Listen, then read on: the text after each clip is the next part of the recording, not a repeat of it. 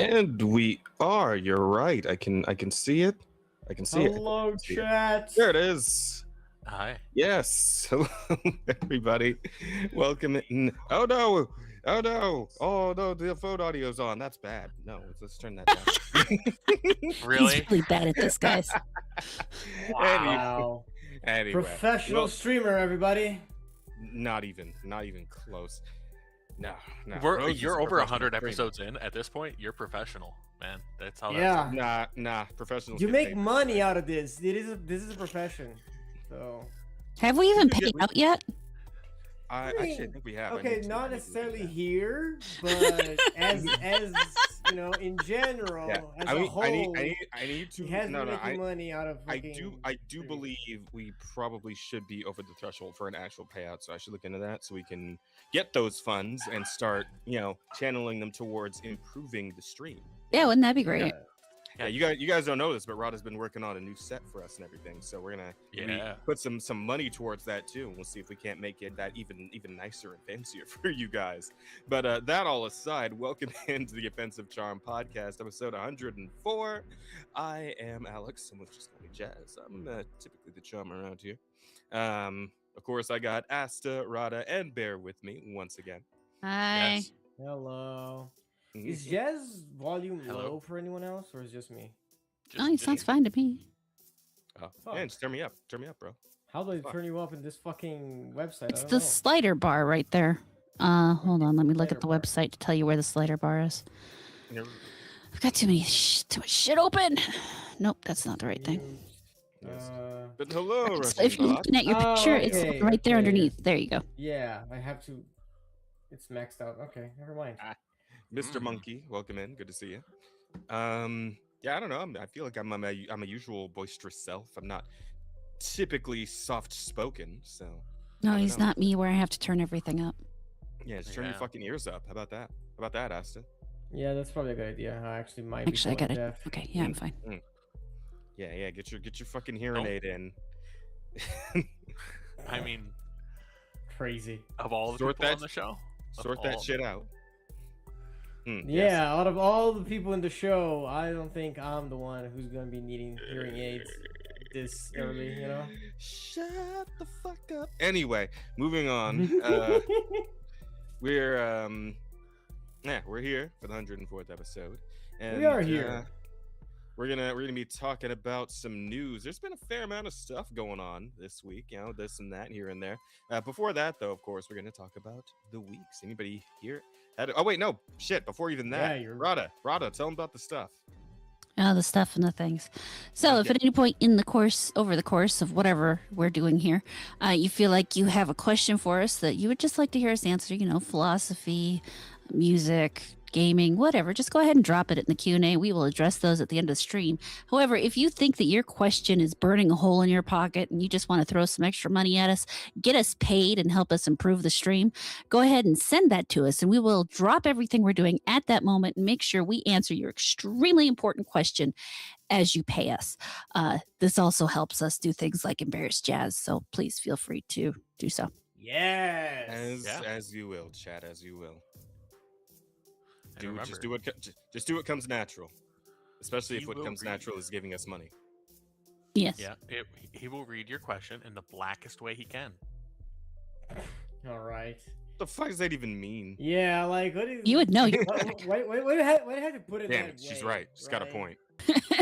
She's got a good point there. Because I need the audience to know that No, what they're putting She's got a forward point. is, something that's going to be done with care and Yeah. purpose and intent You sure about and that? blackness. Yeah. Just Even like blacker than Hollywood. Blackstreet. Yeah, it's just Yeah. like a Netflix remake. Yeah, Blacker man, than we Black are the Street. Hollywood of We're making YouTube. that. We're making that the new tagline to the Offensive Charm podcast. Blacker than Black Street. Fuck you, Atreus and Kaida. Brain. And Kaida. Yeah, Kaida. that Kaida. I'm going to say it the wrong Fuck way. you, fuck you, Kate and Atreus. We're the blackest now. Do There you something go. about it if you dare. But This is great. This is why I show up every week. You know. For the racism. yeah, every week, Racism. every Yeah. week. Yeah. I Mhm. mean, Yeah, Yeah. he shows up. Yeah. He just doesn't, appear on the show. He's That is true. It's gotta take fair a enough. breather. Okay, you know, he's got me there. Let's go. But I don't do that either. You think I watch you guys? Fuck you. Mother. Hell no. Wow. I'm joking. It's a joke. It's a Damn. joke. Calm Damn. down. Calm down. I love you guys. I'm here. I'm usually lurking, but I don't like chatting. Oh no, Asta knows how incredibly racist and problematic we are when he's not around. He knows that we turn it up when he's gone.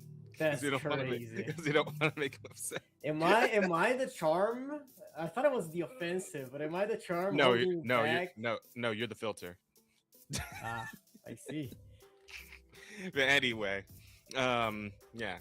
So with all that out of the way, thank you, Rada. I suppose now we can actually get into the weeks. Who's had a week? Anybody had a week? You guys do stuff. I had several weeks. Yeah, That's Yeah. true. You've had 2 At least or 2. 3. 2. Yeah, I actually haven't spoken about my week in like a month because I feel like we had the 100 here last episode special. Then the next time I came in late, so I missed the week portion. So Yeah. True. I actually have like 4 or 5 weeks worth of content for you guys. Yeah. Okay. All right. What's been going on, man? Well, the biggest thing is I started going to the gym. I'm a gym Hey. bro now. Oh, Nice. Yeah.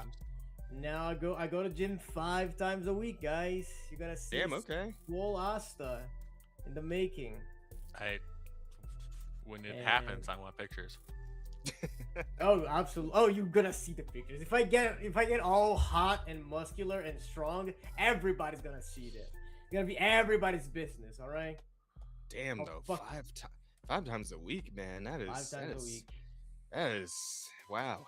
I wish I was unemployed. Damn. He's gonna be so muscular. I mean, so veiny. Though some of that depends on the exercise he does. I mean, if he's only doing cardio, ain't need shit gonna happen to him. You wanna know my secret to working out 5 times a week? Yeah. Time, Unemployment. that helps. Yeah. that was my joke. Yeah. Yes. Holy shit. If only. If only. But yeah, it's pretty cool. Like, it's nothing crazy yet. Didn't make any I've friends? been going at it for a month. The hardest part is eating.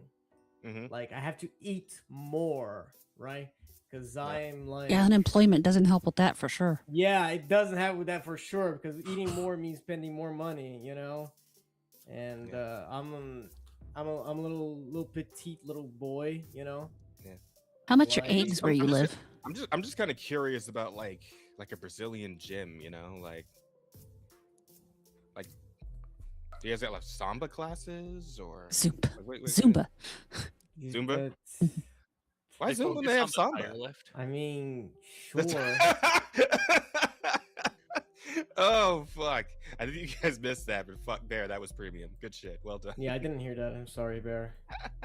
It's for the best. It was pretty. Yeah, if Jazz is laughing, it was probably awful. But awful. Yeah. yeah. No.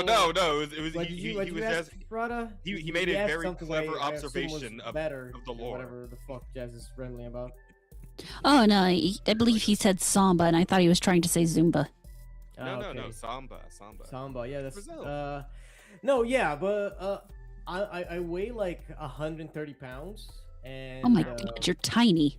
I am What do you mean? tiny, so I need to eat like 3,000 calories to keep up with the exercising. How tall are And, you? I am fucking- like 5'7", I think. Man's Oh my metabolism god, is you're still skin and intact. bones. He's a I am very Brazilian skinny, boy. yes. Yes. I am a very skinny little twink. That's why I started working out. you know? Good. It's not because when I turned to 28, my body started decaying and I felt my bones cracking. To be So fair, that I- happens when you're old. You know, it's because I don't want to be a twink anymore. My twink death is starting, Is upon and you. when you're twink and at your 30s, Whoa, have twink to- death be upon ye. yeah, when your twink death happens when you turn 30, and you have two paths. You either become a dwarf, you know, you're like like brownie and fucking Mhm. burly, or you go full femboy. And I'm too hairy to be a femboy. I'm sorry. So I didn't- you're going to go from I twink just- to otter. I got it. Yes, exactly. See, you understand in gay terms. I just immediately think of the fucking that meme image of like the guy holding up like a picture on his phone of like a twink cat boy. Looks like he's like 15 or so, and then he like looks up and there's just a guy sitting at the fucking bar with like a full beard and like cat ears and shit. And it's like, yeah, well, yeah. That's basically oh it. fuck, I gotta see if I can find that. Hey God. No, I want to become a dwarf. I feel like I would be more suited for a dwarf. You're honestly. stubbo maxing. I'm gonna stubbo max, be 5x5. You know. But yeah, man is working out to become a cube. I am. And again, the worst part about that is eating, because 3,000 calories is crazy. It's insane. Oh my God, I actually found it. Are eggs really expensive down there? No, not really. You need a lot of eggs and a lot of butter. Yeah. Well, I feel like I'm gonna get tired of eating eggs and butter. All right, you also need beef. Hamburgers, fine. Going through right now. Yeah, that one is expensive. Fine. Beef is expensive. Pork? Pork's good. Pork's not Pork that. could work. Not Ground that pork. You know, Yeah. whatever Yeah, you can yeah. get. Plenty of fat and plenty of protein. That is what you need. Yeah. When your twink cat boy hits 30. What are you doing? Are you? Oh. Yeah. Yeah. That's it. That's what happens. This is what Asta's going through right now. This is me right now with the beard. You know, the disheveled hair. Yeah, that's me right now. You know. The glasses, because your fucking eyesight's going because you look at screens too often. That's what's Yeah. happening. Speaking up, hang on. I mean, that is literally me right now. Even the glasses are the same, and also my fucking character died, and no one said anything about it. What? I mean, yeah, actually, what? Can you? My character is not moving. Oh. I don't know if Sorry, I think It's you character, man. Yeah, I thought you were saying like your character is like dead in lore or something. It's like what? No. No, my VTube studio died. Or not my VTube studio, my fucking camera died. See? Oh, oof. Yeah, plug that shit in, bro. I do. Your fucking like monkey powered hamster wheel that like provides you electricity. You gotta make sure to feed the monkey every so often. I'm gonna feed you, dog. There we go. Hold on, give me a second. Listen, I'm sorry. I was just reliably informed that the entirety of Brazil was powered by fucking monkey-powered hamster wheels. That's how I assumed your guys' electricity network worked. All right, if that's inaccurate, I apologize.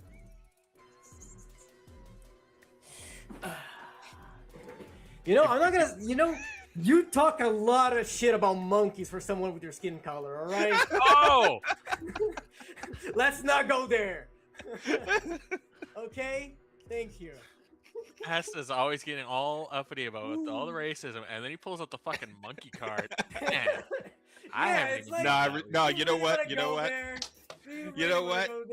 Like, I don't Bear. want to go there. Bear, it's like that one time. It's like that one time Peter Griffin said he was gonna go to the black neighborhood and say the N-word. Yeah. Right? I respect Asta for it. I do. I respect him for it. Oh my god. Yeah, just don't show teeth. Eating a lot. Just doing a lot don't of show exercise teeth. in this. What'd you say? You know I'm a giggly bitch. What do you mean? Don't show teeth. I'm always laughing. Oh, that's not what he meant. Nope, that's not. But thank you. Oh, wait a minute. that's how you provoke an animal, is you show teeth. Oh. I remembered it. It was actually like a video about like a chimpanzee that I learned that for the first time, where it's like a lady like a monkey like jumped on her shoulder when she was like visiting Brazil or whatever other place with monkeys, and like she was like kind of freaked out, so she tried like smiling at it, and shit just went from bad to worse instantaneously the moment she did. Yeah, it was bad. Oof. Yeah, don't smile at monkeys. I mean, not with your teeth anyway. Oh shit. Hey, $9.99, Mr. Monkey. Thank you. Just gonna say, only one of these people lives closer to a forest and bananas. All right. He's not wrong. problem is I mean I've seen the picture. Asta is fucking pale white, like Yeah, man. Yeah, people won't even think Brazilian. White. Yeah, it's very clear that the Spaniards won, or the Portuguese won. Spaniards. Not even Spaniards. Portuguese. Are Portuguese Spaniards? Yeah, be careful. They're all from the same place. Be careful, as if you ever like draw yourself for Twitter and then like actually put the word Brazilian on the tweet, because people are going to get upset at you for being too light skinned. I mean, you're not. I'm pretty sure Brazilian is in my like bio, at least. Yeah. Well, they don't know your skin tone though, so it's fine. It's not racist. They don't know that you. They don't know my skin tone. You're right. They don't know I'm pale. Dude, because you remember when we talked about that whole thing with that one girl who like drew the fucking like pale Brazilian Miku, and then she like showed off herself, and then like she was like just as pale, but she was also Brazilian. Yeah. And it was a whole fucking thing. Oh my god. So those Iberian genes winning out. Mm-hmm. Yeah, but I mean hey, I imagine at least your grandma's pretty satisfied, Astus. So that's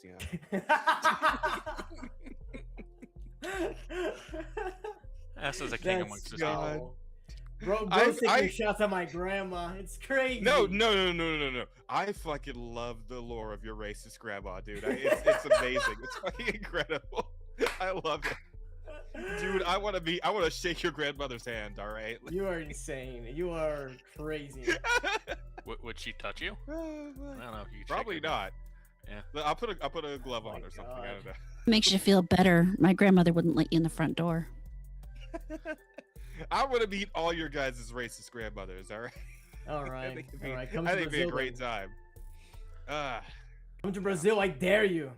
No. I mean, you go to South Carolina, don't you? My grandparents live in North Carolina. Well, my grandmother lives in North Carolina. My grandfather's dead.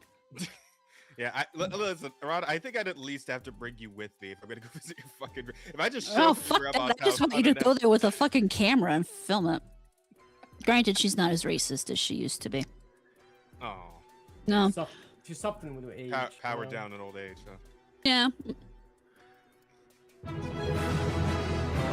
Probably just can't see quite as well.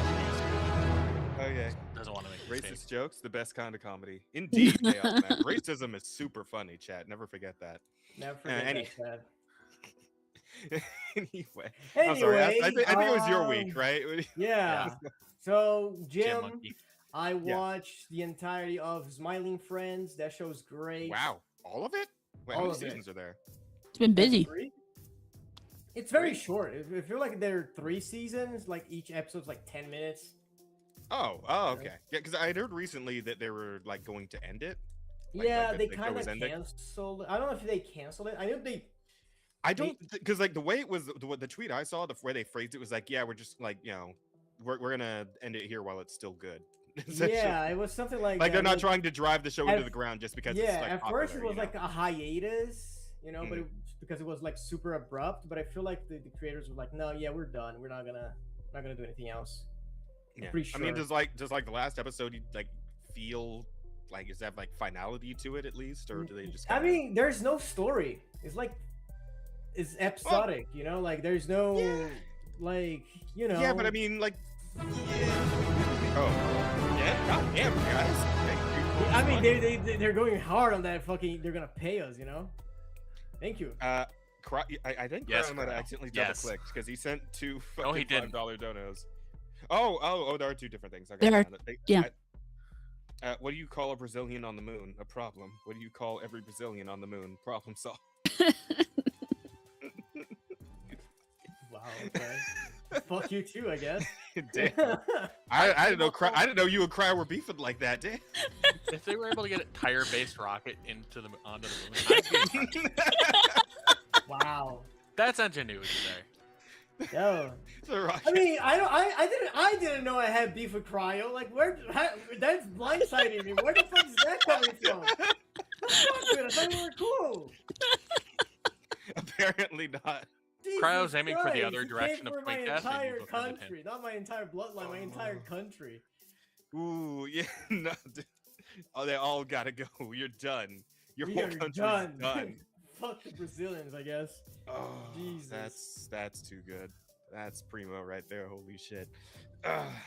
Okay. Yeah. Smiling Friends. Really good Brazilian show. on the Recommend earth. it. Send them to the moon.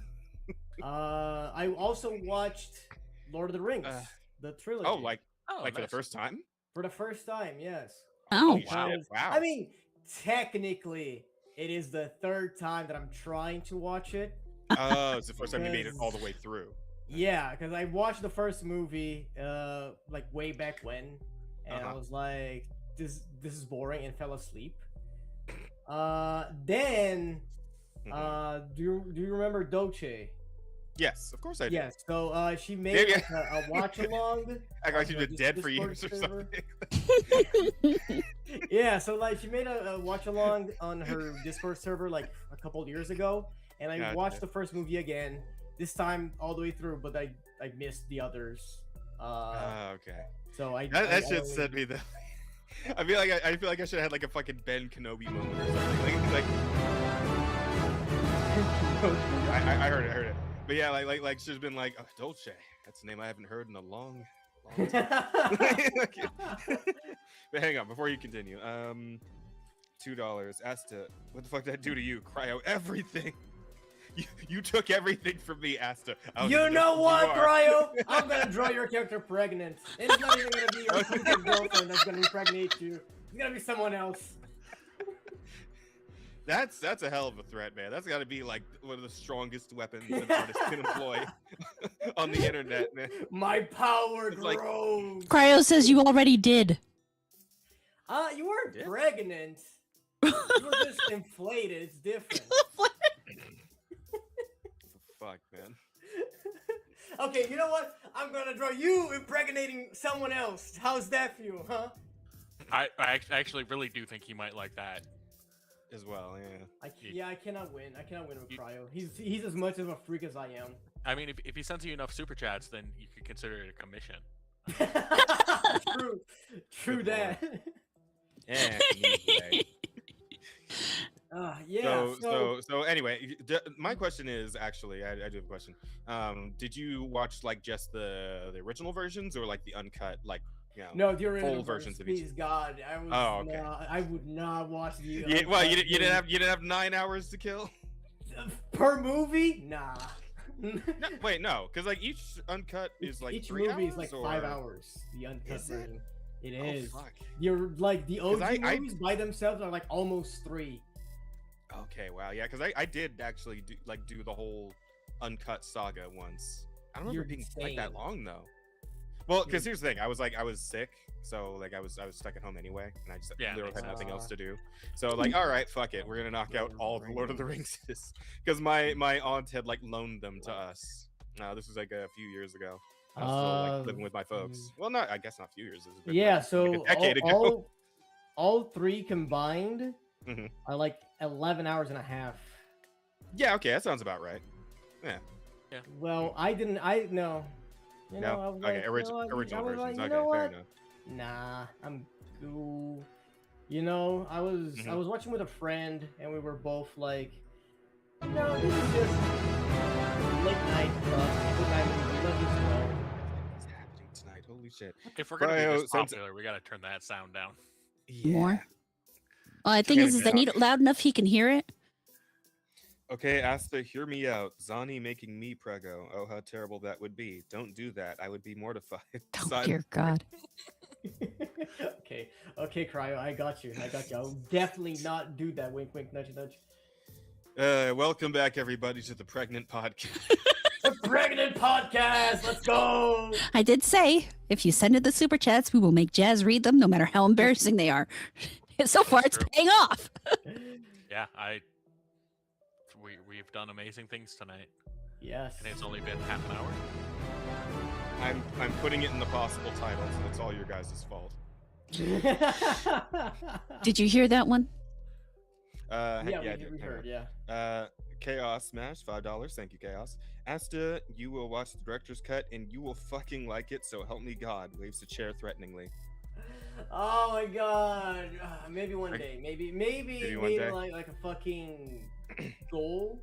for me to Listen. watch all the fucking uncut episodes. Like, if you need, we can hang in there with you, buddy. We can make it. We can do a watch party on the fucking Discord, and we can get through it together.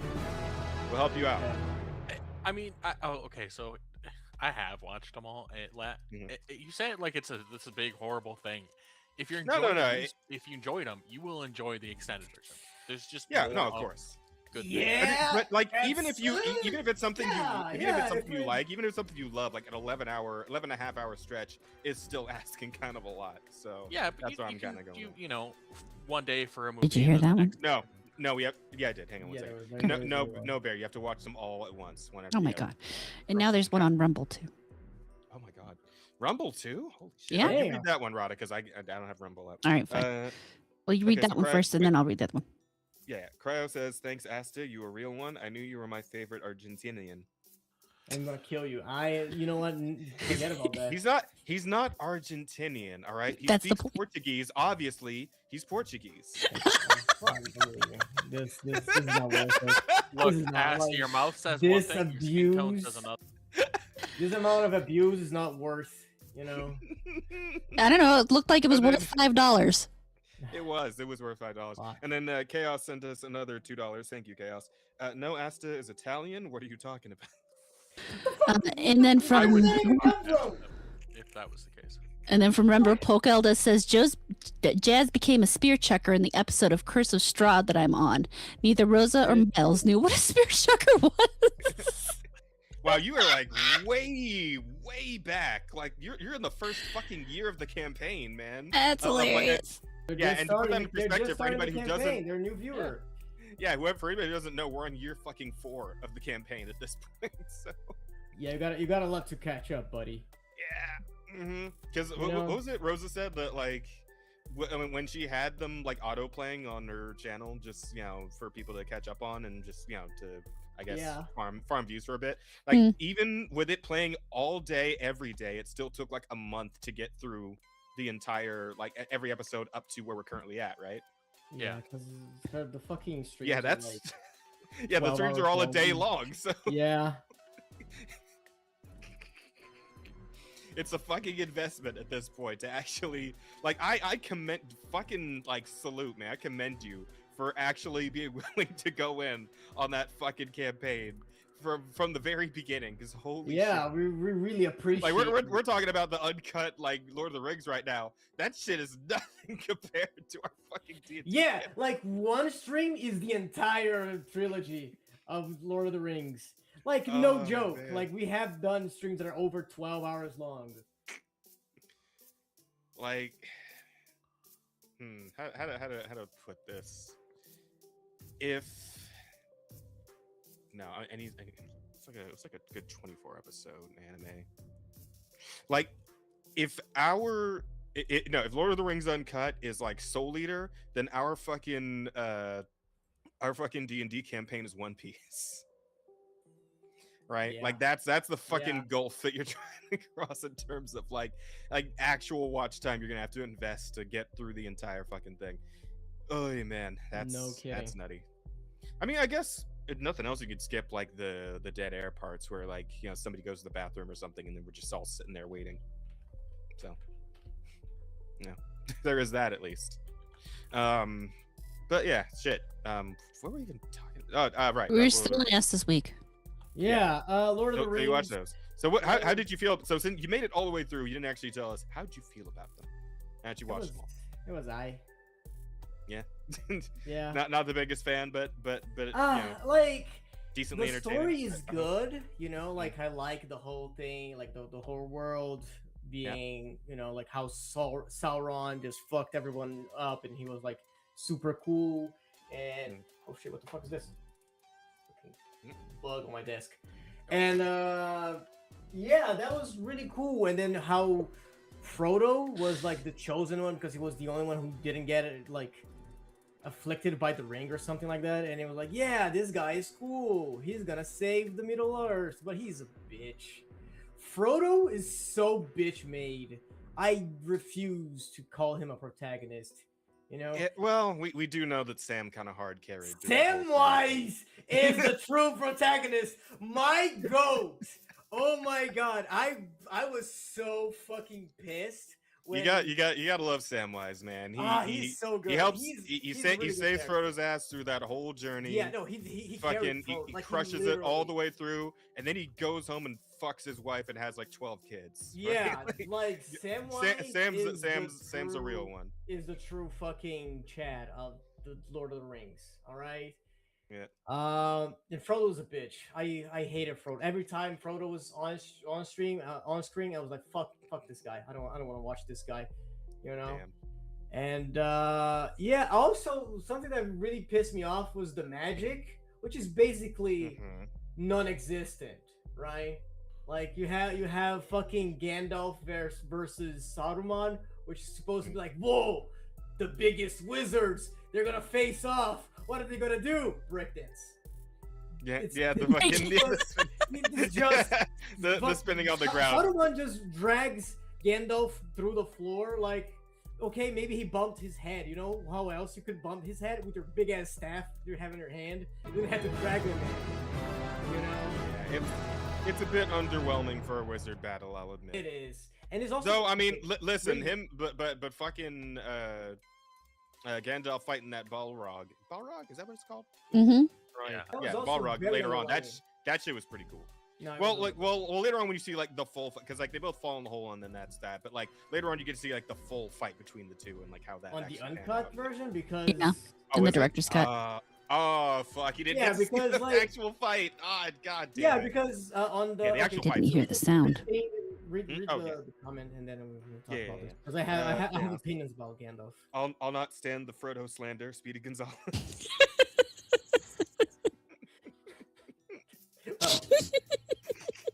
You don't have to stand. You can sit down. Oh damn! All right.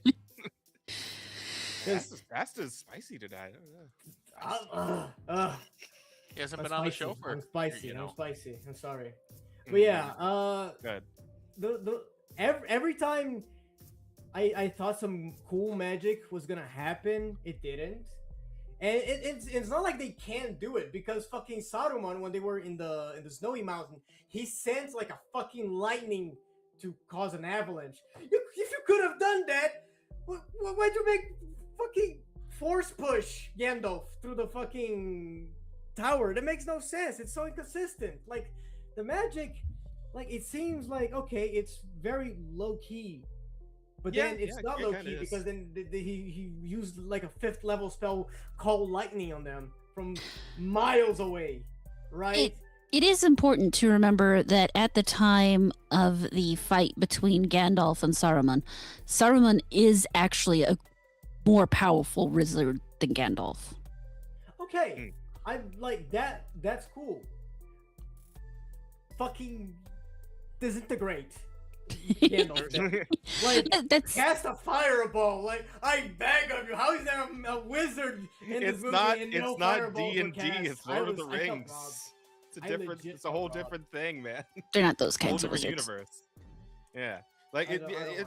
You know, you're right though. It's low key magic in that universe. It's definitely more swords than sorcery, honestly. Yeah. But maybe hey, Battle of Helm's Deep. How do you feel about that? That's pretty cool, right? It's pretty good.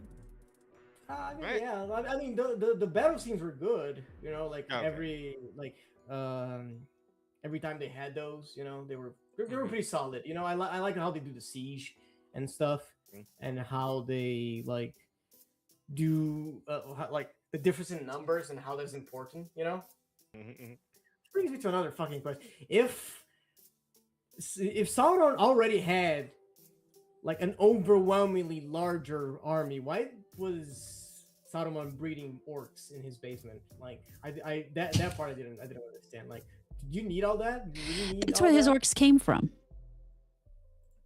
I mean, I believe he was going for like total overwhelming victory.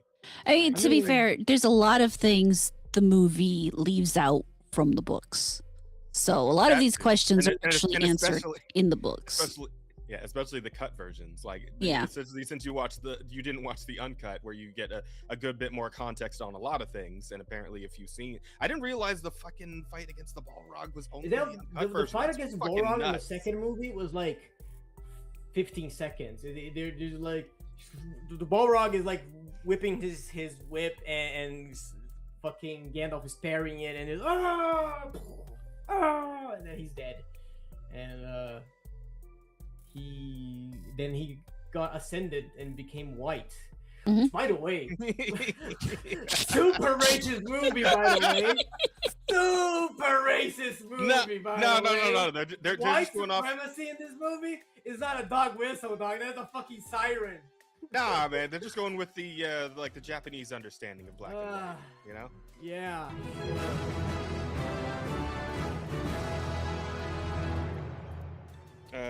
This Puerto Rican's nitpicking is delusional, says Chaos Smash. $2. Thank you, Chaos. Bro, okay. What am I delusional about? Tell me what am I wrong about? He's going across like the entire Latin spectrum at this point. Yeah, like, at some point I expect like them to like mention African countries because those as to the all Latin.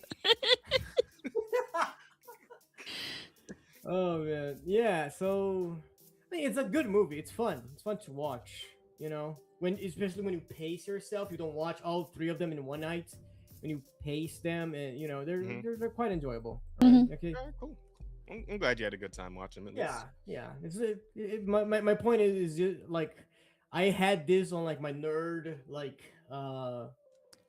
license that I Oh yeah. I never watched a fucking the entire trilogy of Lord of the Rings, and everybody's like, "Oh, you like D&D? How you don't like fucking Lord of the Rings?" So like, you know what? Let me get that shit out of here. And now I finally watched it, and yeah, I don't think it was that big of a deal. They say The Hobbit is better, but no, they don't. No, they don't. I mean, not the movies anyway. Maybe the books. Really? I heard the Hobbit movies are better than the Hobbit movies suck, especially if you've ever read the books. Actually, really? With the nitpicks, yes, they make me insanely angry. Yeah. But I was gonna say with the nitpicks that he has specifically, he might actually like the Hobbit movies more. In that case, I'm gonna have to disown him. We can find out. I guess we'll have to wait and see whenever he gets around to him. Yeah, the Hobbit movies are a little more fantastical. The magic is never going to be what you expect in D&D, and keep in mind too, the comparison to D&D isn't 5th edition D&D; it's classic D&D. I mean, yeah, fucking 1st edition D&D, I guess. Yeah, well, 1st, 2nd edition D&D were a lot less flashy than what you guys have in 5th edition, where magic is. Well. Fucking almost every class has some sort of magic capability. Fucking Bear, back in my day, us about fucking D&D. Back in my day, D&D wasn't about magic; it was about swords and fucking hot babes. Fuck Aragon. It's still about hot babes. I mean, not Wizard of the Coast D&D, but like custom D&D is still about hot babes. True. That is true. I'm gonna play a wizard in Pathos' new campaign, and he has a hot babe. Cool. Shit. Wow tonight. Wow tonight. I mean, I'm glad the hatred towards me is giving us money. I mean, it's only like 3 people, but these are just like the most donations we've ever gotten, like in any episode ever. Holy shit. Yeah. Anyway, I'm gonna come here. I'm gonna slander more like popular stuff. And there's another one.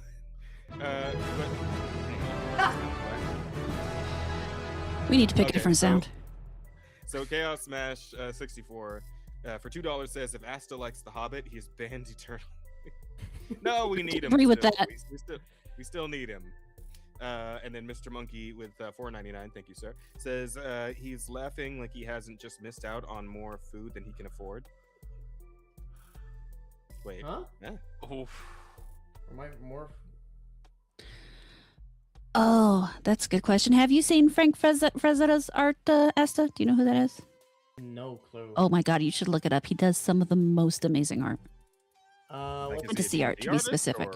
I mean, he's done a little D&D art. He did the Conan art. He did like Red Sonja. Okay, all right. Mm-hmm. I think I might already be able to imagine who you're Frank talking about. Frazetta. Frankie Frazetta. Okay, illustrator. Oh, okay. He is actually an oil painter sketcher. I mean, he does some very prolific in his time and just some of the best art. Yeah, I've definitely seen this art. Stuff yeah, I've seen this before. Yeah. Like just like the way he draws musculature is just like nuts, dude. The way he does musculature, his women are gorgeous. If you've ever seen the movie, the Frank Baskey movie, or Frank, no, I don't remember his name. The first name is Baskey, or last name is Baskey though. A Song of Ice and Fire, or is it Ice and Fire? Isn't that the fucking Game of Thrones thing? Ice and Fire. I think so. I thought that was a Game of Thrones thing. No, I mean, Fire and Ice. There we go.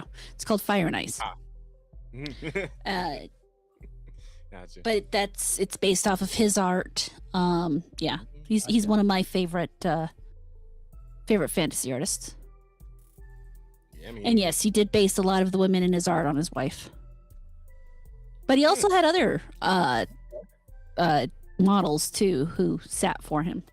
But I mean, he is very handsome, so I believe his wife was gorgeous too.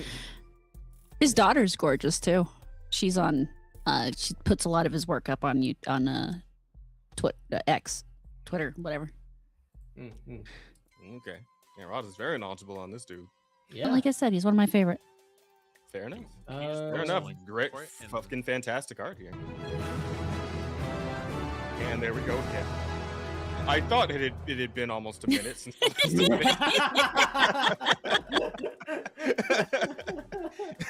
Look, don't discourage them. No. We need this money to improve the show. God damn it! I know. This is great, guys. Thank you so much, guys. Yeah. I appreciate it so much. But yeah, you're right. $5. Chaos Smash again. Thank you, Chaos Smash. You're right. To keep him around, you might need him to be a human meat shield or a zombie fertilizer. Damn. All right. Damn. Okay. We're on worst case scenario here. Holy shit. Yeah. I mean, this image with the fucking lightning striking the guy's sword at the top of the cliff. I remember seeing this. It was like a fucking like aftershave commercial. The guy's like rubbing his face and then he like does the pose with the sword and the lightning and all that shit. Yeah, you guys know what I'm talking about? I think so. I do. It's like a video that shows up on Twitter every so often, but like yeah. Do you like need to be sharing your screen or? No. Okay. I was just curious because I'm looking at this weird photo of I don't know what. Well, that was from a while ago, a joke. But God, let's see if I can find this fucking like this advertisement. I'm pretty sure it was an ad for like aftershave or some shit. Aftershave Barbarian, I guess. Aftershave Barbarian. Yeah, it's like I don't know what you'd fucking like search on YouTube to find this commercial. I don't know.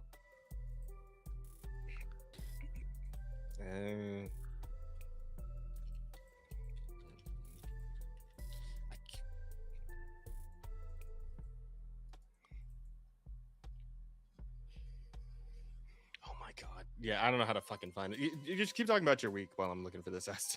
Okay, Lord of the Rings, cool.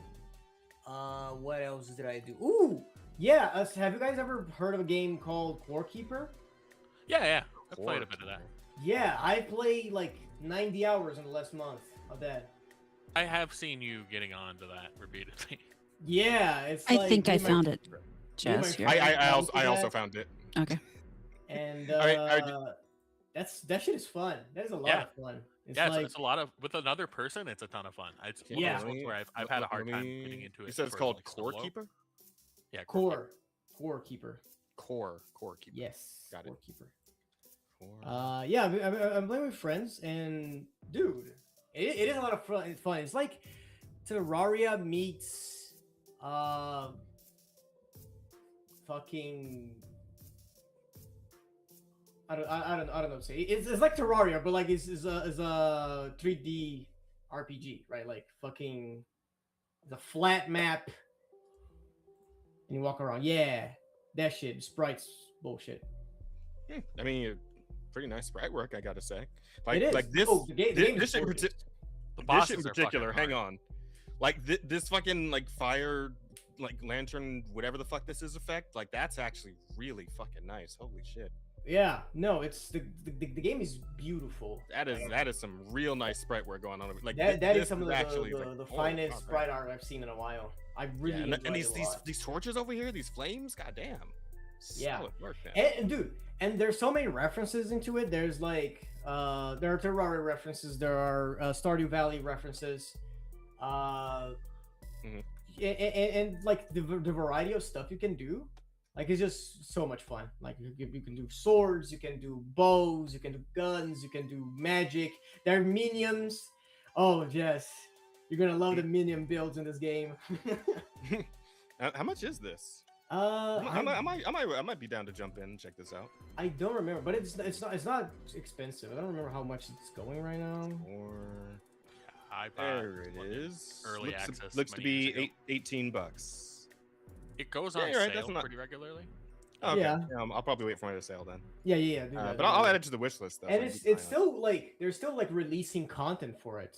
Like, yeah, I'm seeing there's a bunch of like fucking like expansions and shit. Deep Rock Galactic expansion? Oh no, wait, that's a different game.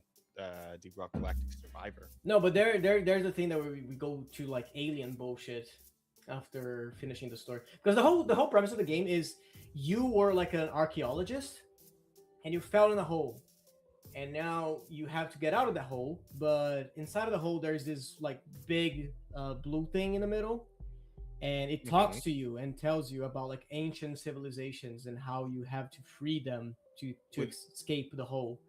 Right? The blue thing in the middle happened to be the core, the titular core. Yes. All right. Yes, and gotcha. you gotta keep it. You gotta keep the core. Got it. Core keeper. Makes sense. Makes a whole lot of sense. Damn. Now that you lay it all out for me, like shit, man. Now I get it. Cinema. Keeper. Absolutely. that fucking gif of like the guy in the Apple store, like, now I get it. Yeah. Now I get it. Yeah, but the fucking very fun game. And then it's a sandbox. You gather materials, you farm, you mine, you kill bosses, you get better shit, you know. And then you upgrade your stuff. You start the stuff you start with is wood, and then you got like a bunch of different like minerals you can craft. It's a lot of fun. Through the Terraria route at that point, you're just like moving up and up and up in different materials, etc. Yeah, that's the Terraria aspect of it. And then after you kill like a bunch of bosses, you start to get like legendary stuff that is just like fucking cool as shit, you know. Like I right now I have a sword that it sends like a wave forward, you know, when you chart attack. Yeah, and it's blade beam. Yeah, it's really cool. It's really good. And then you have all the kinds of builds. Like I'm making like a crit build. There are like builds to like increase the number of minions you have. Builds for magic, for long range and guns and stuff like that, you know. And bro, this is a very like full game. Like there's a lot of things for you to do. I was using the fucking sprites from like the first Final Fantasy. Dude, it's just a lot of fun. I've been enjoying it a lot. Okay.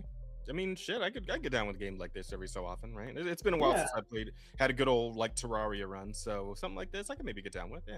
Yeah, it's fun. Yeah, and it looks, again, it's like gorgeous in terms of the actual sprite work on display here. Like, goddamn. Yes, sir. Props to whoever the hell's behind this, because that's fucking really good. Whatever team is behind. Let me actually hang on. I saw the store page open. Pug Storm. Interesting. Yeah, I don't know them. Pug Storm. They made anything else I might be familiar with? Radical Rabbit. Kiora. I've not heard any of these games. Radical Rabbit. But I mean, this one definitely looks like a winner, so I already got my wish list. I'll take a look at it at some point soon. Perhaps. Yeah. You know, depending if I got another week of overtime coming at me next week, maybe I'll just go ahead and grab it. Yeah. Yeah. We'll see how much money's coming my way in these next few weeks. We'll see. But yeah, seems cool. All right. Anything else going on with your week, or is that it? That's pretty much it. That's all the big stuff. Okay. Yeah, that's cool. Bear, you been up to anything? Any new RTSs on the menu? No, I'm busy doing games. Last time I played Party. Hold that thought. Hold that thought 1 second, Bear. Hold. Yep. 1 second. Sorry.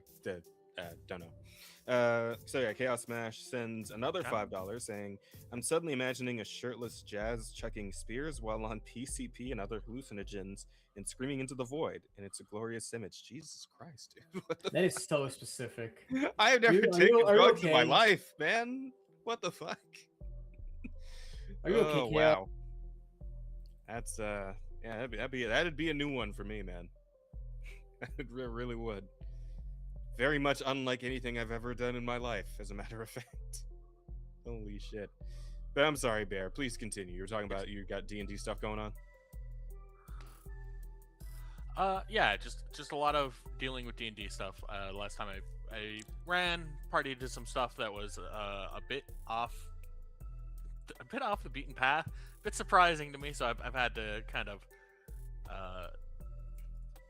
panic as I create areas and people that weren't ever needing to exist before. So just lots of that. Yeah. Got a very otherwise creative party then. Very much the kind to no. just kind of go and do whatever, and you just got to kind of work around that. So yes and no. Yes, they are that way. However, I've gotten pretty good at guessing most of or being able to set it up so it's like, oh yeah, no, you guys are surprising me with this one. But this time they did the actual straightforward thing, and and that's what caught you off guard. Yeah, that's what that's pretty good. Huh. Yeah, I played myself. Just a little. So there's that. I've been still putting hours into Slay the Spire. I've gotten this will mean nothing to any of you, but I've gotten everything up to Ascension 8 and a couple up to Ascension 9. So I'm almost done with the progression system in that game, but not quite. Other than that, nothing. Those are kind of been my week. I have some demos I do want to check out for the next show, but we'll have to see. I'm waiting on an email back for a potential playtest. Ooh, for one of them. Nice. Cool, man. Hey, D&D's cool. Slay the Spire seems cool. Good shit, Bear. Yeah. All right.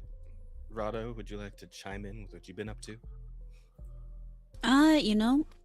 Last week was kind of weird.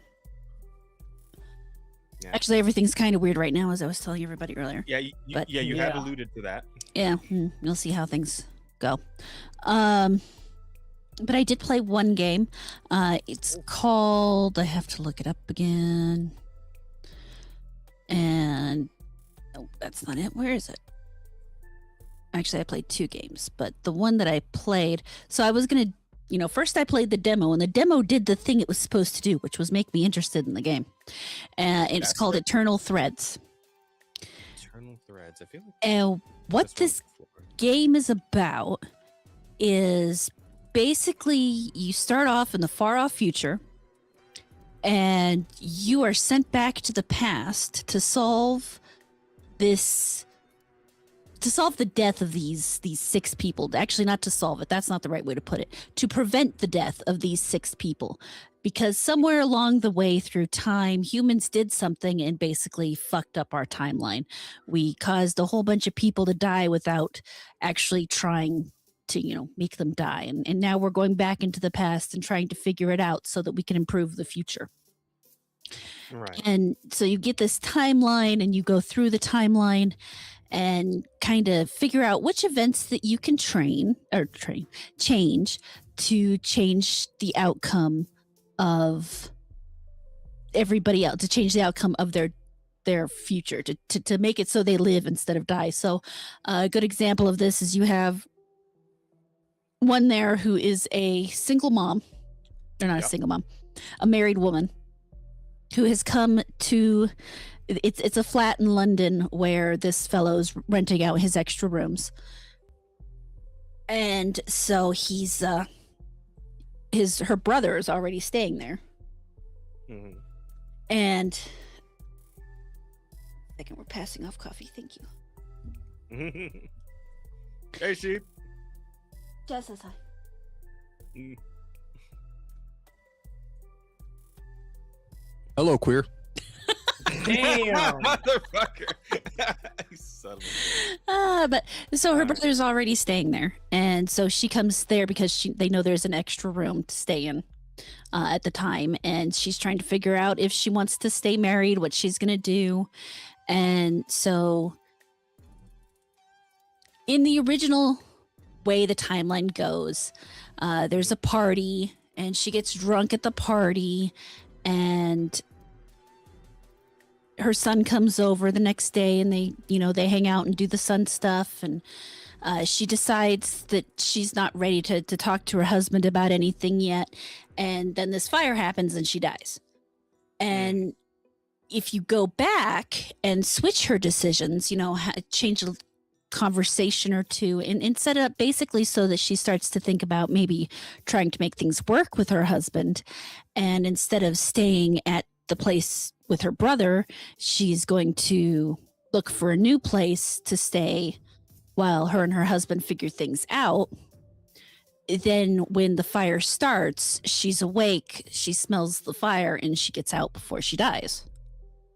But you have to go back through, and that's the timeline there. The screen, you have to kind of go back through each one of those diamond-shaped events and see what you can change, basically, to keep everybody alive. And every time you change one thing, a bunch of other things change down the line. So okay. Yeah, it gets and trying to figure out where exactly the right sequence of events lines up to save everyone at once. Yeah, it's like, does changing this sequence of events change anything or not? It's like now I'm kind of stuck on the part where the owner of the house actually has a marijuana grow in the basement, but I can't get into it because he's got a key hidden somewhere, but I haven't found the right event to watch to figure out where he has the key hidden, or if maybe the key was on his body when he fell down the stairs. In which case I think I just figured out how I gotta find it then. I'll have to try that later. But yeah, so that's kind of the whole thing, is trying to get these 6 people to live. Okay. And I mean, it's really, I wouldn't call it an exciting game for most people. Oh. I mean, it's the kind of game you like. It's like a drama puzzle game is really what it is, because these people aren't exciting people by any stretch of the imagination. You're dealing with 5 university students and a married mom who's ran away from home, and the drama between them. Is tied up in them. Yeah. Well, not necessarily the fate of humanity, but the fate of many things, because one of the women in the actually turns out that one of the women in the situation has become pregnant. So not only are you saving her, but you're saving the unborn child. You're saving multiple generations. Connors. Yeah. Oh shit. Oh. No, but yeah, I mean, it's that kind of thing. It's a very butterfly effect kind of game. There's a little bit of philosophy in it, a little bit of temporal theory. And, it's just one of those interesting little games that it's not full of drama. You're not really facing any danger. There's no shooting. There's no dodging. It's all just straight up puzzle solving drama shit. So.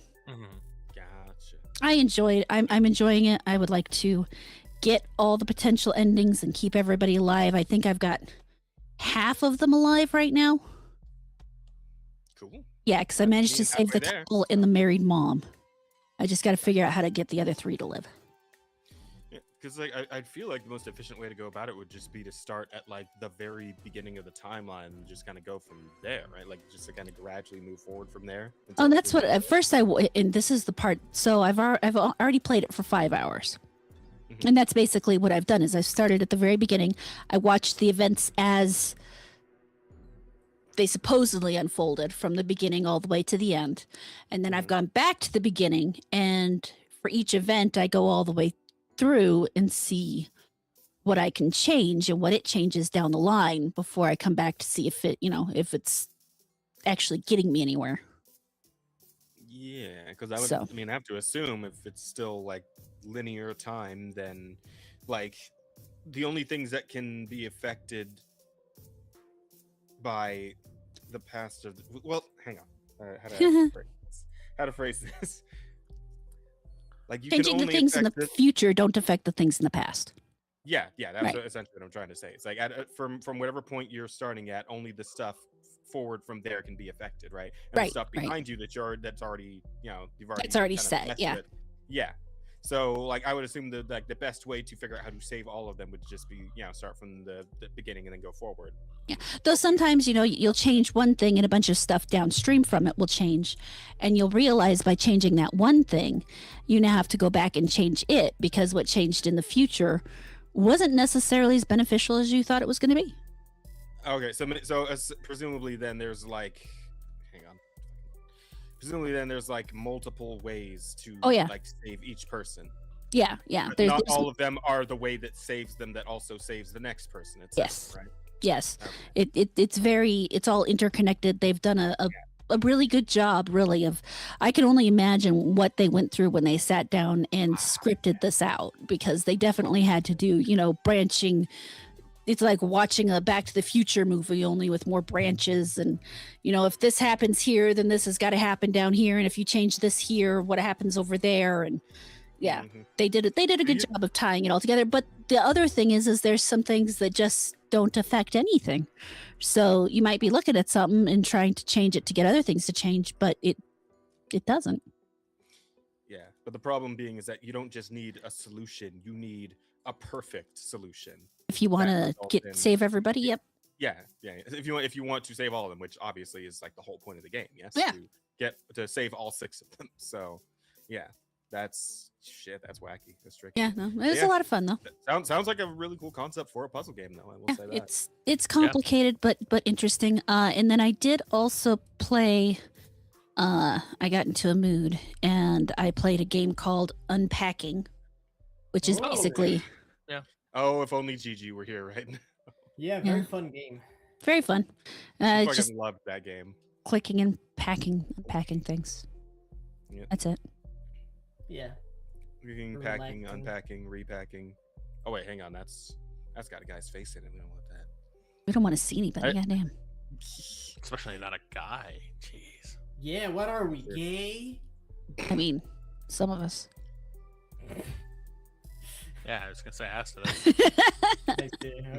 Okay, I can make a joke. Moving story about moving. No, that's fine. But yeah, no, that one's just fun. It's one of those ones that kind of scratches that cozy, I don't want to fucking think about anything itch. That's fair. Usually, like whenever I have I don't want to think about something itch, it's still something violent, but just like mindlessly violent, where I don't really have to try hard to like do the violence, Yeah, I said I don't want to try at all. Yeah, it's like for me, it's like the difference between playing something like Devil May Cry on anything above like normal difficulty, and like playing Hulk Ultimate Destruction, where it's like there's no brain involved, just smash. That's my de-stress detox kind of game, where it's just completely brainless violence. No, but that otherwise I did Easter, so I hope everybody who celebrates had a good Easter. Yeah, I mean, happy Easter to y'all. Yes. And then I cooked my mother her birthday dinner last night. And that's that about covers everything I did last week. I didn't make a video because I got busy, and then I forgot to post that I wasn't going to make a video because I was busy. And yeah, I was very boring last week. It's all good. That's okay. Yeah, that's what it is. Yeah. As for yours truly, I haven't been up to a whole lot new, honestly. Again, I lost a bit of time this week because I decided to sign up for a bunch of overtime, which I did today. I worked the first half of today instead of being able to stream or catch up on anime or whatever else I would have done aside from going and earning money. But I still did other stuff just kind of around my work days. We had D&D. That's been going fun. Week before last, we finally re-picked up the 4-year Strad / Dreadplane campaign. Right now that we're the second session back, second session since we started up again. That's been a lot of fun. Lots of RP stuff. We have some crazy shit happening with characters from way back when making sudden reappearances.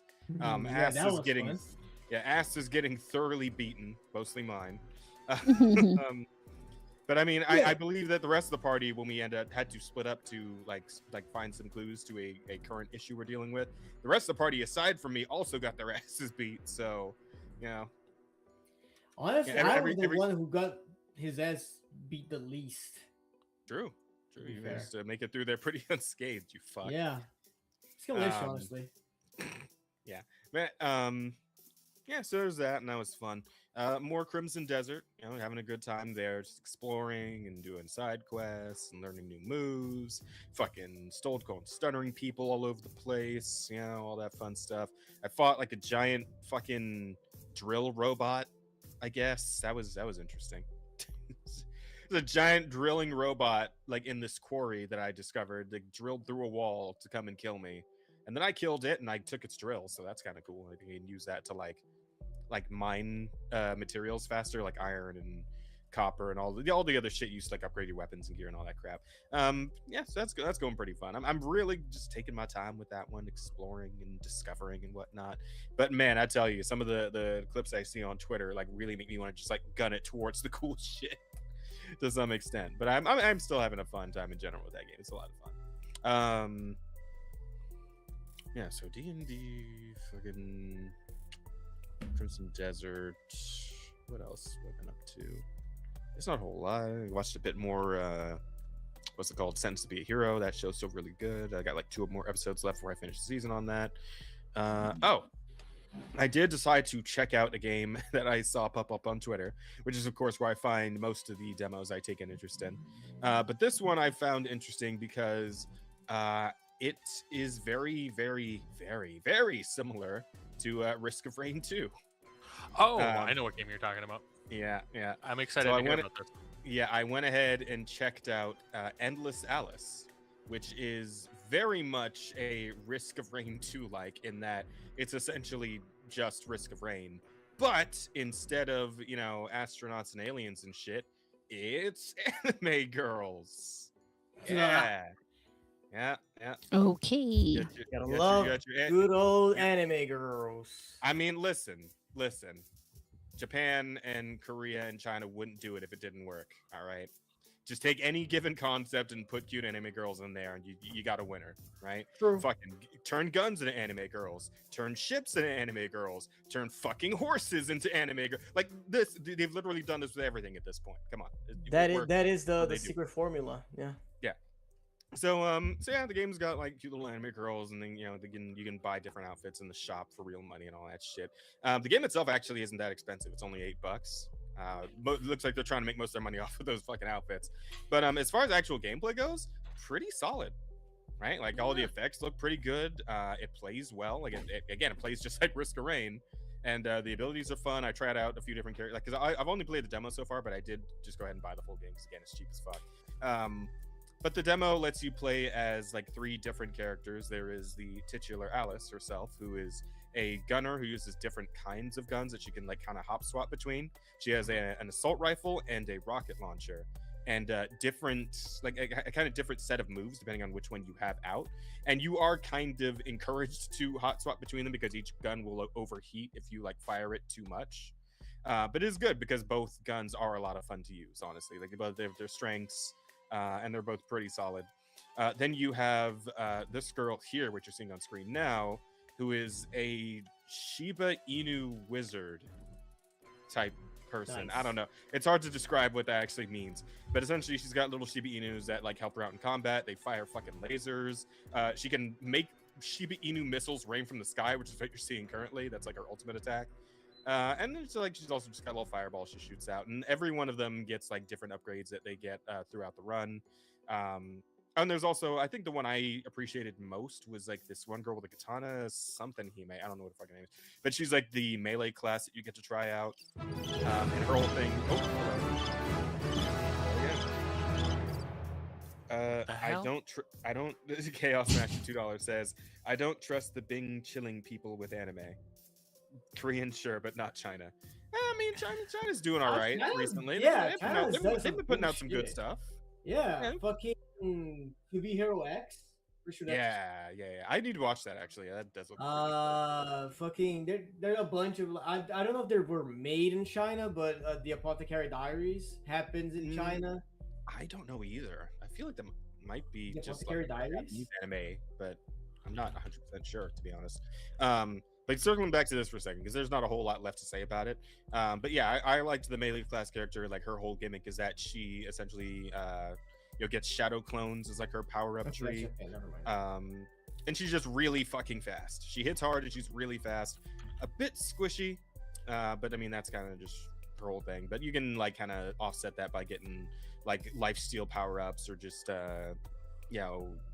increased health regen over time type shit, all that sort of thing, right? It's essentially got all the same kind of power-ups that have Heavy Rain, Risk of Rain 2 has, and it plays just like Risk of Rain 2. It's Risk of Rain 2 with anime girls, straight up. If you played Risk of Rain 2, you'll probably like this as well, because it's not just like a fucking what's the word I'm thinking of here? It's not just like a cynical anime girl skinned version of the game that's not as good. Actually pretty solid in its own right. That's actually what I was really interested in. It's like, because the comparisons to Risk of Rain 2 are obvious, and they make them themselves. Yeah. But it there's a difference between like a cash grab, here's Gunnar skins on a game that already works, and it feels worse because it's not as much care is taken, and a genuine game that's just taken that formula and gone a different route with it. I wouldn't say this necessarily goes a different route or anything. Yeah, like again, it's wholesale, just like Risk of Rain 2, all the mechanics, the exact way the game works with the scaling difficulty over time and all that shit.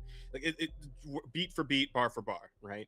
But it is done well. So for what that's worth, it's a fun game to play. It feels good to play.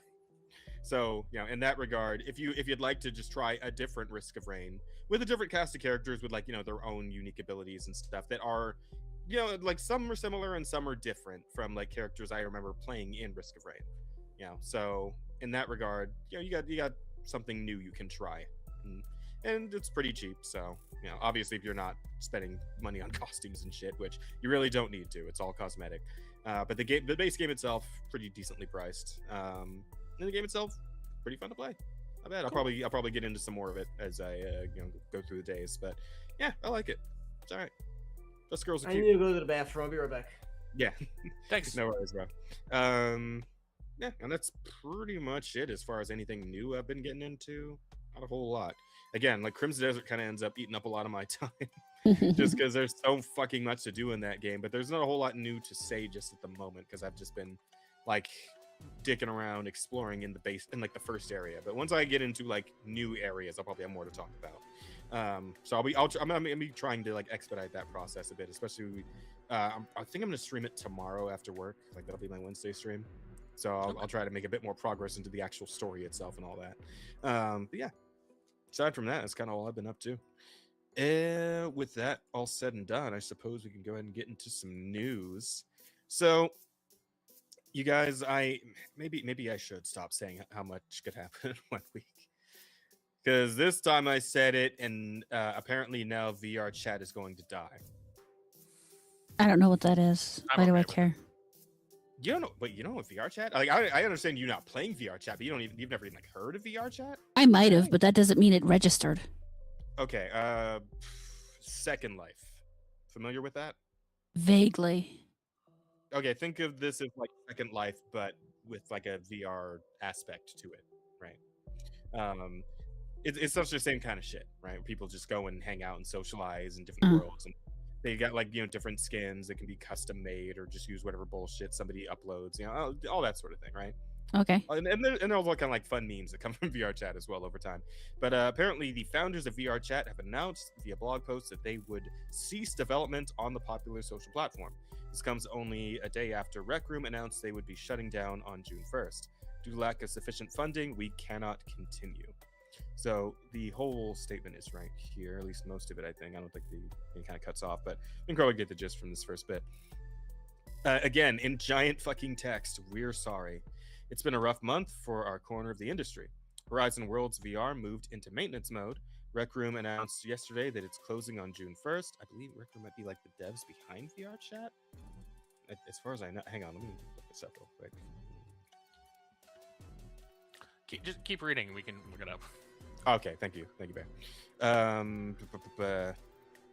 Yeah, both were very well-funded platforms with real communities, and both are winding down. If you're reading this and you built worlds there, made friends there, had a place you like to hang out there, or even worked there, we're sorry. Behind everything created, built, or experienced on these platforms is a lot of creativity, love, sweat, and tears. We are sad to see fewer compatriots in our space. Our heart goes out to you. Unfortunately, we have been in a similar situation for quite some time now. Player numbers have been continuing to be harder and harder to maintain. Last New Year's Eve, nearly 150,000 people were in VR chat at the same time, celebrating a worldwide event for yet another year. Most of those folks have visited us for New Year's multiple times before, but for some, it was their first time. We're sad to announce that we are immensely lacking in sufficient funding and will be shutting down our servers. It's been 3 months since, and we've broken that user record twice since then. Nearly 160,000 people in VR chat at the same time. Our servers are very expensive and simply cannot maintain so much booba. What the fuck? Not only that, but our creator economy, avatar marketplace, and first-party stores are all failing horribly. Oh, oof. Yeah. Ooh, that would. Yeah, I wonder if I can find like the whole statement of this.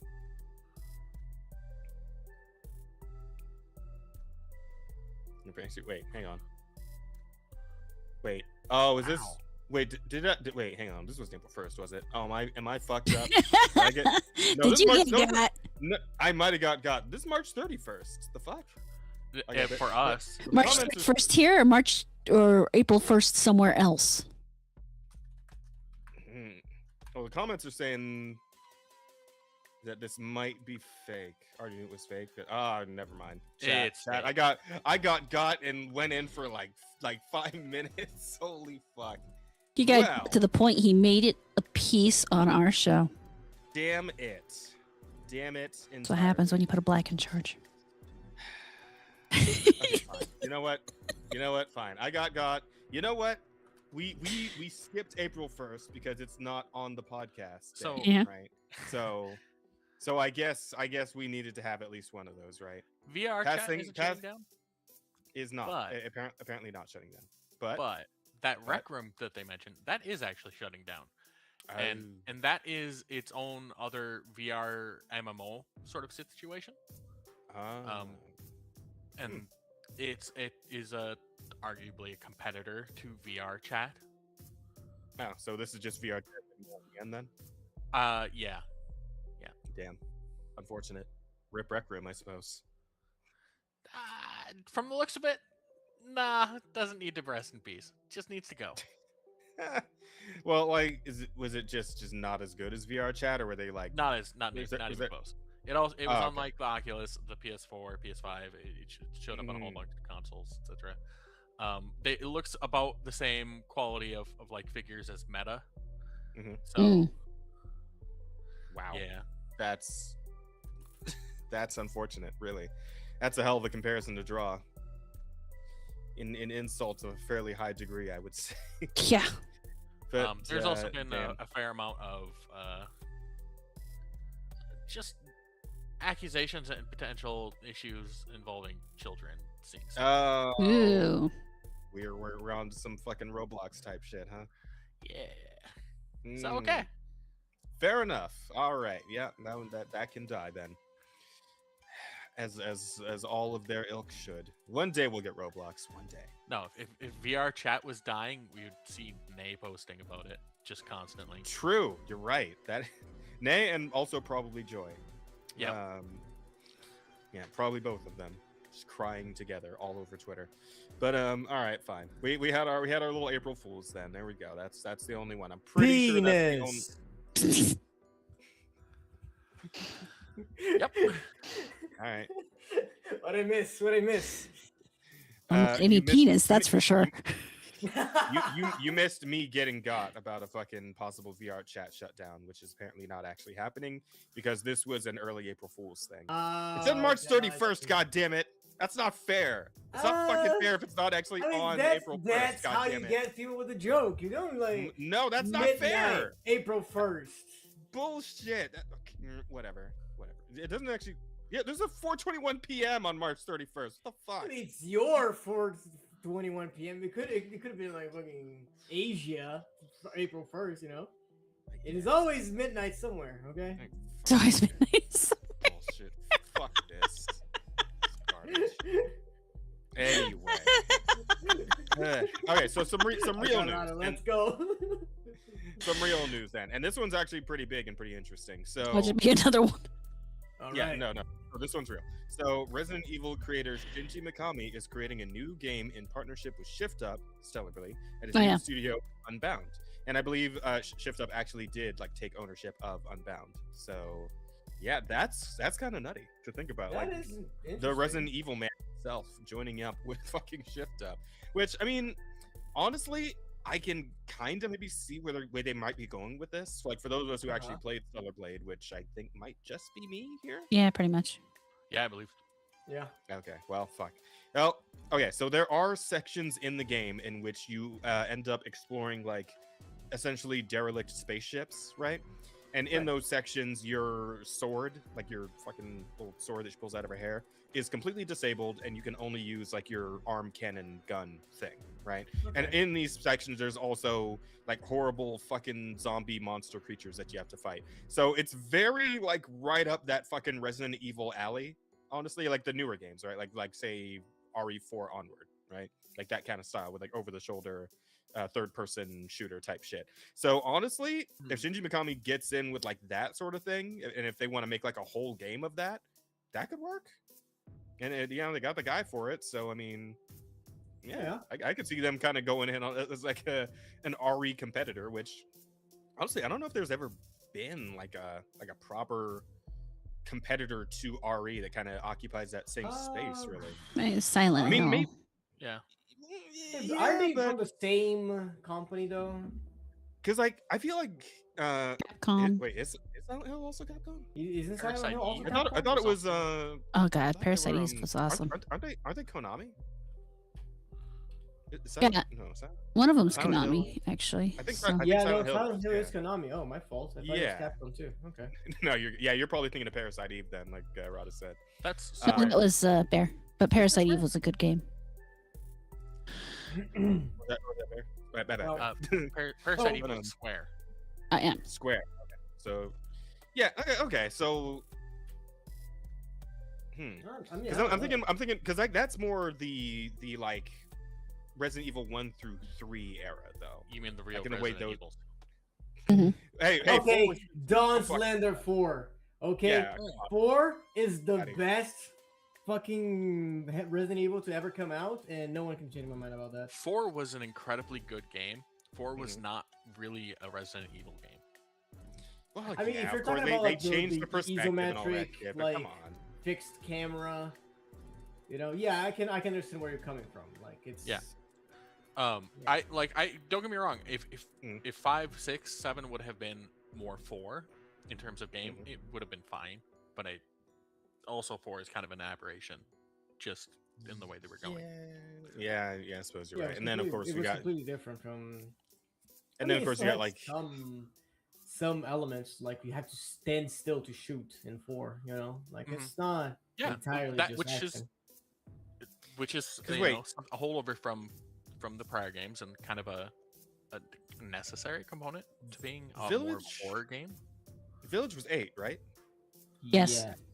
Yeah, because so 7 and 8 then kind of moved into like the first person shit with Ethan. Yeah. Right. And then now like 9 just came out and that kind of went back to the third person kind of thing that 4 does. Yeah.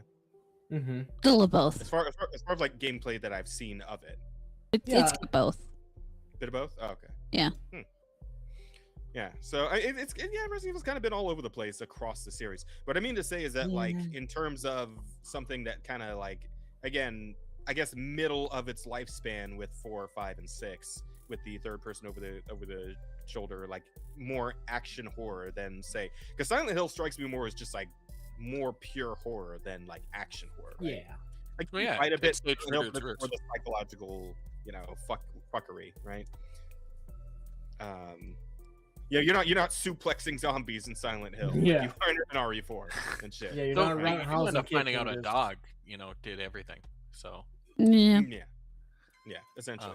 So yeah, that's what I'm saying. Is like I feel like there haven't been like a whole lot in that realm to be like truly compete with Resident Evil, like in that era of Resident Evil.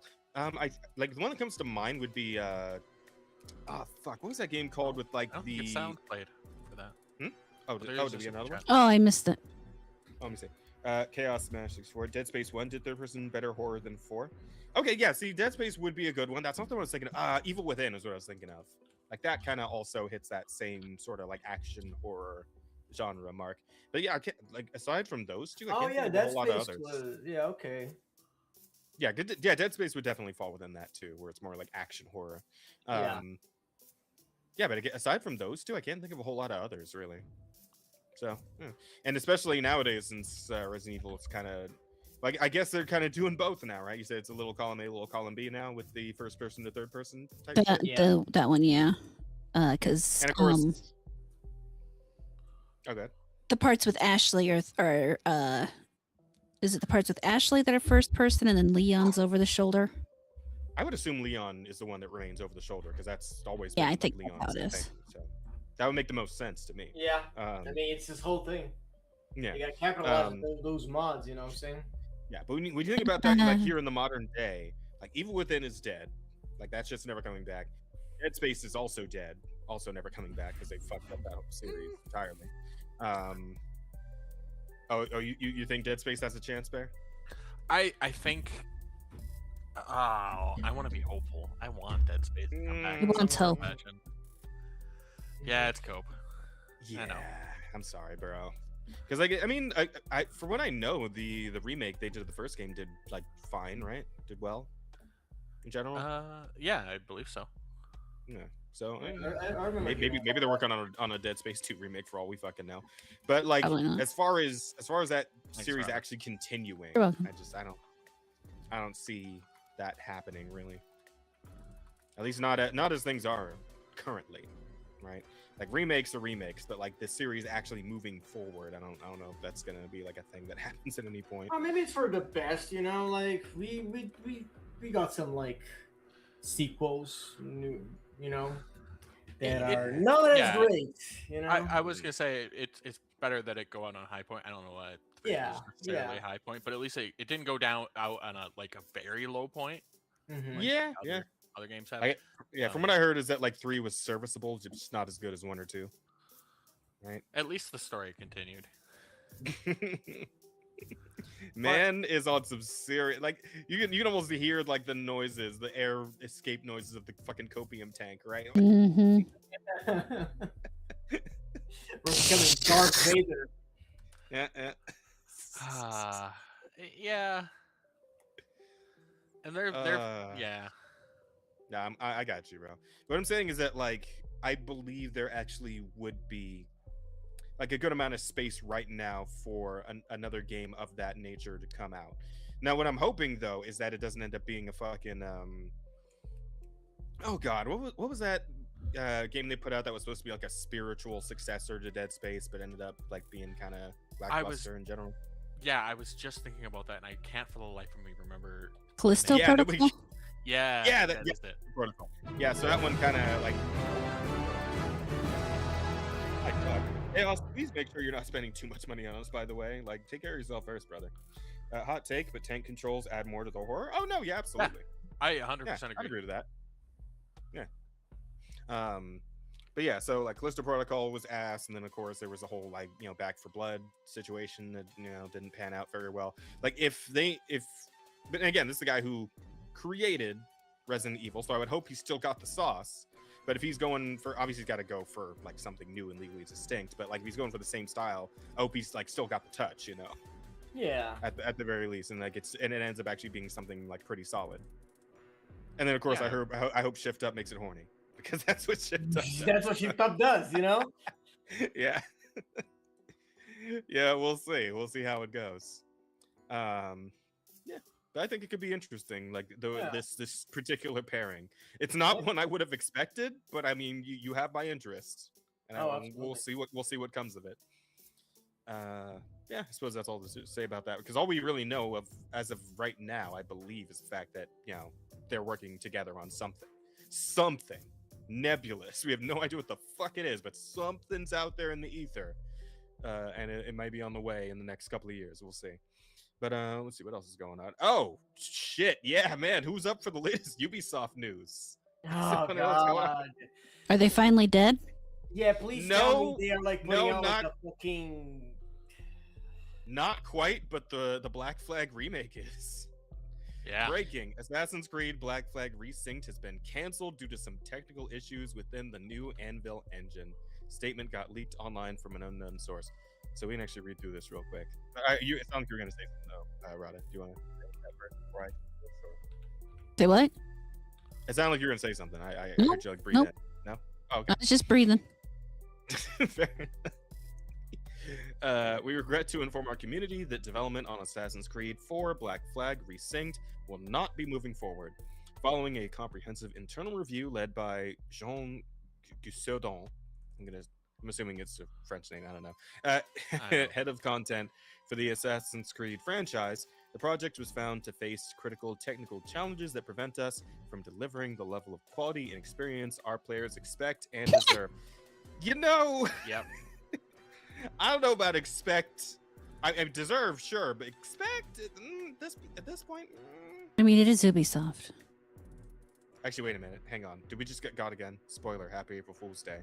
God damn it, motherfucker! Okay, you need to look at all the stories that you pulled from that day. I might. I'm gonna start checking the dates on each one of these where I get.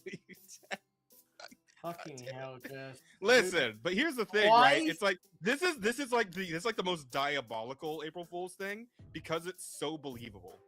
Like, it's so believable that Ubisoft would actually fuck up the Black Flag remake completely. Yeah, I can't argue with that. Like, it's a lie that could that very well could be the truth. You just never know. When it comes to fucking Ubisoft and fucking up, Damn it. It's always the most believable are the ones that could be truth.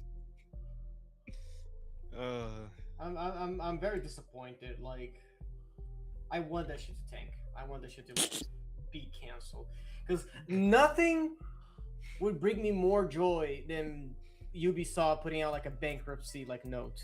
Like, sorry guys, we're closing all the studios. Shit didn't work out. We finally sucked so bad that we had to close our doors. That would be my Christmas. Yeah, I guess. Damn it! I'm sorry, guys. I got us God again. I apologize. That's on me. We. Stuff. Yeah, like.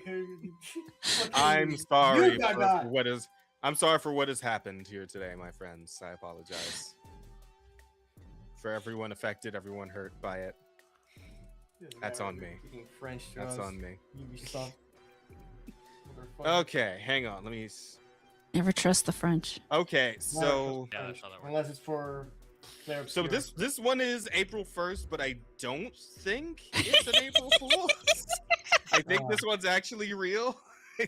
I'm pretty sure because like a lot of other because it's Pirate Nation, but like a lot of people also were sharing this particular story around.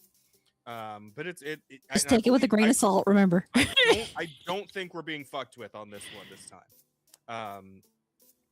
Yeah. So you know, good news on the Nintendo can go fuck themselves World lawsuit.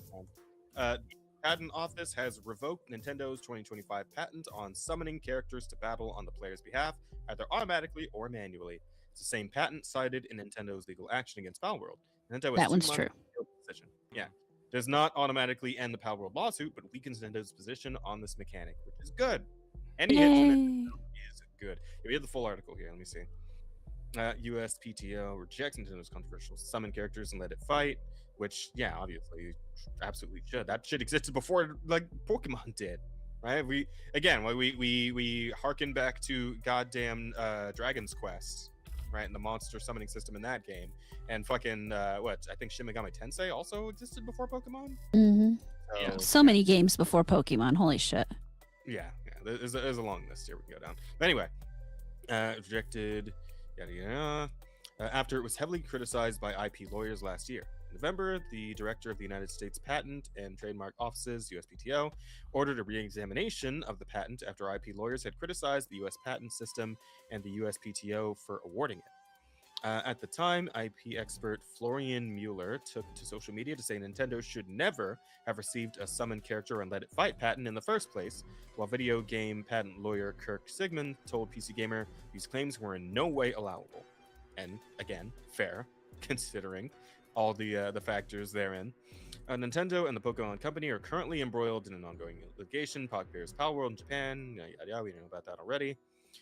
This particular patent sums up how Pokemon games work in that you summon Pokemon to battle other Pokemon in the of adding them to your collection. But, as was pointed out last year, there are countless other games that use similar mechanics, such as Persona, Digimon, even Elden Ring. Oh yeah, because the ashes in Elden Ring. Yeah, that's true. Yeah. Depending on how the patent is interpreted. GamesFrey reported that the USPTO rejected all claims of the patent in question based on prior art references in the form of published US patent applications.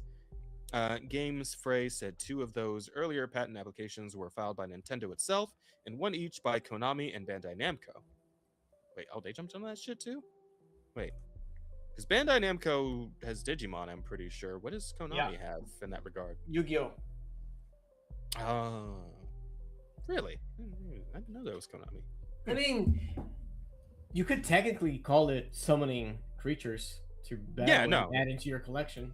Yeah, because like they come out of the cards and shit on the holo deck or whatever. Yeah, no, that makes sense. But I didn't know they were under Konami though. It's worth noting that this rejection is non-final, so there's a long way to go before Nintendo accepts the decision. It may appeal, for example, which would drag this out even longer, which, I mean, they probably will because they're fucking Nintendo. Yeah. They got the lawyers for it. So they're probably going to try and absolutely do that. But, I mean, at this point, I'm pretty sure Palworld's got enough money behind them, to you know, last out the legal battle. And hopefully just get to the point where... Okay. No, not only do they, I believe they have enough money behind them now, just currently, once they do their 1.0 release and the projected sales from that, I think that they're gonna be fine. Wait, was there a release date for that, by the way? I forget. I think we talked about this last time. It's this year? Just this year, but we don't have a specific date yet. We don't have a specific date yet. Okay. Fair enough. So probably maybe like Q3, Q4. I would expect a Q3. Yeah, either that or the shadow drop during the summer. Because I think did they announce like a summer stream where they're gonna talk more about it? Yeah, actually. Yeah.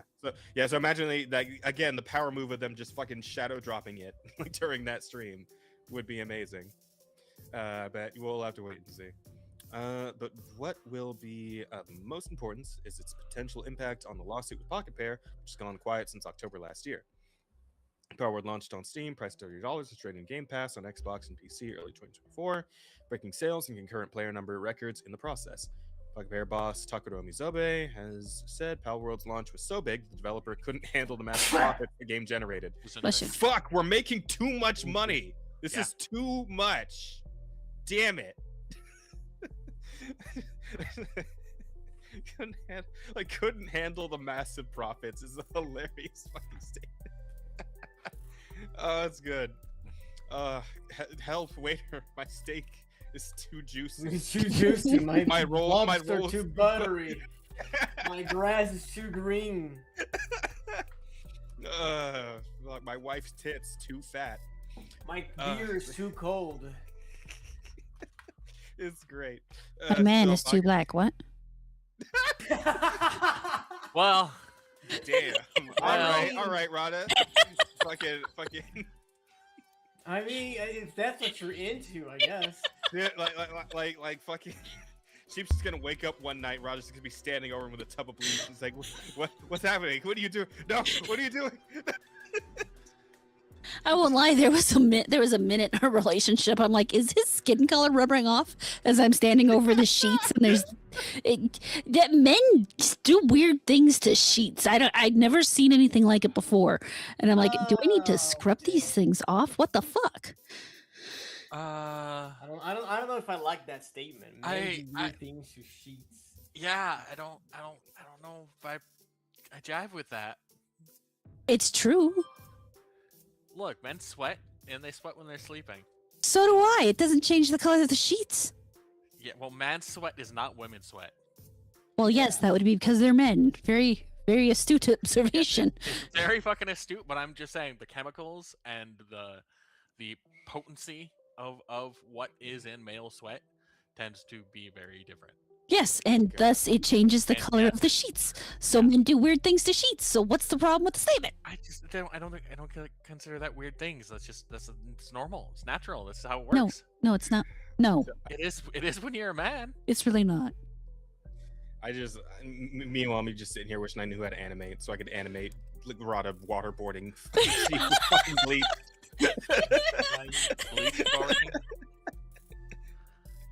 Bleach boarding, yeah. Yeah. Go from city into sheep ivory. I like it. It's good. Oh fuck. But anyway, circling back to what we were actually talking about. Where did we leave off? Hang on. After Power World 2 launch, comparisons are made between Power World's pals, Pokemon, yada yada. We already knew all that. And they had the lawsuit. They want 5 million yen, approximately $32,000. Oh wow, that's it. Huh, speaking of that, each plus late payment damages, as well as an injunction against Pal World that would block its release. It is bigger than that. Ah, okay, that's gotcha, huge. gotcha. Oh, so like 5 million yen, like per copyright infringed, I guess. Yeah. Okay. The case involves 3 main patents granted in Japan, 2 related to monster capture and release, and 1 related to writing characters. All 3 patents were filed in 2024 after Pal World came out. Yeah, see, that's like the scummiest shit about this, and that's why this should have been thrown out immediately. Like, you can't just fucking make the patent after the other game comes out and like retroactively fuck them for it. That's the pettiest shit in the world. Absolute bullshit. However, they're actually derived from earlier Nintendo patents dating from 2021. Oh, well, fucking technically. I mean, that sounds like a cop-out excuse, but okay. Oh, hello. Here we go again. Thank you again, Chaos. Much appreciated, sir. Reminds me of the airplane joke, I like my coffee black, like my men. That is one of my favorite movies. It's a good one. It's a very good one. Oh, but anyway. Fuck, I lost my place again. Oh, in other words, it seems that once Pal World exploded onto the scene, Nintendo filed divisional patents that were geared to fight specifically against Pal World's alleged infringement of the original patents. Since then, Pocket Pair has made changes to Pal World's disputed mechanics. Yeah, they had to like remove the gliding with the pals, I believe, and like the balls don't actually like summon the characters anymore, shit like that. And they're not balls. Yeah, like squares now or something. I don't know. Cubes. Yeah, Pal cubes. Case has rumbled on. Nintendo going back and forth, rewriting a mount-related patent mid-lawsuit and arguing that mods should not count as prior art. The fuck? I didn't hear about that one. That's wow. All eyes will be on the presiding judge, Motoyuki Nakashima, who leads the patent division of the Tokyo District Court. Meanwhile, Pocket Pair has continued to update Power World as it prepares for its open launch. At the Game Developers Conference, GDC, on March 2025, IGN sat down for an extended conversation with John Bucky Buckley, Communications Director and Publishing Manager for Palworld developer Pocket Pair. We spoke following his talk at the conference, Community Management Summit, Palworld Roller Coaster, Surviving the Drop. During that talk, Buckley went into candid detail about a number of Palworld struggles, especially the accusations of it using generative AI and stealing Pokemon's models for its own pals. He even commented on Nintendo's patent infringement lawsuit against the studio, saying it came as a shock and was something that no one ever even considered. I feel like maybe I will say somebody probably should have considered that Nintendo would like try to fuck with them. Though I do think it's probably more along the lines of the fact that they didn't expect to be as successful as they were. And like that's really what got Nintendo up their ass. Is just the fact that like because if Palworld just existed and it was like doing like middling like numbers of players and like income and all that, like I doubt Nintendo would have given it even half a shit. But like because they exploded onto the scene, like that's when Nintendo was like, okay, now we got to jump in on this because. Oh, 100%. If you go even to Steam even right now, there are dozens of games that are basically Pokemon. Mm-hmm. I mean, shit, like there's dozens of games like that on the Switch, like the actual Nintendo console, right? Like they don't give two shits about like any Pokemon clone that just is nobody knows or gives a fuck about, right? They'll take the money and host that on the Switch, but if it pops off, then we got a problem. Yeah, then we got to do something about it. But yeah. So again, this isn't the most significant thing in the world, but it's a step in the right direction, and hopefully we'll just keep moving in that direction until Nintendo gets fucked over on all of this, because that would be the ideal outcome. Yeah. But aside from that, hold on, let me check the date. Oh yeah, I just thought this was like a. We gotta come up with a title that has to do with getting blindsided by April Fool's shit. I don't know. I need a minute to like think on it, but there's got to be a title in there somewhere. But no, I just thought this one was kind of funny and interesting. It's like a little in between story. But people have been making like ridiculous shit in Pokopia, which is the new like Pokemon Animal Crossing thing, right? And somebody, like we were talking about Resident Evil a minute ago, somebody went ahead and just made the entire fucking RPD from RE2 and 3. That's funny. In Pokopia. Yeah, like both the outside and like watch the door opens, also the inside of the RPD. Like, and it's wild how like accurate it looks. Because I remember running through this whole fucking area when I was doing the remake of 2 like a couple years back, or a few years back. It's been a while now. But yeah, like goddamn, the level of detail here is kind of nuts. It's kind of fucking nutty. Oh wow.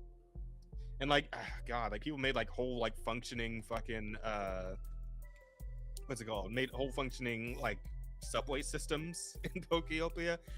They made the city from, I think it was Black and White, like the main city or one of the bigger cities in that game. Like they made the entire city, including the fucking it was the one that was like based on France, because I remember like there was like an Eiffel Tower looking from I forget what they call it.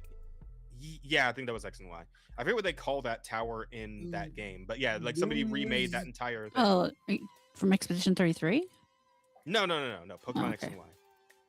It was because in Expedition 33 that actually something. is.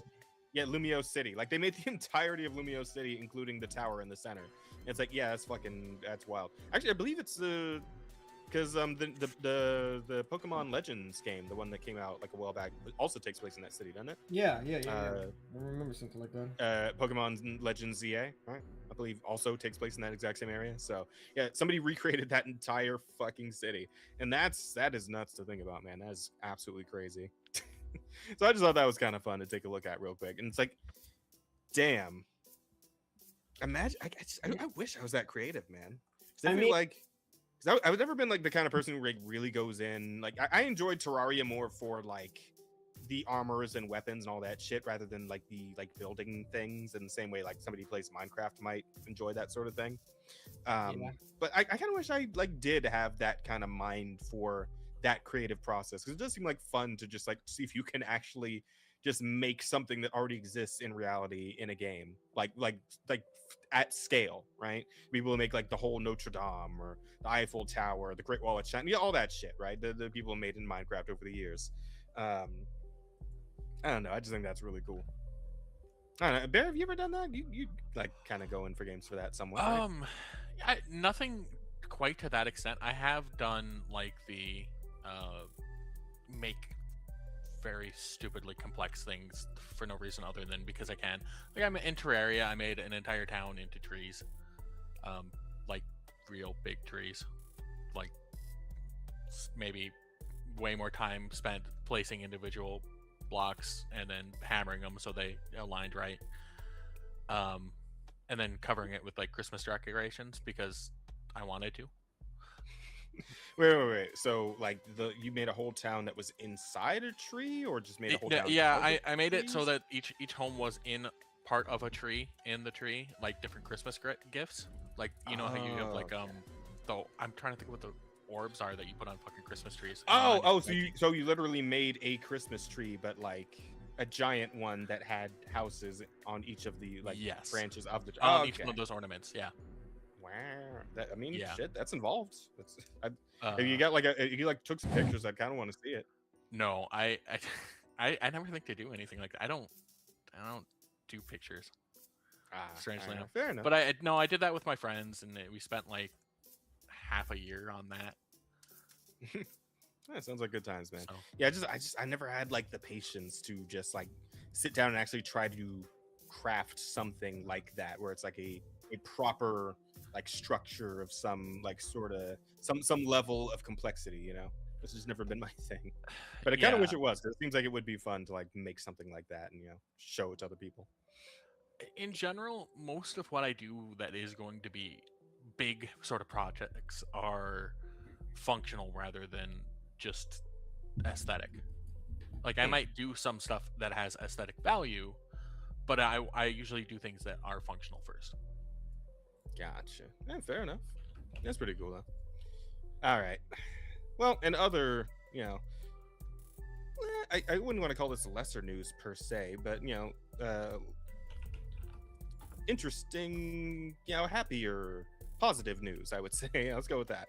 But this one Rada actually shared. I'm surprised that she found out about this before I did, considering I'm like glued to this fucking manga and anime to some extent. I've watched a few episodes. I mostly just stick to the manga though. But the illustrator of the 100 Girlfriends has given birth to a baby.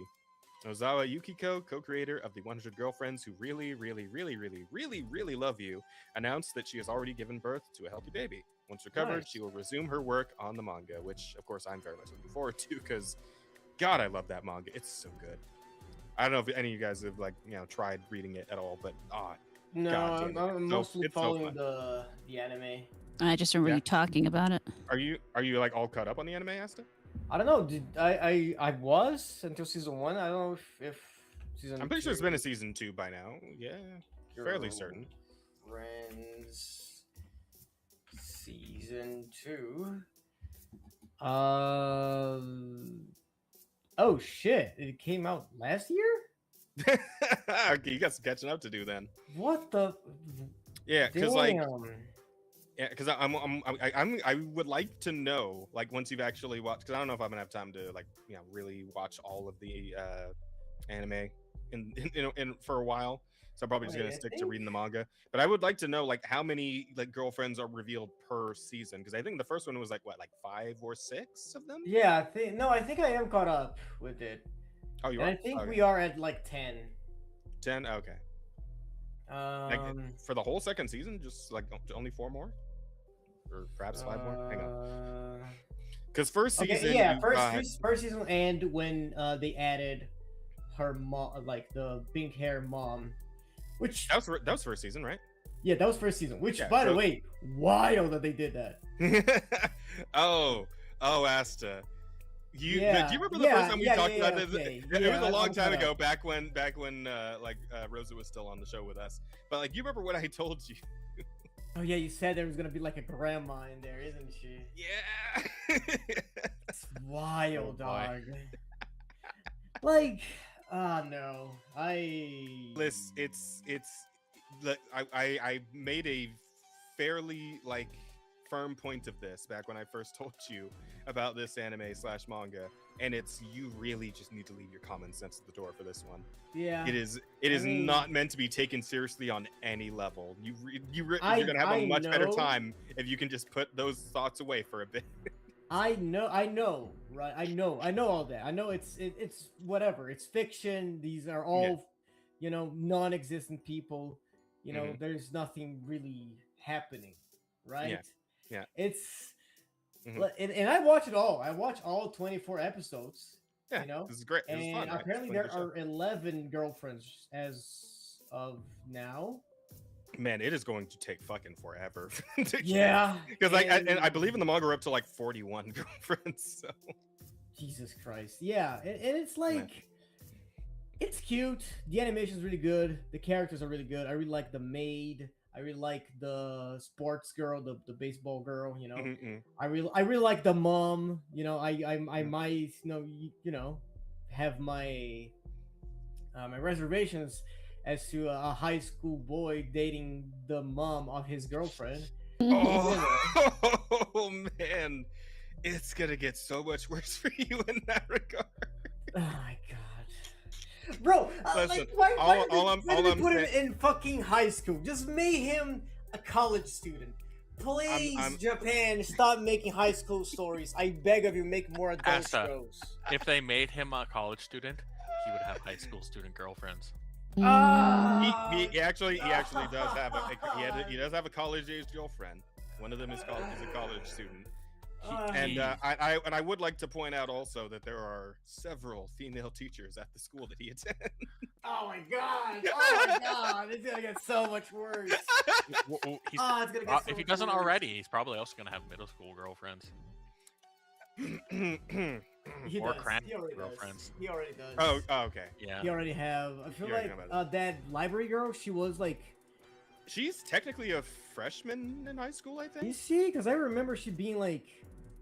No, one of them had like a different uniform and shit.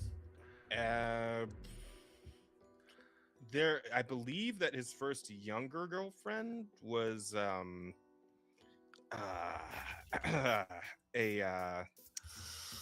cousin. Excuse me, what? Oh, you lost me. Yeah, but is it an actual cousin or is it? I don't remember. I don't remember exactly what the relation is there. I think it might be some sort of like distant family situation. Yeah, I'm not. The one thing I've noticed with Japan stuff is cousin is not necessarily like a direct cousin. Yeah, like with the Japanese, it's like a different kind of situation there. With that, I don't actually know how that works exactly. I just remember it's a girl with glasses. Yeah, it's a younger girl with glasses. Okay, yeah, I believe she's the girl that eats a lot. Oh, is she middle? No, she's middle school. I thought she was also. I'm pretty sure she is middle school. What's her name? What's your name? What is your name?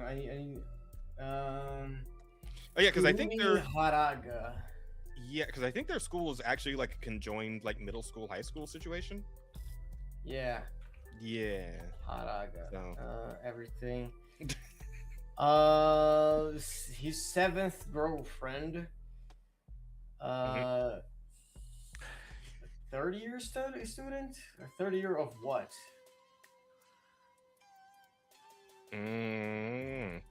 But anyway, congratulations to the artist. Yeah, no, congratulations to her.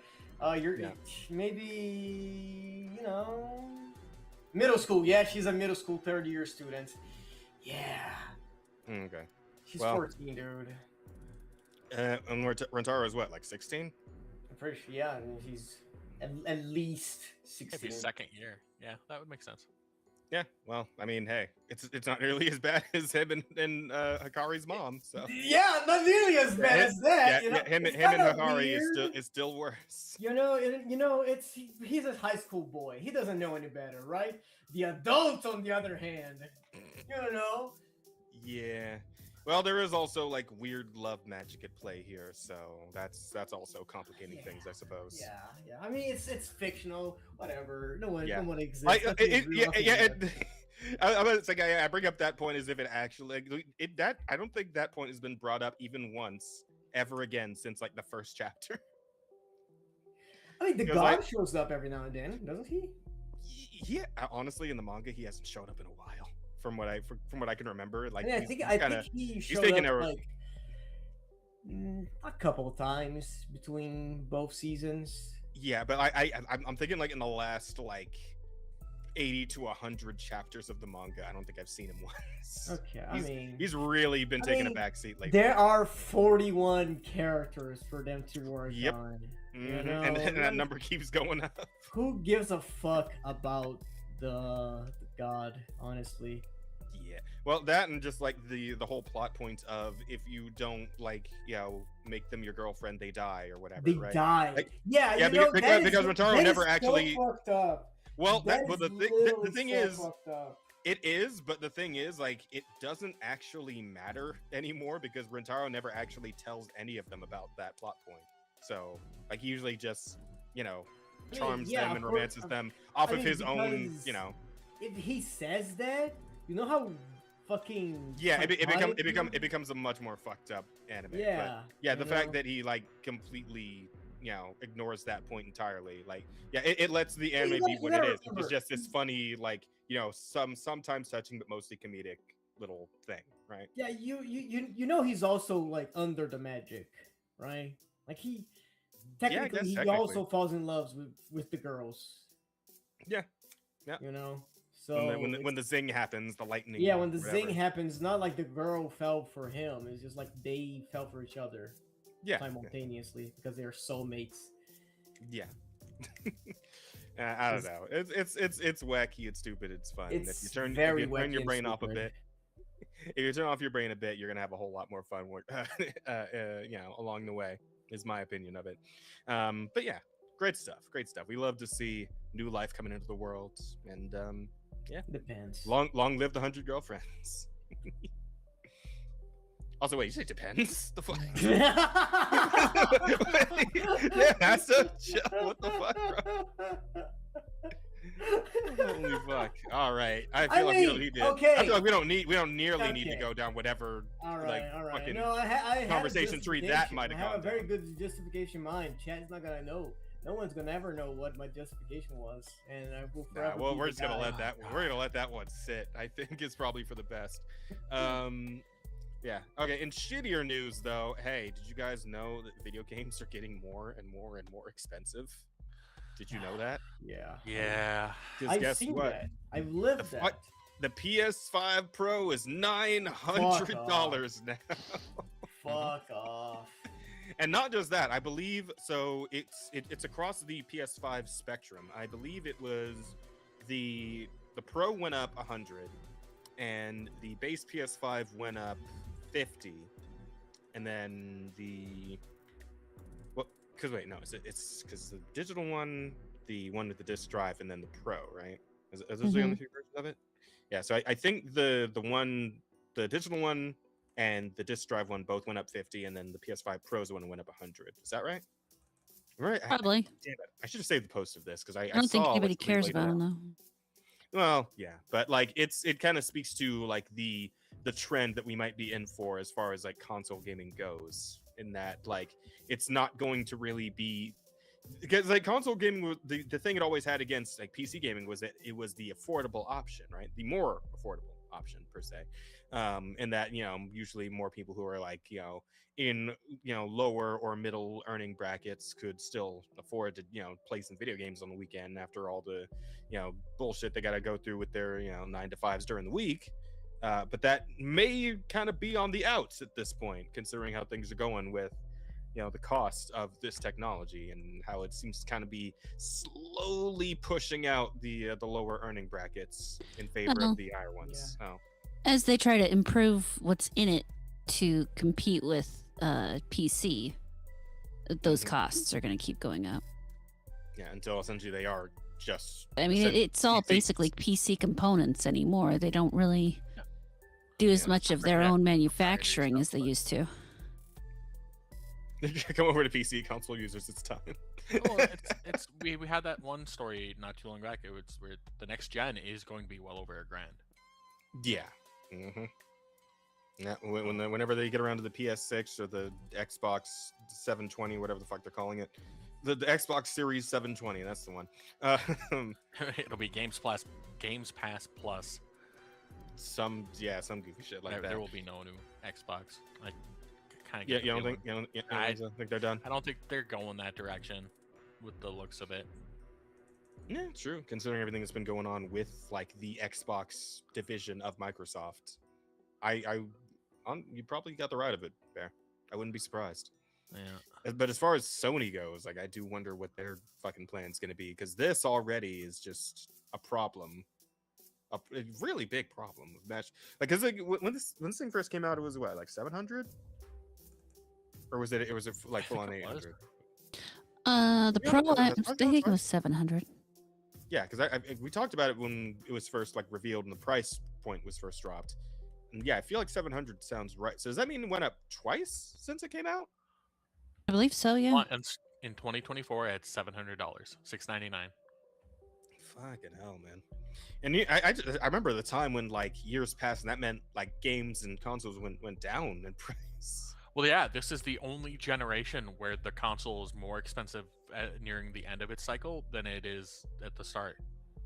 Yeah, and it's like I imagine like shortages and whatnot have a lot to do with it, but well, the fact that they're not selling as many games as they used to because of their poor choices has something to do with it as well. Because once upon a time, you sold the game at a loss for a period of time, or the console at a loss for a period of time, but you made all your profit back on the games themselves. Now that doesn't happen as quickly. Yeah. If at all. Yeah. And then of course there might just be like the whole, I hesitate to call this like slowly boiling the frog, given like how significant these jumps in price are. No, this but is I mean it but it does seem to be like that whole like testing the waters to see like how much the consumers are willing to put up with, you know.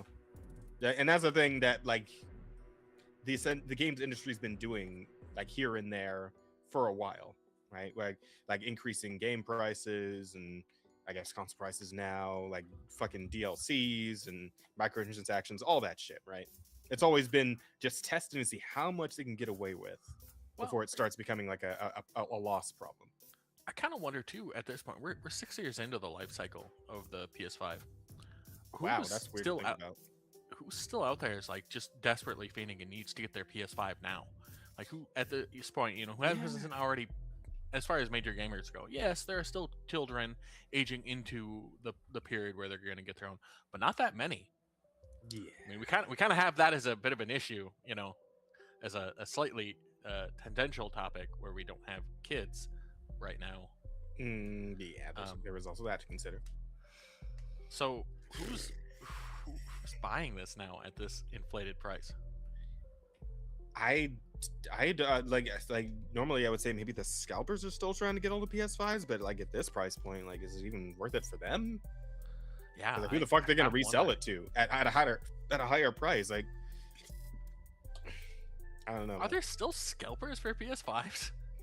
I would have to assume so, because like scalpers are just a constant issue all the time, forever, right? So I would assume that there's still like, you know, people trying to sell them on eBay and whatnot. I mean, hang on, let me see. Let me check eBay real quick and see what PS5 prices are looking like. That's just wild to me. Okay, Sony PlayStation 5 consoles for sale. So, because I believe the original PS5 right now at retail is what, $450? About? No idea. I know I bought mine for about $500. Oh, was it? Well, because I think I also paid that, but I got the pack that had like the Spider-Man game with it, right? So I think that's why that was. I got the one with the disc drive. Oh, and of course, yeah, mine also has the disc drive. So,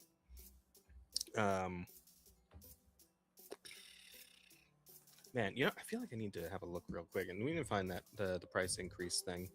Let's see, PS5, because I want the exact numbers here for each version of the PS5. PS5. Price increase. There we go.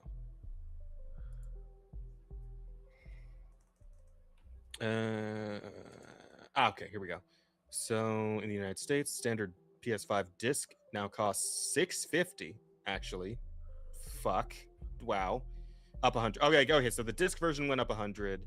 The okay. So both of the standard versions went up 100, and the fucking the Pro actually went up 150. So I guess it was a 750, and it went up to 900. Jesus Christ. Yeah. So yeah, the disc version is 650. The digital edition is 600, and the the Pro is 900 now. Yeah, because I'm seeing on here, I'm actually seeing PS5s for less than that. Well, at least a couple of them are less than that. Some are still trying to like upsell them, but yeah, I'm seeing also a lot of them that are like significantly less. Got one for like $365 here, $315. Yeah, crazy. Almost at like $150, but no, that's actually a PS4. But no, somebody's selling a PS5 825 gigabyte for $220. That's probably the lowest. No, wait, one for $200 as well. Yeah, so I don't know. I guess maybe there's not really much of a market for scalpers either. People are like, essentially trying to get rid of them. It seems like at these prices, right? Yeah, that is kind of what that feels like. Yeah, I don't know what the fuck the plan could be here then for these price hikes, because I really feel like there's probably not much of a market at all anymore for PS5s in general.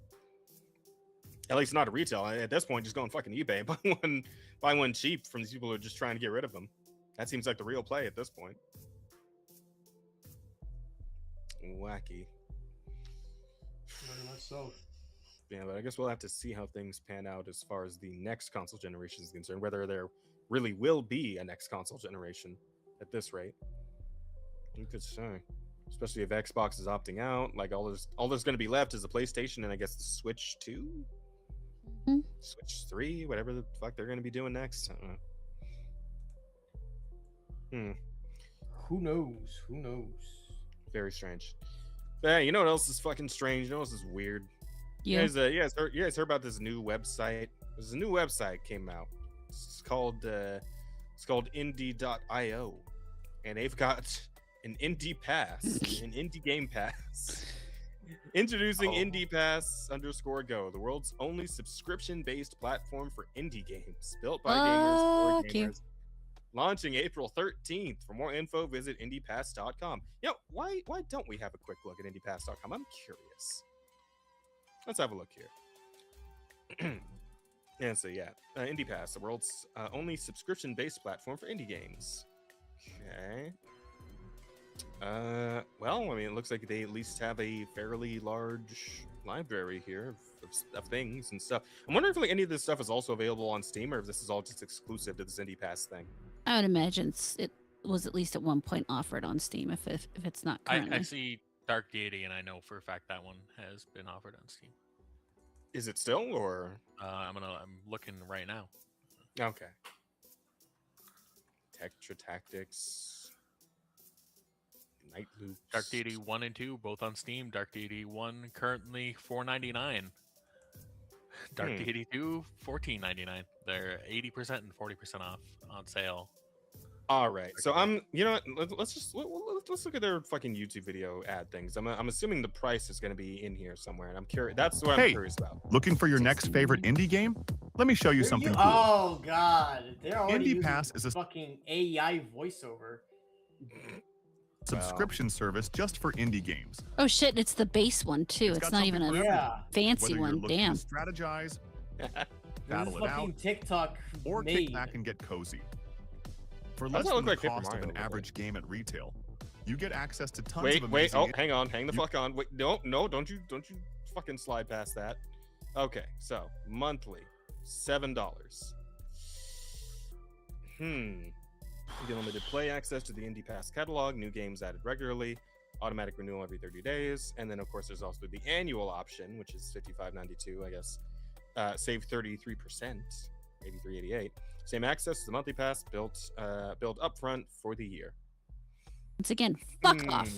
Is it a fuck off? It's total fuck off. I would rather give a game dev $6, $7 directly as opposed to having them get a small fraction of that money on the back end. Oh yeah, no. For the sake of actually giving game devs money, yeah, buying their game outright is the right choice. But there are other people who are just, I want to play a game, and $7 for a month of indie games. I mean, that's up to like 30 indie games. That's a ton of indie games to be able to roll through in a month. Yeah, I mean, supposing they're all actually like of another $7 decent quality. Yeah. Because I mean, I don't know. I'm from what even we if saw, they're from not what we decent saw quality, you just speed through more. I guess, man. I don't know. I'm already tired of not owning my shit. I'm not interested in.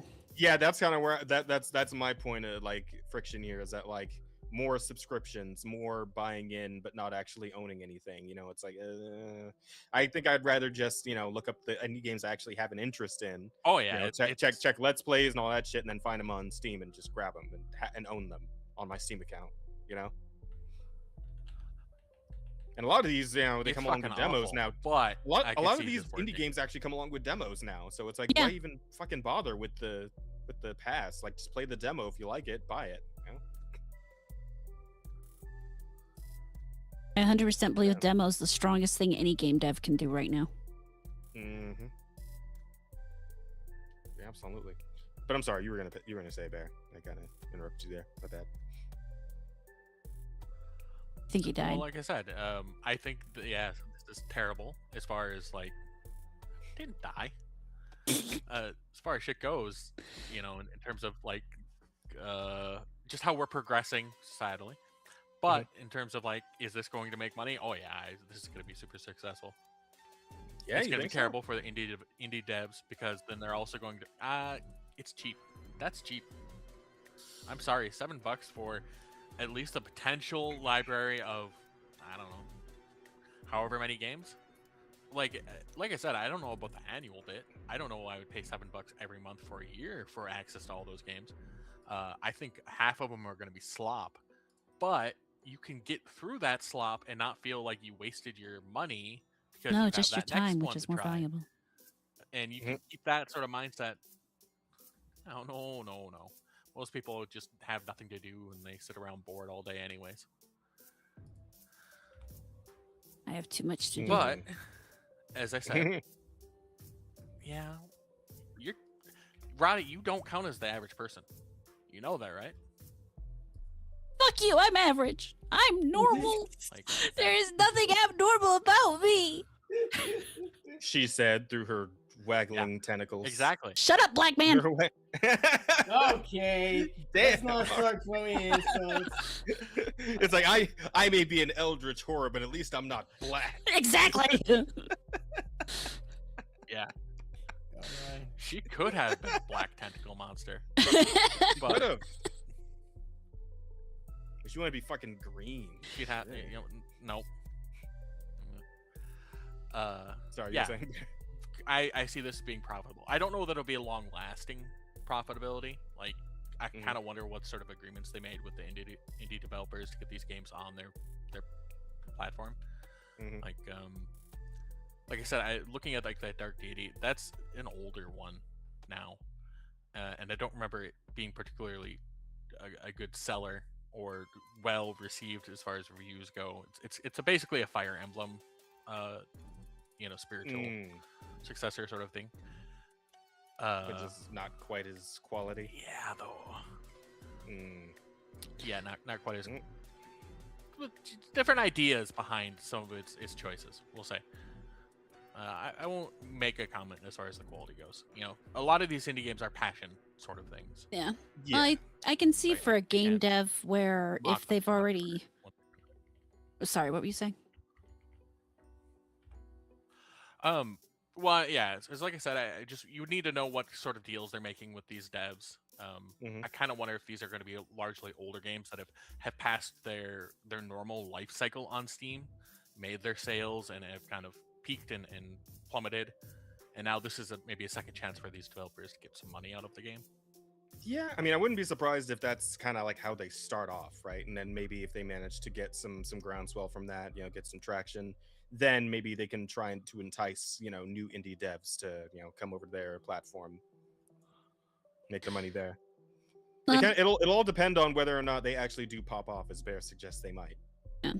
But the problem I see that they're going to have is, for one, the way that they've already explained that the way the devs are played is, basically everything goes in the money into the pot, and whoever gets the most play gets the money. They divide it out that way. So while I could see it being good for a dev who's already released it out on Steam and made the money up front as much as they could to just pop it up there and hope to get a little bit of residual revenue, I don't know that it would ever be a good idea for someone to start their game there. At least not as an indie dev. Go ahead.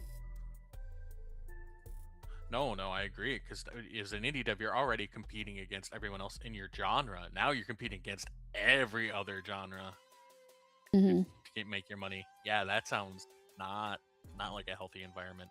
Yeah, so this isn't going to be something that's really easy to get them in on, unless they find themselves popping off on Steam. Then they want to pop it up on here, knowing that they'll get the biggest, the lion's share of the pot. For people being able to play it free.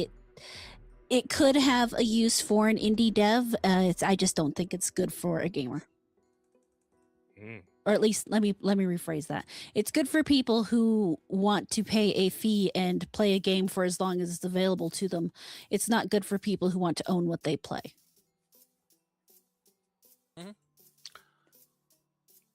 Yeah, not.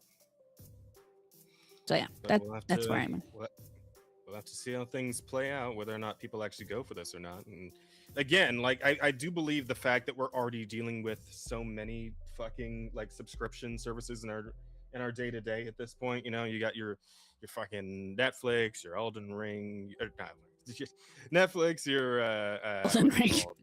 Yeah, I don't know why. I gotta help myself to the next story. But yeah, you got your Netflix, you got your fucking Hulu, HBO Max, and all these other streaming services, all that shit. If you are paying for any of those streaming services for more than a month at a time, just to binge the shows that you want to watch, because maybe one has shown up on that service that's worth watching, you're an idiot. Sorry. Yeah, fair. I mean, if you're someone who watches shows on it regularly, not so much. Because some people will rewatch the same show that happens to be on that service over and over and over again. In which case, then wouldn't it be cheaper to just go and maybe buy that show, buy those episodes on a different service? Maybe it's not always possible. That's fair. But yeah, that's always because not everyone can be bought. A lot of them can, but yeah. Yeah, I realize that actually there's a little. That's something that's going away. Or that maybe has kind of gone away, so that's not really fair to bottle that together like that. But in general, I think all the streaming services they're not really something you should have year round, for the most part. I get what you're saying. I feel like it's not a substitute for cable TV anymore, for example. Yeah. Yeah. Where people would just buy and have it for always. Streaming definitely has become something that is just not worth the price, especially with everything going up in price. Especially when you still have to watch fucking commercials. Yeah, exactly. If you're paying a subscription service and you have to watch commercials, because who's gonna pay the premium price? I do, but I hate commercials. Yeah, but I also only have a couple streaming service. It's not like I have every streaming service. No, yeah. No, but it sounds like you have one where you have a show that you're pretty much constantly watching. Yeah, well, I mean, we have Hulu, we have Paramount, and then I pay for YouTube Premium, so I don't have to. Yeah, same. Watch commercials, and that's it. And we do that because there are shows on Paramount that we watch. Hulu's going to die here shortly, so then that's just going to be gone because there's no fucking way we're subscribing directly to Disney Plus. We're just waiting for Hulu to die. And then we'll just have that in Amazon Prime, and And that'll be held up by Invincible, or I guess for a while longer. But yeah, it's just like this whole thing in general where we're moving into this this rental economy, right? Because that's what all this is. It's being a renter instead of an owner. Mhm. Even with your entertainment, right? And we were talking about the console thing a minute ago. I do believe that now it's becoming like a thing where like renting PlayStations is becoming more of a thing than like just buying them, right? You know, that was actually a thing back for a little while in the 90s, where you would rent the console from the video game store and bring it home for a little while and play it that way. And you know, bring that back. They're going to some degree for sure. How long I mean, it didn't last that long then. I don't know how well it'll do now. But you know, there is always kind of a place for that kind of thing. Mm-hmm.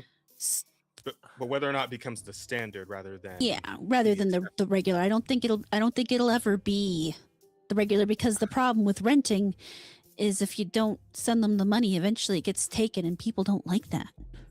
Yeah, and especially we're talking about games where you got like, you know, save files and all that shit. It's like, unless you're like really desperate to play something, and then you'll know like you just play it and then be done with it forever and move on. Like you're gonna want to just have your own, you know, PlayStation that you can, you know, save all your stuff on, and you know all your memories of the games that you know played through and loved and all that shit, right? Like, because there was something to the sentimental value of that, right? Those adventures that you went on and all that shit, right? But the other problem you're going to run into the other problem you're going to run into is the cost for those companies to repossess those machines if someone doesn't pay their bills. Because if you have to rent it and you stop paying, you then have to go get it, and that's going to be prohibitively expensive. And then I mean, how many times are you going to be able to rent the console before no one will rent it to you again? Yeah. Mm-hmm. So given the way go ahead. Sorry, go ahead. No, you probably go ahead and say whatever you're going to say. No, it's also stupid, so don't worry. But I was going to say, seeing how other rental services are treated and how just their products are manhandled because there's no sense of ownership. Mm-hmm. I don't see anyone really getting a foot in the door with renting like grand, you know, $1,000 consoles out to people. Yeah, I think you're gonna lose a lot of those consoles real fast. Yeah, I guess you make your money off of, like suing people for damaging them. There is no money in that, because if you're suing someone for damages, they probably already don't have money. So you're just going to end up losing more money by suing them. Well, see, this is how we're going to bring slavery back, Emma. All right. I mean, if you want to be a slave, we can fix that for you. You stay bringing it back as if sweatshops aren't the thing. Chaz has got this just instinctual desire to get whipped. Jesus Christ. Only slightly a sexual thing. Oh Lord, yeah, it's future's looking kind of weird right now. Bleak, possibly, but for now, just kind of weird, and we'll see. We'll be fine. We'll be fine. We'll see which way that weirdness tips, I suppose. But yeah, what else is going on? Oh yeah, big news, big crazy news. More adaptations. You guys like adaptations? Games into movies and TV shows? I watch all my favorite movies. I like adaptations if they're like giving me gills or something. Man, I don't know about you guys. I'm an old school, you know, Dragon Ball Evolution head over here, so. You know, you say that, but there are some adaptations that are kind of cool. Yeah, I mean, not every adaptation ever has been bad. I mean, look at Lord of the Rings. Yeah. I feel I feel like movies based off books definitely get off a little bit easier on this front than say like yes and video no. games. Yeah, because not a lot of people read but... books, you know, like more and more people, like, or maybe should I say less and less people read books nowadays. More and more people are illiterate. Yeah, exactly. But what I mean to say is that, like, as far as like batting average, I feel like book adaptations are hitting a little better than like video game adaptations are. Yeah. In general, right? That's what I'm trying to say here. But in speaking of the video game adaptations, we got a big one on the way. one I really wasn't expecting that the developers of this property would really be in for in terms of making a live action thing. Because honestly, if they were, I figured it would have happened before now with previous projects of theirs. But as it turns out, looks like Elden Ring, the movie, has begun pre-production with sets starting to be built. Directed by Alex Garland and produced by A24. Now, I feel like I've heard the name Alex Garland before somewhere. Do we have info on this guy? No shit clue. He's worked on? Google him. Yeah, I guess I have to. It's kind of wild that they're gonna do like an Elden Ring. Or Bears Elden Ring, like most of its story is told by like flavor text. Well, yeah, that's like all like FromSoft projects, pretty much. Yes, exactly. They would have had an easier time making a fucking Metal Wolf Chaos movie, which honestly I would have gone to see. That would have been amazing. So he wrote, sorry, he wrote 28 Days Later. I don't know what that is. It's a zombie movie? He did 28 Days Later? Yeah, he did 28 Days. First. He was an executive producer on 28 Weeks Later. He wrote the script for Dread. Really? I actually this isn't looking bad. Dread, so like Judge Dredd, or is this different? Yeah, the Judge, the one with Carl Urban, the fucking good one. The other one's good too. He takes his mask off too much in that one, and that really is another situation where he should never have taken the helmet off. He directed Ex Machina, which, yeah. I don't think I ever saw that one. I've never heard he of also did Annihilation. Jazz, go back and watch fucking movies. I'm sorry, man. Well, from what I'm getting here from you though is that he's actually got a pretty solid track record. He wrote 28 Years Later as well, and the sequel. I like 28 Years Later in the sequel. There are a lot of people who don't. I know, but like he's actually got a pretty distinguished track record of movies that are we'll say actually quality. Whether or not you enjoyed the sequel or 28 Years Later, I mean, I don't think you could say they were bad movies or poorly written. I mean, there are people who would say that, but I really enjoyed them. I thought they were good. Well, so it seems that like we at least got somebody who more or less knows what they're doing here. Yeah. Actually, I'm a little more. Yeah, I'm a little more like Scroll down, Jazz. excited about this now. Tweet. I want to see that tweet, Jazz. I know. Yeah, that's what concerns me, right? They're not gonna put Chris Pratt in it. That's not gonna happen. You don't Chris know Pratt that is set up to be the Tarnished. Are you fucking for real? I think he can do it. No, Chris Pratt is actually a good actor. You're April fooling me again. Get the fuck out of here. He's are a you good for actor, real? but he became the meme because of fucking. Like, wait, where are you getting this from, Bear? No, I've said no. I'm not serious. Oh, okay. Sorry, I didn't quite hear you because the others were talking as well. But, okay. Oh yeah, man, the disappointment in your voice, though. Holy shit! I don't need what? No, I just don't want to get fucking April fooped a third time. He got fucking traumatized. God damn it. Bro, anyway. Exactly. Like Elden Ring has no story. Like, unless you're gonna do like the Tarnished like routes. No. There's a lot of stories in Elden Ring. Yes, exactly. The game that you play through, like your adventure as the Tarnished, isn't a good story to make. Yeah. It's not gonna be a weird linear trying thing to to do in a movie, right? But you could like Ronnie and the whole murder, like that could be like a movie. Honestly, like if they, because they got to choose like one route, right? They got to choose one route to go down to do the film. I think the Ronnie route actually might be the strongest one in terms of like making a movie out of it. Right? I'm just saying the world itself. There's so many different stories in the world that have occurred or are in the process of occurring when you actually begin to play. That there is plenty in there for you to make a movie off of.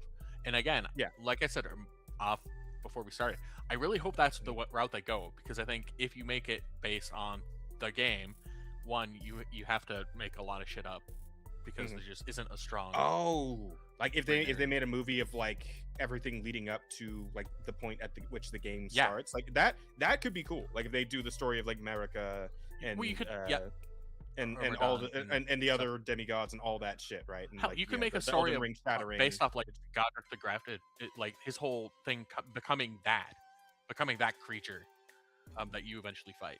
You know, because he's got a lot of things going for him. You know, he is supposed to be this badass, and he wasn't. Yeah, and so he turned to this, you know, horrific process. Yeah. And it's like, I feel like the central character then, like your main character would have to be like Marika herself, right? Because like the events kind of all happen around her. She's the one who influences pretty much everything that leads up to, you know, the shattering of the Elden Ring. If that's the route they want to go, yeah. But there, like I said, and even like I said with Nuraroni, there's a lot of different characters you could pick and base a movie around how they got to where they are. Yeah. It's just the only thing that gets me is that like making it live action, because then they all have to be like normal sized, like, you know, the actors and everything. And it's like almost nobody in Elden Ring is like a normal sized person, except for like you, the player. No, but like, they all got like a lot of them were like fucking 10 feet taller, weird proportions or whatever. Ronnie and Renala, all the NPCs, you know. Well, I mean, in terms of like all the characters that are like relevant to the events before Elden Ring, which is like if they were to go that route, like if they go that route, the only one who's giant is Radahn. Everybody, all the demigods are regular size. You know? So isn't Marika herself also pretty like fucking big? And also, I mean, yeah, but like just get a tall actress. Well, okay, it's not giant. This might be a poorly received take. I don't think they need to be that tall. I don't think they need to be outsized. I think Elden Ring uses character height to show importance and to show like gravitas more so than it is like this is their canonical height relative to the tarnished sort of thing. And because it's a video game and you make big enemies to be big enemies and big hitboxes. I guess. But like you just have to give them. You can get away with making all the demigods just regular size, even Marika. Yeah, you have to make them be on screen and have that much presence. Yeah, I guess. I mean, realistically, you can just use good camera tricks to make them bigger than they are. Yeah. I mean, that or like the fucking Percy Jackson route where they just like, you know, use CGI to like size up the person, right? I prefer the camera tricks. I prefer the camera tricks. Is like I actually watched something on how they did the size difference between. There was a really good breakdown on the size difference between Gandalf and Bilbo. Oh yeah. In the TC, and how they just use perspective for that. It's cheap. It's not that hard to do as long as you take care of the blocking, and it looks so much better than any CGI. Mm-hmm. Fair enough. Yeah, because the visual effects on Lord of the Rings is fucking great. Mm-hmm. Right, especially for that era, like early 2000s, like that shit's fire. You know, if they use that for Elden Ring, they can make like a giant Radahn. Yeah, they could do it, and they could do it easily. It wouldn't be that hard. Yeah, or they're that expensive. You know, if they just know what they're doing. Yeah, outside of we have to have faith that they can do that. That's a separate issue. Yeah. I mean, they have a good director doesn't mean they have like a good rest of the crew, you know. We may have at least like some reassurance in that regard, because as a matter of fact, a set has been spotted that apparently is going to be used in the Elden Ring movie. I don't know where exactly the fuck this is, but somebody did happen across this, and yeah, it looks very Elden Ring related, and it doesn't honestly look all that bad. Here, let's have a quick look here. So this is the footage. Oh, I showed it. I'm showing it right now. Okay. Yeah, this is the footage that somebody took of the Elden Ring scene. Of course, you got the Statue of Marika right there. Actually, looks pretty solid. Yeah. You know, this whole like little area, like if you've played Elden Ring, you've seen like that same little alcove, this little like ruin with the statue. Yeah, the church. You get your fucking seeds or whatever. And yeah, that looks pretty fucking on point, to be honest. That looks pretty 1-for-1. So at least in terms of set design, it looks like they're going all in on that. So that's nice. That is nice. It's good to know. Though, dude, you're giving me hope. You're making me think this is gonna be a banger of a movie. Well, we might be able to quash that because Rada's brother also passed along some thoughts from one Command B, who had some thoughts to share about the Elden Ring movie. So I think we could listen to this real quick since Rada's brother wanted us to hear it. So we're talking about it anyway. But yeah, Command B, everybody, go follow. Oh. Put it on.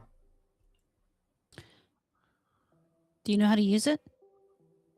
Use what? We don't hear anything. Oh, whoops. Sorry. Fuck. My bad. Bruh. Little bit here. Sorry, I forgot I had to change the share screen again. Microsoft's unique brand of storytelling.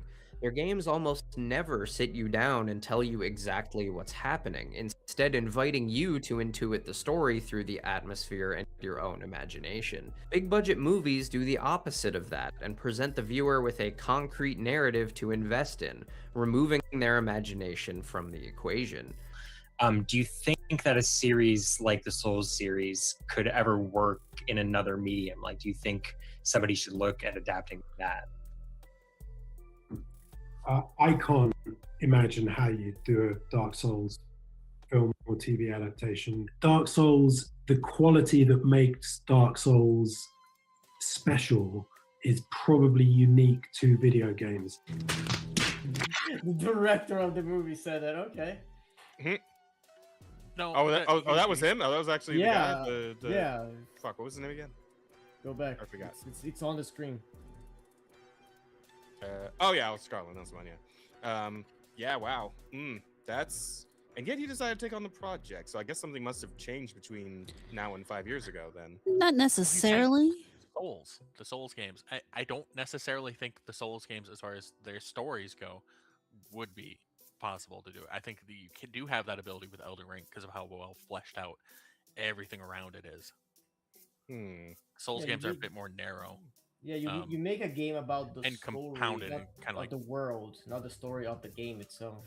Yeah, it's one of the few that you could actually get away with making a story about the world and not piss everybody off.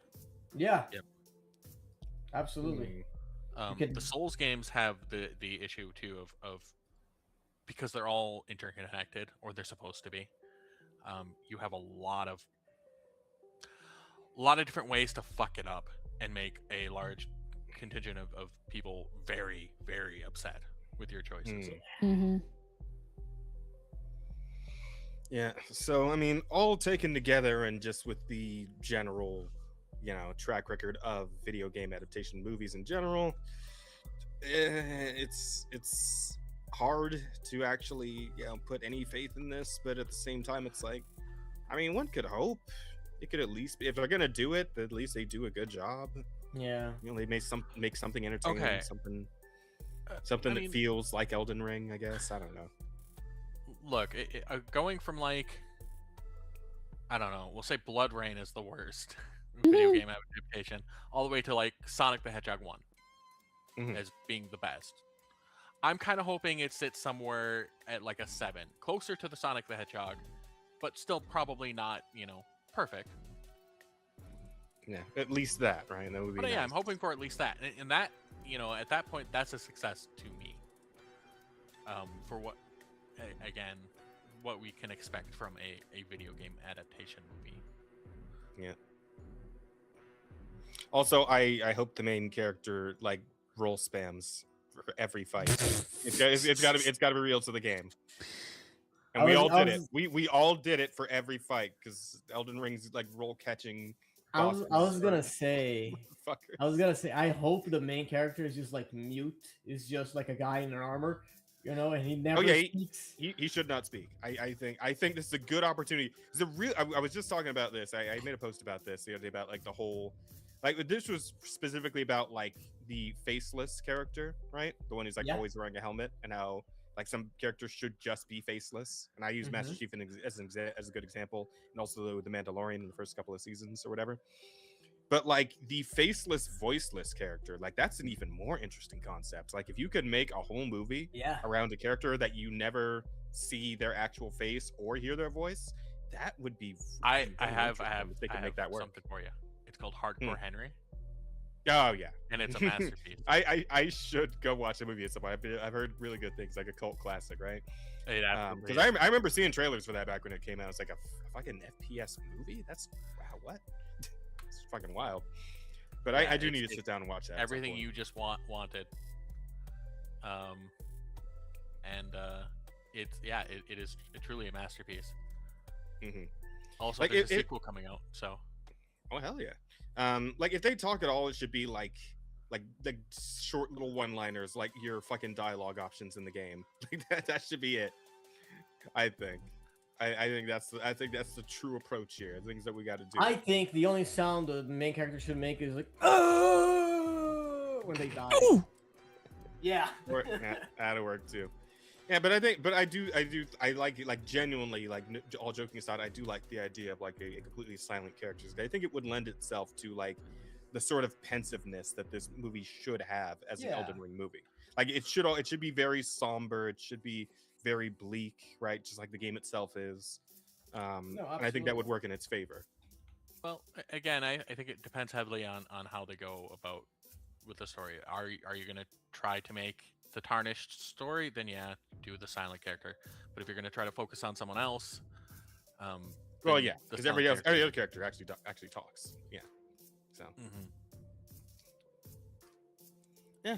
But we'll see how it all pans out. For now, we have nothing really to talk about, but a set in like New Zealand or somewhere. I don't fucking know. But the set looks good, and the director has a good track record. Even though that last statement might, cast some doubt. Now we'll see how things like. I would love it if somebody would like interview him about this statement specifically. It's like, hey man, what changed? Like, what happened? That I would want to know. That I want an answer to. Because maybe that would but it's something like somebody presented me with an idea that I thought would work. Either an idea or a check. Or a check. Yeah. Throw enough money at a problem. Yeah, there you go. Oh, speaking of problems that definitely need more money, do you guys know that DeviantArt's having a bit of a hard time lately?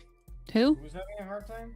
DeviantArt. Surely you know about DeviantArt, Amarada. DeviantArt. I thought they died 10 years ago. I just said who because I didn't understand the words that you said. Oh, I know who they are. Normal. Shut up. Yeah. So yeah, things are going weird with DeviantArt apparently, and they may honestly be on the way out. But yeah, somebody kind of sums up the last, I guess, couple of years over at DeviantArt. DeviantArt, internet's biggest art site with decades worth of library and community, appoints new CEO, pivots to endless AI fetish slop generator, which I have visited DeviantArt somewhat recently, and I can attest that's kind of what's going on at this point. It is a lot of AI art at this point. It is fucking dies. So discontinuation of mobile app and devs redirecting people to use the mobile browsers instead. Free downloads being limited to up to 10 at a week. Wow. Other desperate attempts of getting users to buy Core, which is apparently like the DeviantArt subscription thing that usually only the artists use, but now they want like normal users to also buy it. The fuck is that even? I don't know. Let me hearing it. I think there's a picture here to see what you actually get. Flash sale 50% off of Core. Sell your art and earn more with lower platform fees. Get more exposure with the boost fee. Oh god, not the exposure. Fuck. Okay. Schedule and bulk submit deviations in the studio and more. Okay, is like the and more stuff that would apply to like non-artists then? Because that all seems like stuff that's specifically for artists. You get this window too. Is it normal that DeviantArt won't let me fucking close it? Wait, you can't close the ad? The Xbox do absolutely nothing. I have to use inspect element to remove it from my screen. Holy shit. What? They made an unclosable ad for their fucking subscription thing? Oh my god. Oh. Gee, I wonder why they're dying. Oh shit. That's a bad sign. There's a statement here though. Let's see real quick. At DeviantArt, our priority is ensuring that when artists offer your work for free, it's going to real fans, not to automated scrappers or bad actors looking to bulk harvest the community's work. To prevent he is far past the point of no return for that, I think. To prevent bot-driven data mining and protect platform stability, we're introducing weekly download safeguards. These limits are designed to stop automated scripts from mass downloading thousands of images while remaining high enough for the vast majority of our community to browse and collect as usual. We have some extreme instances, such as one user abusing the system and hitting the free download button 34,937 times in a single month, or another user abusing the platform by downloading 42,179 times in a month. More importantly, approximately 95% of DeviantArt users never reach the monthly limit of 40 free downloads, meaning 95% of our users will never experience any issues due to this limit whatsoever. Okay, but then why would you not leave it at 40? Why would you?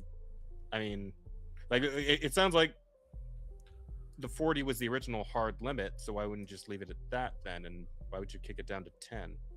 Like, is the problem if you're trying to avoid like people doing like tens of thousands, then like 40 still seems like a pretty reasonable amount, and I feel like they're saying like most people wouldn't really have a problem with that. Yet they kicked it down to 10. Oh wait, hang on. Oh, I see. Oh, here we go. The new weekly limits: non-core and core basic, 10 free downloads per week. But if you have core plus and higher, 150 free downloads per week. Oh, there's tiers to the subscription list on fucking DeviantArt. Of course. Oh man, see, we were just talking about the subscription shit too. It's everywhere. Everyone's trying to do this shit because the money isn't in selling people like a lump sum thing anymore. It's in getting them on the fucking hamster wheel where they're just paying you forever. Mm-hmm. Or they forget that they're paying you. Yeah, that too. And that's why, chat, you should check out our sponsor, Rocket Money.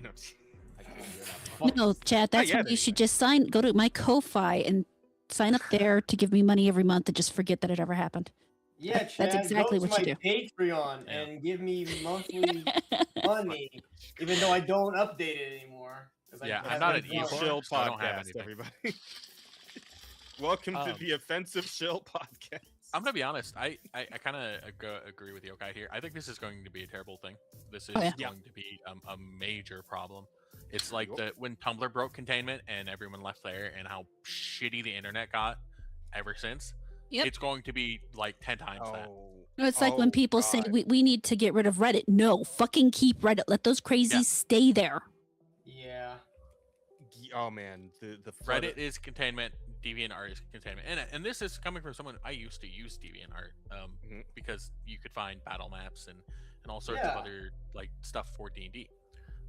Very high quality things on DeviantArt, but it got real shitty real fast. Yeah, I also use DeviantArt a lot because I used to like download 3D models for art and stuff, you know. But now there is just AI slop. Yep. You know, it very quickly outpaced the real art being made. So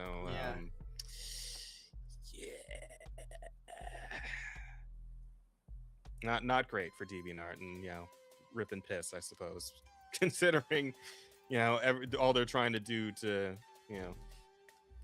to escape this problem, all the wrong choices they're making to try and hold this off. But well, at this point, that death needs to come a little bit faster, I suppose.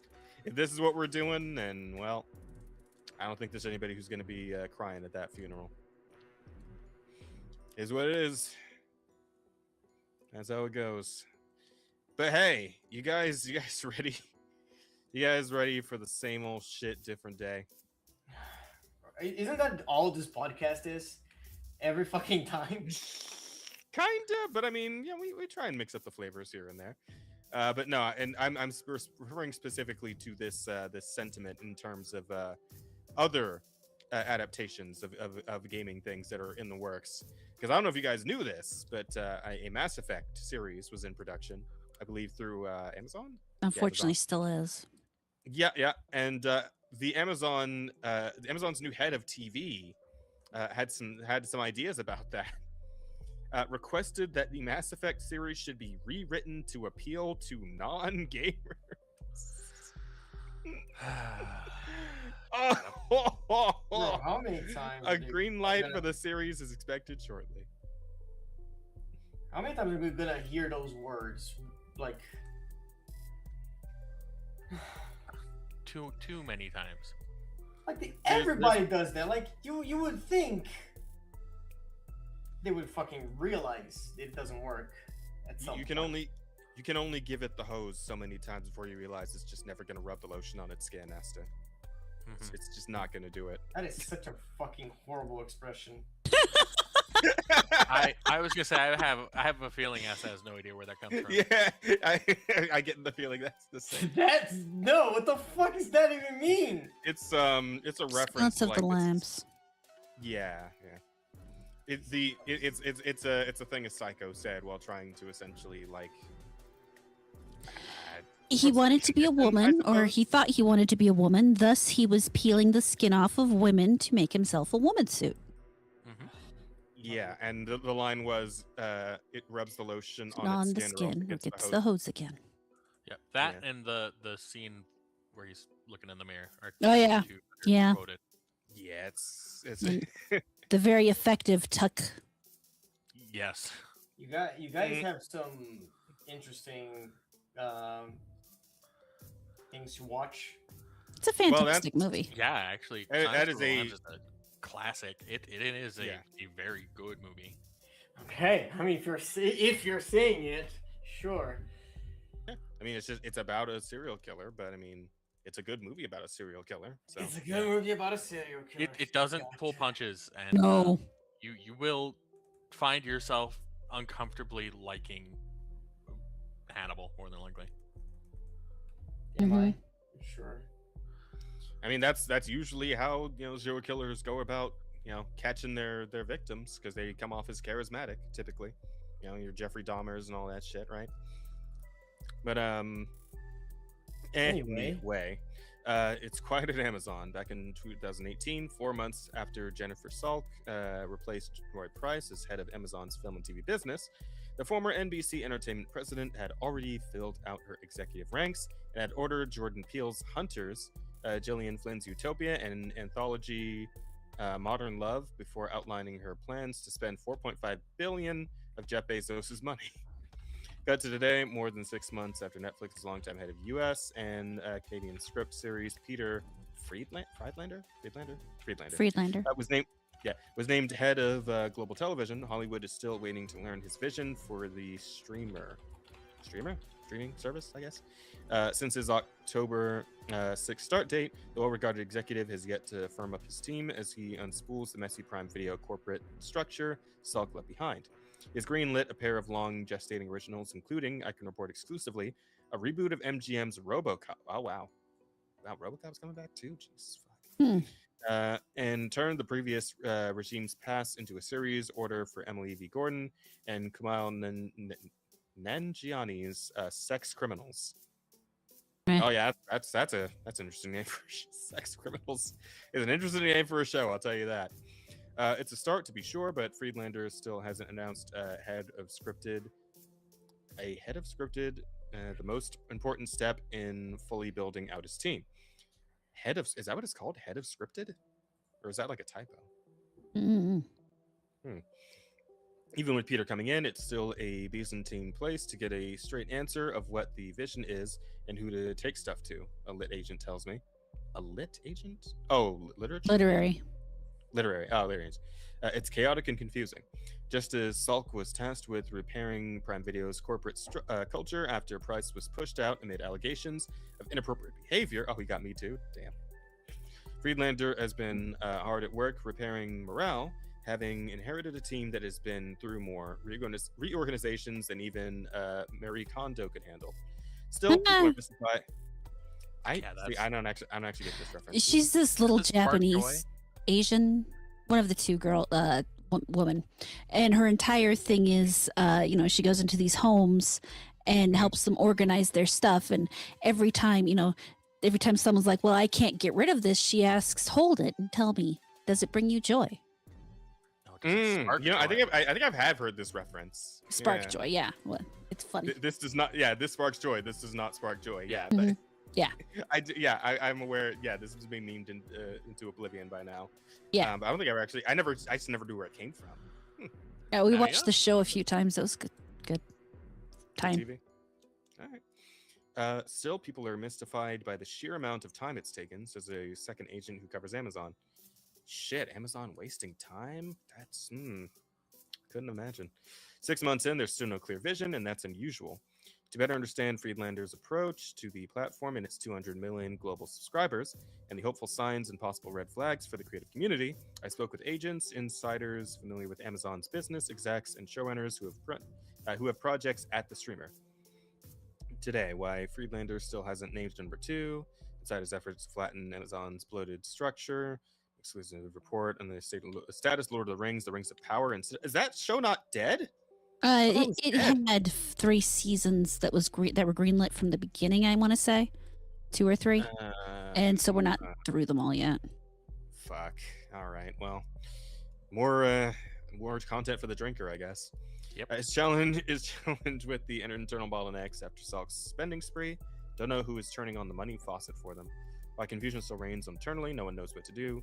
What is early green light signal and what they don't. Why reps are bullish, if impatient about Friedlander's regime. Oh, hello. Is this? Wait. Mm-hmm. Huh? Source? Yeah, it says the source of this statement was this article. I thought. Odd. Yeah, because I don't actually see anything about the next. Oh, for God's sake, fuck off. Wait, no, that didn't do anything. Hello? For full access and continue reading my Inca content, paid subscriber. Oh, of course. Well, fuck that then. All right, well. They paywalled you. Yeah. Well, I suppose all we really need to know is that this is happening again. And it's probably going to fuck up the whole Mass Effect series. Now, as someone who didn't actually... Oh, wait, you know what? Fuck, I forgot. I needed to look on my PS5 because somebody told me that apparently the like all 3 games are on sale for like $5 on PlayStation on PSN right now. So I actually kind of want to get them because I have heard, obviously amazing things about the Mass Effect series in general, at least the main 3 games. So I kind of want to, look into maybe streaming them or something. But as for fans of Mass Effect, I have to imagine this probably came as a crushing blow. And especially considering every time we hear people say shit like this, well, we get God, what was the last live action like flop that they made? I guess the Yakuza show that they were making. And for most gamers, it was just a Tuesday. I suppose so. Yeah, it's $5 right now. Definitely go pick it up because it's $60 on Steam. Then they're doing remakes and live action. My favorite shows and games. Now they're doing remakes and shows and games. Yeah, pretty much. I believe good old Kukurio has the right of it there. Reminded exact mindset on full display. Take away the original story of Mass Effect. Take away the original story, and Mass Effect is a mediocre game at best. Lives and dies on its story. Change it. It's not Mass Effect anymore, but some random sci-fi, no merit nor relevance. Yeah.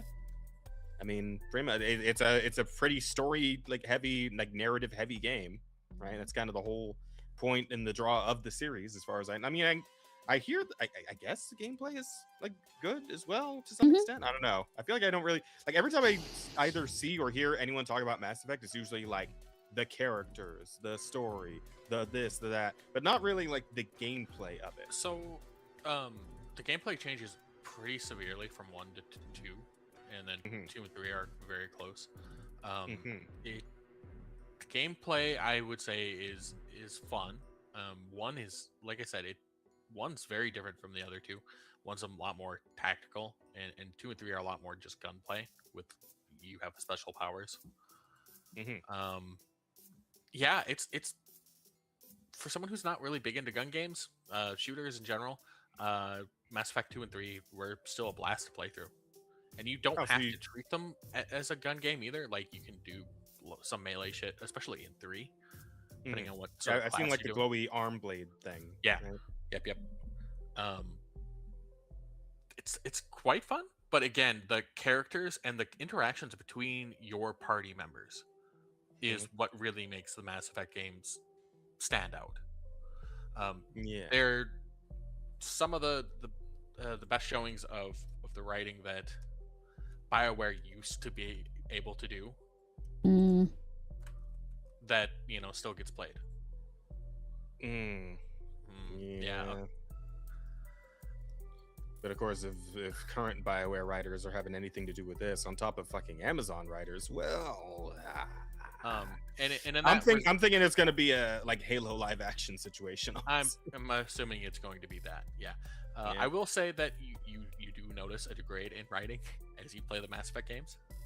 Yeah. Like one, I think I story. There's like a whole thing, like a whole massive fucking like controversy with like the ending of the third game, right? Yeah. Oh, yeah, there was. Yeah. And then you just skip Andromeda and pretend that doesn't exist. Yeah. I don't want to have a tired face. I think I'll just go ahead and stop at 3. But Matt, I love that fucking 1 clip. and 2 are amazing, and 3 caps it off well enough after they fixed. The endings are still not amazing, but they at least they did like update it, right? Yeah. Also, strangely, one of those games where the DLCs, not all of them, most of the DLCs really did add to the game rather than feel like just tacked on horse armor sort of deal. And this is, I mean, the first Mass Effect is around that time. It comes from around. When microtransactions really started like rearing their ugly heads. Yeah, I want to say the first Mass Effect was 2007. I gotta look now, but I think that's right. Yeah, it was 2007, and then 2010 for 2, 2012 for 3. Wow, that's been 14 years. Fucking nutty. Yeah, really, striking the iron while it's ice fucking cold again, huh? Even Andromeda was 2017. But you know why I think that is though? Well, because I guess because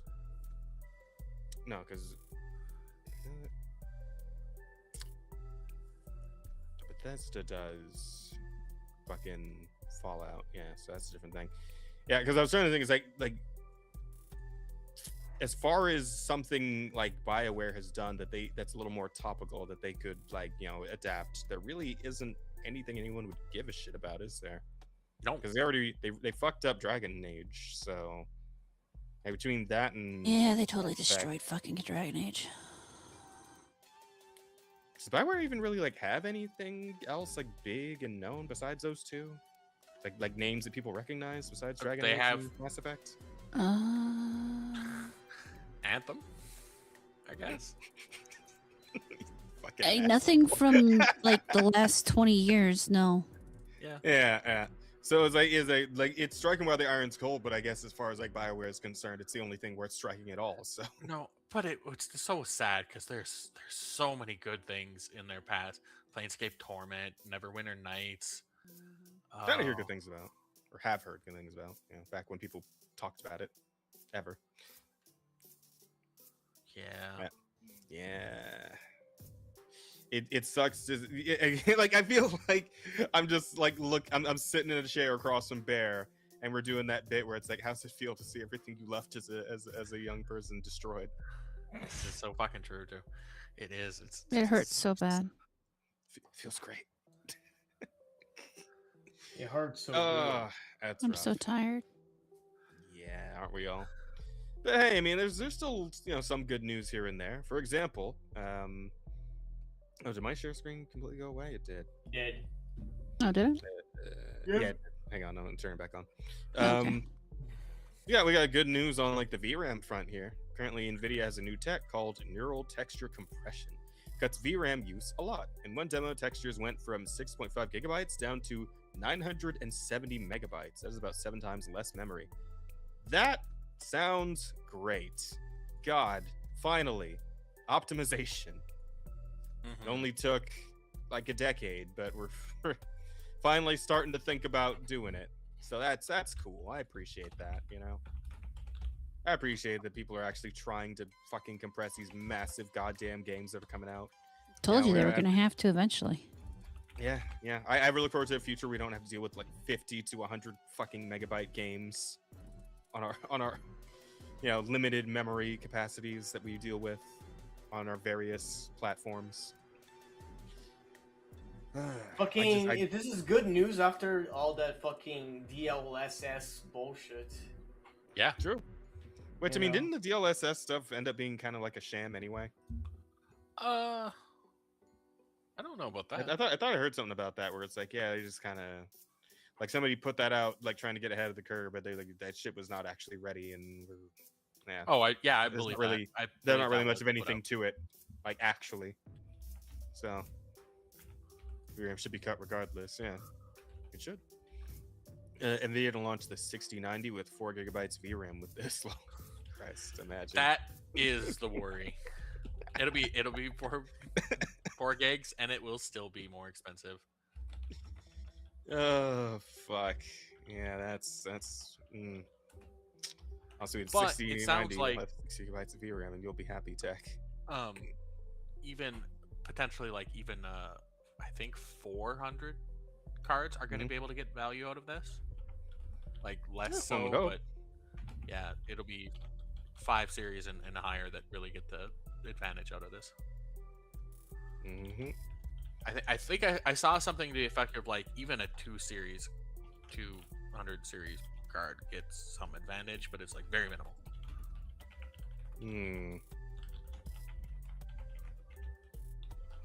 GPU hallucinates the textures too. DLSS MDC, the only thing your hardware actually renders is the bill of sale. Damn. And he's also all I know is this makes absolutely no difference for me. Can you actually do something for the first time since the 3 series? Maybe we shall see. Can't prove it yet, but the 6090 will have 8 gigabytes of yeah, everybody's thinking they're just gonna use this to fucking hike the card up further. So, hey, I mean, hope.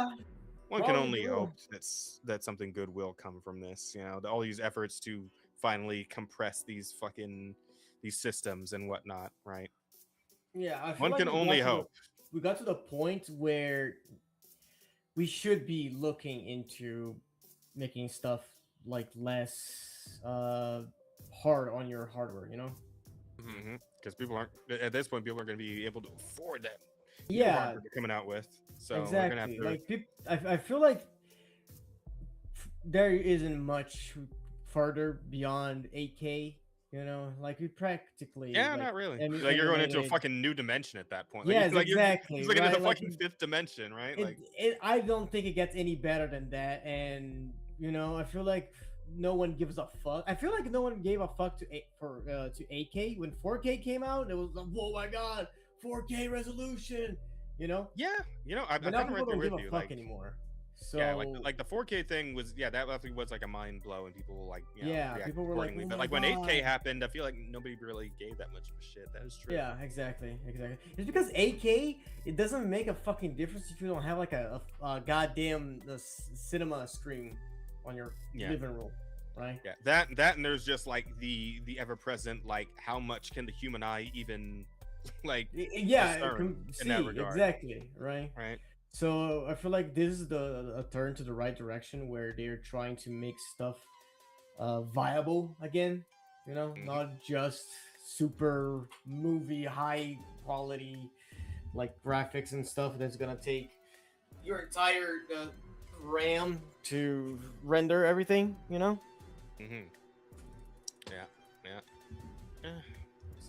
Again, let's see how that all pans out. Yeah, you guys want to know something fucking nutty? We already know you. That's fruity, not nutty. Oh, good point. Kill you both. Listen, the CCP is up to some crazy shit again. You guys want to hear about it? The Chinese Communist Party? Yes. What it is? That's the one. No, shut! You're actually talking about the Chinese Communist Party. The fucking commies. Yeah.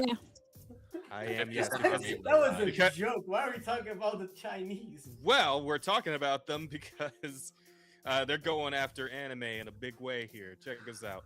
An online Japanese anime fan community with 800,000 users in China has been labeled an anti-China criminal organization.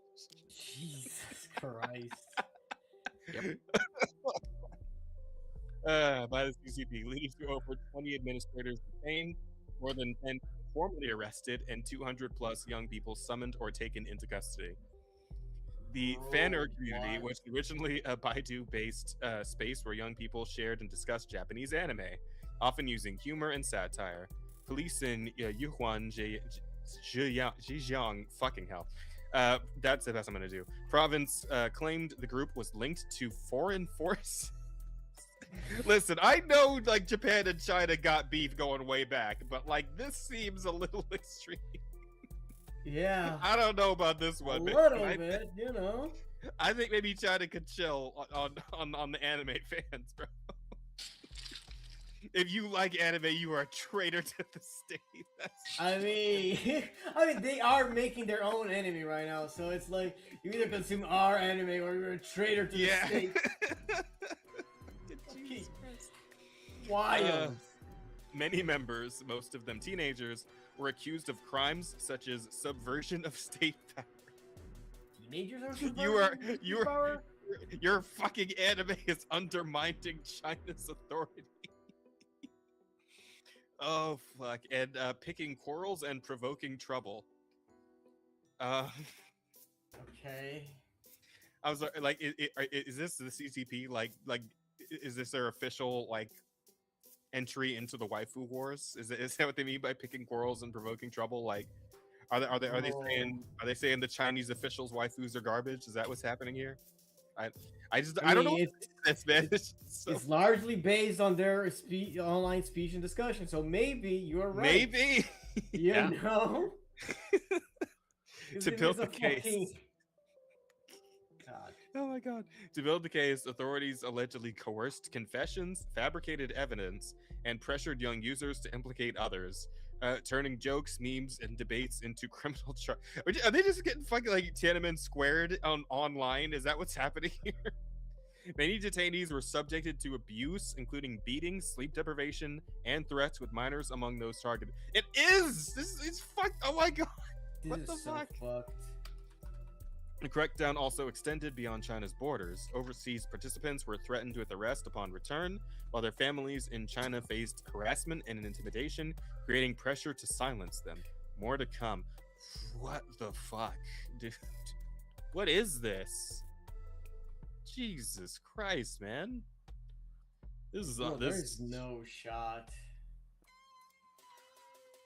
Yeah, this is there. Come on, you knew it had to happen. No. Oh God, what'd you bear right? Holy shit. You motherfucker. Okay. Oh, that's like considering our thumbnail, you know what? Oh no. You know what? That might, I feel like that one's got a strong chance of winning the Ooh, man, I mean, that is fucking nutty. In general, this doesn't really surprise me. China is very, very conservative with what they allow their people to engage in, and anime stuff really doesn't fit with the sort of culture they're trying to create. Mm-hmm. That is true.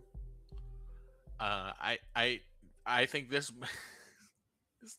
might be the beginning sparks of a revolution down the line. Yeah. Because bro, yeah, because they're like abusing children because they were talking memes and jokes and waifus, you know. Unfortunately, they've been doing that forever.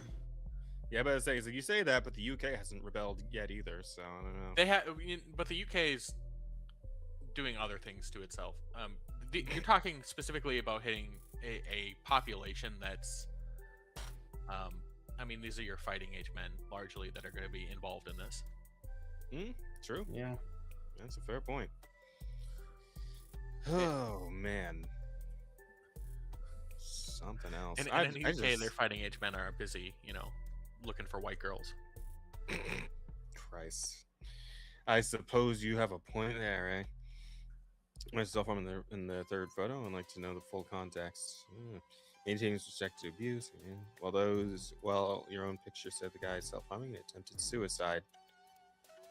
I mean, if like the psychological pressure they're putting him under is enough to like push him that far, then yeah, I guess something real fucked is happening in China. I don't know.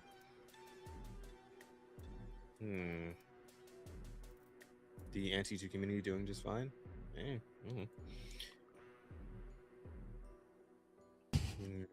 Understanding anti-2 group was accused because of their doxing, that is publicly disclosing the victim's personal private. Oh, there might be some doxing. Oh, is there actual crimes involved here? Admin accused of doxing victims by exposing personal info. Arrest notice charges only picking quarrels and provoking trouble, unrelated to subverting state power. No evidence for alleged interrogation torture. Fourth image victim is self-harm due to depression. Oh, okay, so there might actually be more to this then. This might be a bit of a smoke screen. Main admin, the anti-doing accused of being there doxing, public exposing the victim's personal privacy, including ID number, home address, etc. The arrest warrant you provided also lists the charges, picking quarrels, which has absolutely nothing to do with subverting state power. However, the claims about interrogation, abuse, censor evidence. The fourth image shows the victim's self-harm behavior resulting from depression. Yeah, what you get accused of by China and what you're actually responsible of doing, I don't necessarily think those are connected. They don't have to be. Yeah. So the whole thing's dubious, just in general. Who knows? Maybe more will come out about this as the weeks go on. Because if it's actually like on this scale, right? Because I was saying like, 200 plus young people summoned or taken into custody. Like that's pretty significant. If they're really gonna start going down this route and axing all the shit, I wouldn't be surprised to see in the next couple of weeks like Billy getting taken down. And also, I feel like this would be like a much bigger story than just this one Twitter post if it was like at this scale, you know? No, I mean the Chinese Iron Curtain goes both ways. No, okay. Fair point.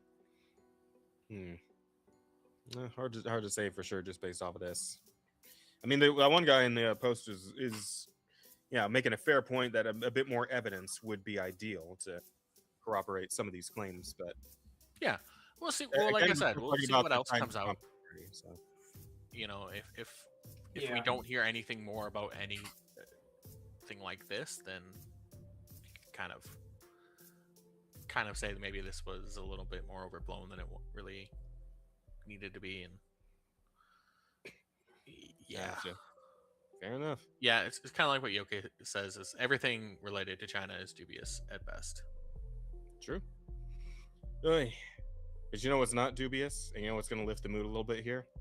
I included a story about a doujinji, an ongoing doujin that cycles around a very specific concept that you guys might be familiar with. It's 3 little letters in a row. Oh fuck, this story. This was a wild ride. Yes, we have to. It's so funny. Headline: They betrayed NTR. No, not Narita Top Road. Why would they Shut up. Narita Top Road? The NTR doujin Onagao Joshi Tufurin Suru Hanashi. I think I'm doing pretty good on that one. I don't understand a single word of what's going on here. You know what NTR is, right? What? NTR is? No. Netorari? You don't know what Netorari is? Largely. Oh, okay. Yeah, no, I didn't know what that was. I'm sure you guys have explained. The sad thing is, I'm pretty sure you guys have explained it to me before. Now, it just doesn't hold in my brain. It's not one of those things I can find a spot for anymore. Valid. Of course, because you're a faithful, loving wife, so obviously something like that wouldn't have no place in your brain. Yeah, obviously. And I don't share. True. But anyway, I'm not going to read the name again, but has sparked intense debate on social media due to its controversial ending. A story centered around infidelities enraged its most loyal readers by concluding with the protagonists happily returning to their original partners and going their separate ways. Yeah. How is this I fucking love it. Big enough to? No, it's not big. I just listen. As I try to include like just some funny stories to dull the pain of the worst ones. But this is hilarious, and I love this image in particular. Well, no, and so this is wrong. What is wrong? It's not the NTR fans that are pissed about this. It's the vanilla fans. Really? Yes. Because the guy still ends up getting cucked in the end. So guy is married. He ends up cheating with his darker skinned woman. I did the deep dive on this. I said this was a fucking hilarious story. He ends up getting together with this woman and cheating on his wife. His wife eventually ends up cheating on him with this other guy. The guy and how am I gonna go with names? Mistress? So Brown Girl, he cheats on his wife with Brown Girl. Brown Girl and That doesn't make it any better, but okay. And Stud, the guy that his wife is cheating on him with, actually knew each other, and they used to be together.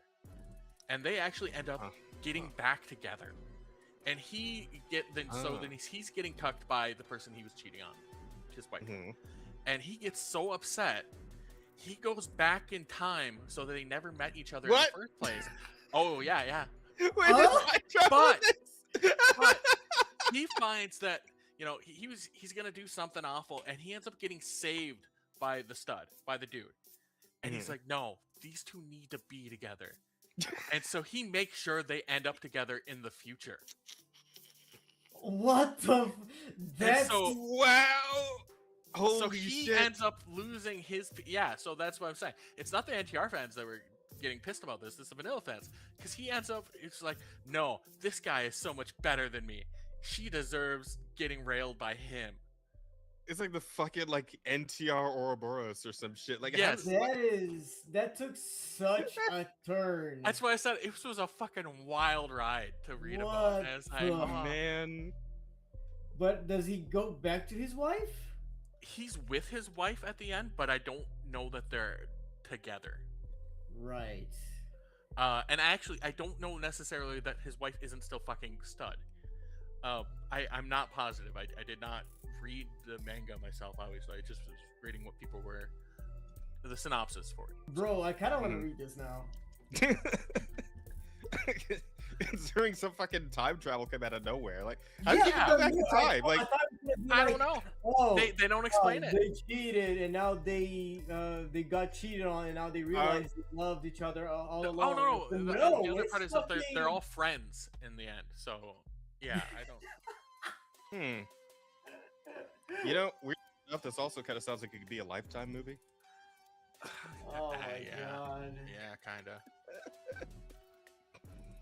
Oh fuck! But there's the day right there, Asta. You go ahead, look that up. You report back to us next week. Okay, hold on. Let me look up how long it is. Okay. Yeah, at least tell us how the fuck he time traveled, because that's what I want. Like, what's the name? Wanna go Joshito Furin. Suru Hanashi.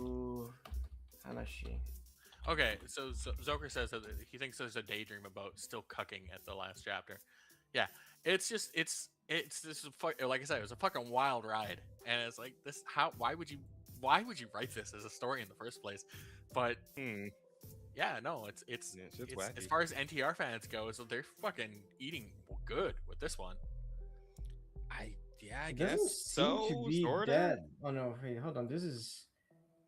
I guess so. Sort of, kinda. Well, no, the guy gets cucked twice. But he still ends up with someone in the end, right? Okay, so there are 4 parts. How many pages? A fuck ton of them. Like he's not, because with the NTR enjoyers, I feel like the whole thing is that they want there to be a loser who just loses, right? Like that's kind of what the NTR in the end is. Of it, the girl that he pined after is with a different guy. The girl he's with pines at, was technically better off with the other guy. So he is definitely the loser.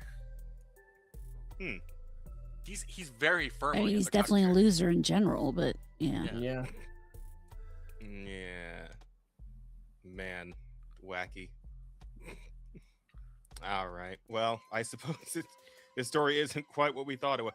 Man, what the fuck? Sorry, I I'm read not what putting yokai that on the said, and, screen. like, that is a story apparently. I'm sorry. What? Read what yokai put in chat. Hello. This is Wilder in the story of the guy that time traveled to fuck his childhood friend and possessed her to rape himself. Then his other version time traveled to revenge rape him. What? Huh? Ugh. Fuck. Yeah. Nani? I don't know. Yeah, That also sounds like an You know what? Ouroboros sort of situation. yeah. Maybe we just go on to the next story. How about that? Let's Maybe. leave this place. Yeah. Yes, Yeah. Yeah, this I went think to funny to very like disturbing very quick. I think we're done here. But the next one is kind of wacky, guys. Did you know? Did you know that the normie world is becoming aware of us? Yeah, this story. That they have discovered us. It's happening. We're out in the wild now. We're out in the open. I mean, that happened. Fucking Law and Order SVU surprised fans by featuring an original VTuber in a new episode. Viewers were shocked to see the show use a fully rigged custom model instead of a generic animated avatar. VTubers have appeared in Law and Order. Bro, they actually did like a whole bro, that's like Yeah. $1,000. Yeah, At probably. least. Yep. Yeah. They really No. put in the money for a single episode. If That's you watch crazy. the actual image, the rigging's not amazing. I mean, yeah. Well, I don't know if we can actually like put clips of Law and Order episodes on stream. I wouldn't recommend it. Yeah, probably not a good idea. Of all the fucking shows to get hit on for Hit copyright, by Law and Order. Yeah, Law and Order. that'd be a pretty funny one. It'd be ironic if anything else. Yeah. Yeah, the world of virtual streaming has officially crossed over into mainstream network television. During season 27, episode 16, Laws and Order, SVU, long-running crime procedural surprised viewers by centering a dark storyline around an original VTuber.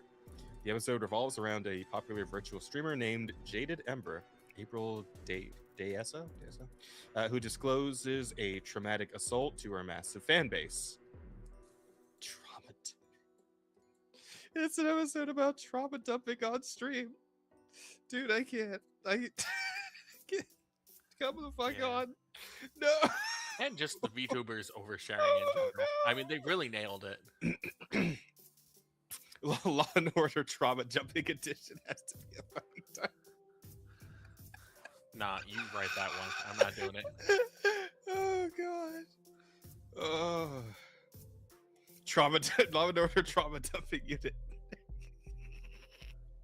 Fuck, my keyboard keeps breaking. I need to get it rewired. I really do. You okay over there? Yeah, I'm okay. Hang on. I can't.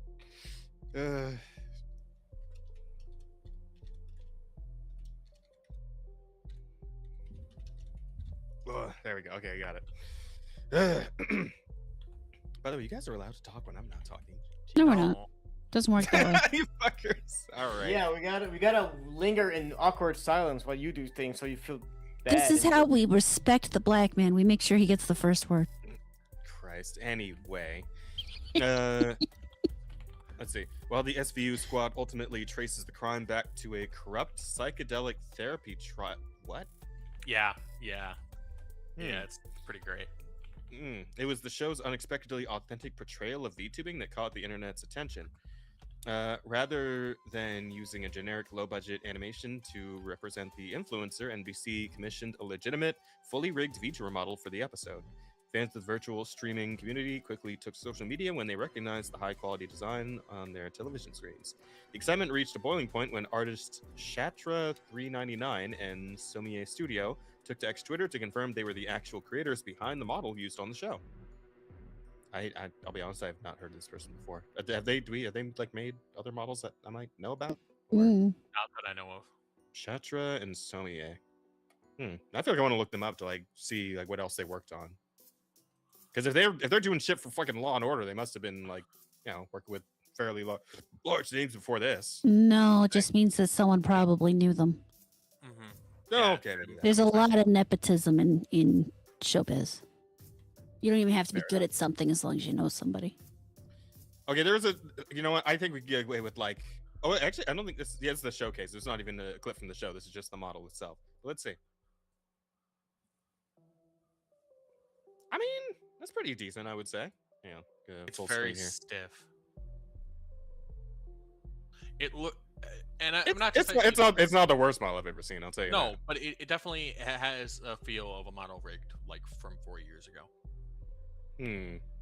Yeah, I could. I mean, I feel like my model's not much better. I'm gonna be honest. So, going through her X, I would if this person followed me, I would assume it was a bot. Damn, bro. Is it just a lot of like art promotion shit, like posts? Yeah, it's just not just a lot of like, just a lot of promotion and not a lot of like being a person. Gotcha.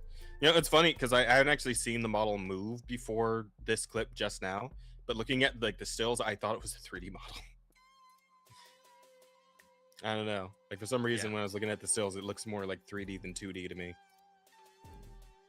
But at any rate, I, along with my good friend Somi Studio, have been given the opportunity to create the model used for Law & Order Special Victim Unit's latest episode.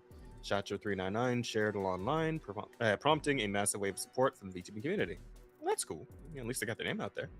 Fans immediately flooded the replies to praise the artists for securing such a high-profile television gig. VTubers moving up in the world, it would seem. Big ups to SVU for actually reaching out to artists instead of doing some shitty CGI or AI prompt. VTuber worldwide domination plan is going smoothly thanks to you, soldiers. Right. For more VTuber news, check out this video. Oh yeah, well yeah, I guess that's kind of the whole story. Is the fact that a VTuber showed up in fucking daytime television. And it really was just that. The whole being a VTuber thing and VTubing in general, it was very incidental to the story. It was really more, don't do psychedelics with your therapist. Yeah, that is a good moral lesson, I would say. That's a good moral of a story. I imagine though that like, because I know like a lot of older people also like watching Law and Order, right? So it's like, imagine being somebody in like your fucking 40s or 50s or whatever, and like you're watching an episode of Law and Order, and then you see this fucking thing flopping around. It's like, what the hell is that? Yeah, right. I think it's gonna lead to a lot of confusion. Yeah, I would think a lot of boomers going, "What's with the cartoon?" Because they don't know what the fuck, like they don't know what's going on online. They're still on Facebook. They don't know about the YouTubes and the Twitters. Yep. Oh man, and I don't think I haven't been on Facebook in years either. Do VTubers get a lot of play on Facebook? Do they hang around there very often? I genuinely don't know. Don't fucking use Facebook. Who uses Facebook? Yeah, I use it to look for kittens. That's probably a no then. I think there are VTubers. I thought you were a dog breeder. Facebook. Huh? I thought you were a dog breeder. Why are you looking for kittens? Because I want kittens. Oh, fair enough. I'm sorry, you were saying, Bear? I do believe there are VTuber things on Facebook. I think it's small though. It's like you get more traction on Blue Sky than you do Facebook. You get more traction just about anywhere than you do Facebook. Let's face it.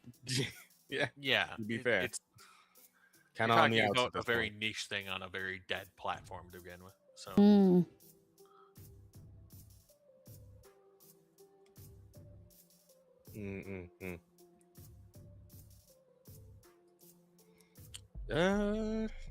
Yeah. Well, I mean, that's all there's to say about that. It's kind of cool, though. I think pretty interesting. I guess we'll see how the normie population at large reacts to the existence of VTubers, which I believe before now was still like fairly like little known among people who aren't actively engaging in this community. So we'll see how that goes. I think we're still a bit of ways off from like VTuber news anchors or anything, but we can get there eventually. Yeah, I think this isn't really going to put us out in the normie sphere. It's going to take something a little bit more, just because of how little was actually talked about the whole VTuber thing. Yeah. What would it take? I wonder. Like, where would a VTuber have to show up for it to, like, really call it like the mainstream massive attention? It's going to show up even a show on the news, like actual national news, and it's going to be for something horrific. Well, you say that, but I actually remember when I was watching an Asmon video a while back, there was a story about a woman who was arrested in like her fucking trailer or whatever. And like they dragged her out. She had like fucking cat ear headphones. I don't know if she was a VTuber per se, but she was a streamer of some sort. And then they went in there and found that like her like infant child had been dead for like a week or something. And it's like, oh god, yeah, yeah. Like I said, not the way I would have liked people to, become aware of like streamer culture and whatnot. Dead baby is not streamer culture. Well, I mean, tied to the person involved was a streamer, and very obviously so, with all the, streamer paraphernalia and bullshit he had on. So, yeah, and it's just one of those things where people tend to, like, the first time they see something and it's like it's in a negative connotation, they tend to associate with that negative connotation first and foremost, right? And then it becomes like a whole thing where you kind of have to try to run that back. And obviously, like, the kind of people who do stream, the nerds, the freaks, the weirdos, they don't really have the no, we're not putting that as we're not putting that as a possible title, Bear. Fucking asshole. Jesus Christ. God, you're awful, Bear. You're awful. Yeah, but I don't know, man, because I'm trying to think of like, no, if they're actually like, aside from like literally the news, like what would it take to get the like the VTuber like shit out there? Like maybe, I don't know, like somebody who's like uses a VTuber, shows up on like an American Idol or something. I don't know. Is American Idol still a thing? Actually, I think something like that would work. But wait, no, is American Idol actually like still a thing? They still do it? Mm. I haven't watched in years, so I have no idea whether or not they still. It'll be like what was with the Masked Singer show, and it'll be fucking Iron Mouse, and people will have to explain.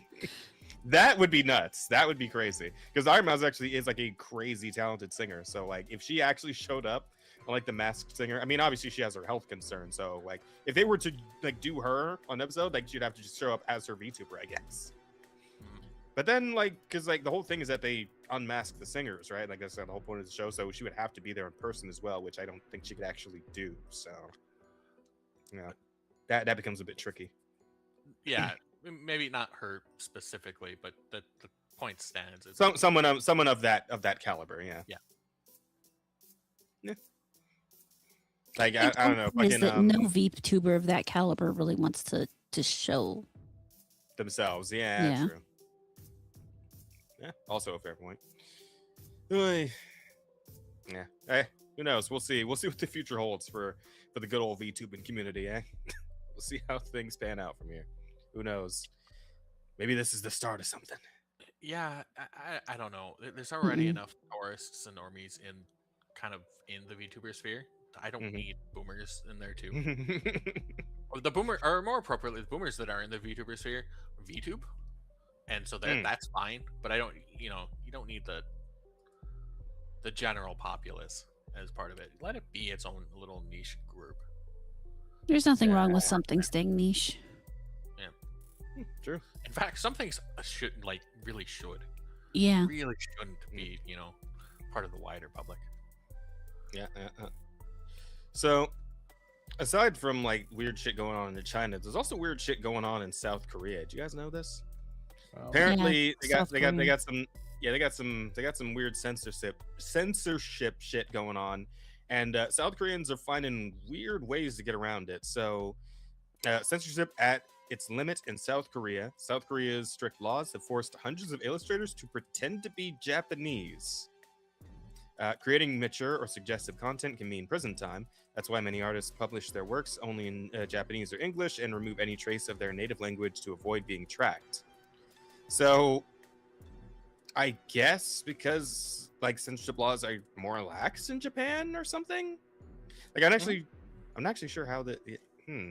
Well, I mean, on one hand, they're not necessarily lying. I bet a lot of South Koreans have a little Japanese in them, for reasons. Yeah, for reasons. Fucking hell. Yeah, but that's a weird one though for me. From what I understand, South Korea is its own special hellhole. They're advanced, like standards of living there aren't bad, but societally they're got a lot of problems. A lot of problems in South Korea right now. On top of the fact they're not being Korea anymore, now they don't even want to jerk. Damn. And go back to the Japanese occupation in 1910 and they'll, oh god, wow, fuck, bro, that's a hell of a post. Wait, translated from what language? From Spanish. Okay, that makes sense. Wow. Though I will have, this is kind of unrelated. I have to say that with Grok doing all the translations now in all languages, just kind of showing up more often on X. Yeah. People that speak Spanish, they're fucking vicious. Yeah. Yeah. Like fucking Latinos are the worst, dude. The things that we say is foul. Yeah, it's not just racism. It's like Japanese been popping off pretty hard too, though. Sometimes here and there. The Japanese are do it in a much, despite the fact they might be being mean as fuck, they do it in a much more polite, measured way. The Spanish they're basically like wild dogs. Go off. Yeah. Holy shit. Absolutely. Remember South Korea, it's just at the north, you're a slave. Bit of a rocket hard place situation there, huh? Yeah, you need to leave South Korea. Wait, hang on. In fact, police have been dispatched to forcibly disperse adult booths. This is the current state of South Korea. Wow. Also, wait, is that a fucking oh my god, what is Asta, what's her name in Star Rail? With the pig. Topaz. Yeah, that's a fucking Topaz cosplayer. It looks like a Topaz cosplayer, honestly. Yeah. Yeah, I was like, what the hell's happening over here? Illustar. Yeah. That's wild, man. I didn't realize things were this bad in South Korea. I figured they were, essentially the chill Korea. I mean, I suppose, I suppose comparatively they still are. Technically, yeah, you know. Yeah. You're talking about a bar that's buried in the dirt compared to a bar you can just trip over. Mm-hmm. Yeah. No matter how hard you try, you cannot stop human beings from trying to draw or look at boobs. They will always find a way. Not even a joke, just an objective truth. Yeah. Yeah, and I'm just thinking of that one fucking anime from God, I think it was like fucking ago now. Yeah. A World Without Dirty Jokes or whatever it's called. Yeah, Shimoneta, a world without dirty jokes. Or, yeah, that's just South Korea right now. Apparently. That is South Korea, bro. That's Brazil right now. They're about to break out the fucking collars, man. It's just a matter of time. Did you guys hear about the new law here in Brazil? I did not. What the fuck happened? Yeah, it's the same thing where you have they did in the UK where you have to provide your ID or facial recognition for adult websites. It happened with Twitter and Pornhub and all the big, with Twitter? Oh, I mean, Twitter, yeah. There's a lot of content on Twitter for you gotta put your face on Twitter, prove you're an adult. Yeah, and there are a lot of jokes around here about the Shimoneta, about the year 2036, the fucking Brazil has turned into the fucking world where nothing adult can be said or whatever. Yeah. Well, I suppose it is what it is, and maybe a fucking revolution in South Korea too. Maybe all of Asia is about to just fucking catch fire. Who knows? Honestly, it's very sad because South Korea does some banger porn. Yeah, that's the sad part about it. They are very freaky. The South Koreans, they are. I think they tried a coup recently in South Korea. It didn't go over well. Really? Damn. I didn't hear about that. I also didn't hear about that. But I guess Iron Curtain again kind of deal. But oh no. But this one was public. Yeah. Oh shit. Like was there what, like protests quashing and shit, or what? Like how bad we talking here? Not good. I don't know, but yeah, it was 2024. There was a whole martial law crisis thing. Yeah. The guy declared martial law, and it lasted all of like 3 hours. Wow. What the fuck? That's wild, man. Yeah, I don't have to catch myself up on whatever the fuck's going on in South Korea, I guess. It seems like it's because there's been so much crazy shit happening like in all of these other places. It just kind of went under the radar, you know. Yeah, well, and they were the people responsible for it, or at least some of the people responsible for it. The president at the time, they were just found, or they were sentenced in February. Mm-hmm. So the ex-president, he got life in prison, and then one of his other higher ups got like 30 years. So it was damn. Yeah, they quashed that pretty hard. Well, that's crazy. All right, well, I guess South Korea will keep chugging along until something else explodes. I don't know. We'll see what happens. Yeah, this particular thing of like, you know, trying to annihilate suggestive content usually doesn't go well anywhere. It happens. So, yeah. Well, I think, to be fair, South Korea's they're taking away the porn to try to encourage them to go back to fucking. Oh, yeah, that is true. Yeah, fair. That's a fair point, I guess. I don't know how much you know about this, but South Korea's got a kind of an issue going on as far as their birth rate. Don't we all? Yeah, I mean, like quite literally, don't we all at this point? Like, has Earth been trending down across the entire fucking planet? They have it bad. They actually have it been like, there has been like stories of like schools where certain grades just had no students. Oh, South Korea has the lowest birth rate. Yeah. Oh fuck. They got it bad. Right. Wow. I wonder what the hell happened. They have less than one baby per woman. Lots of things happen. The women there just don't want to fuck. Well, yeah. There's South Korean feminism is a fucking wild beast. And like worse than American feminism? So much worse. So much worse. Oh. But to the point that American feminism is starting to take lessons from them. Yeah. Oh God. Oh no. They are not going to have a country in a century. There will not be South Koreans unless they start making babies. Well, even right now, with the population as it is, they're expected to have in like 50 years. Damn. So we're stuck with nothing but the North Koreans, huh? That's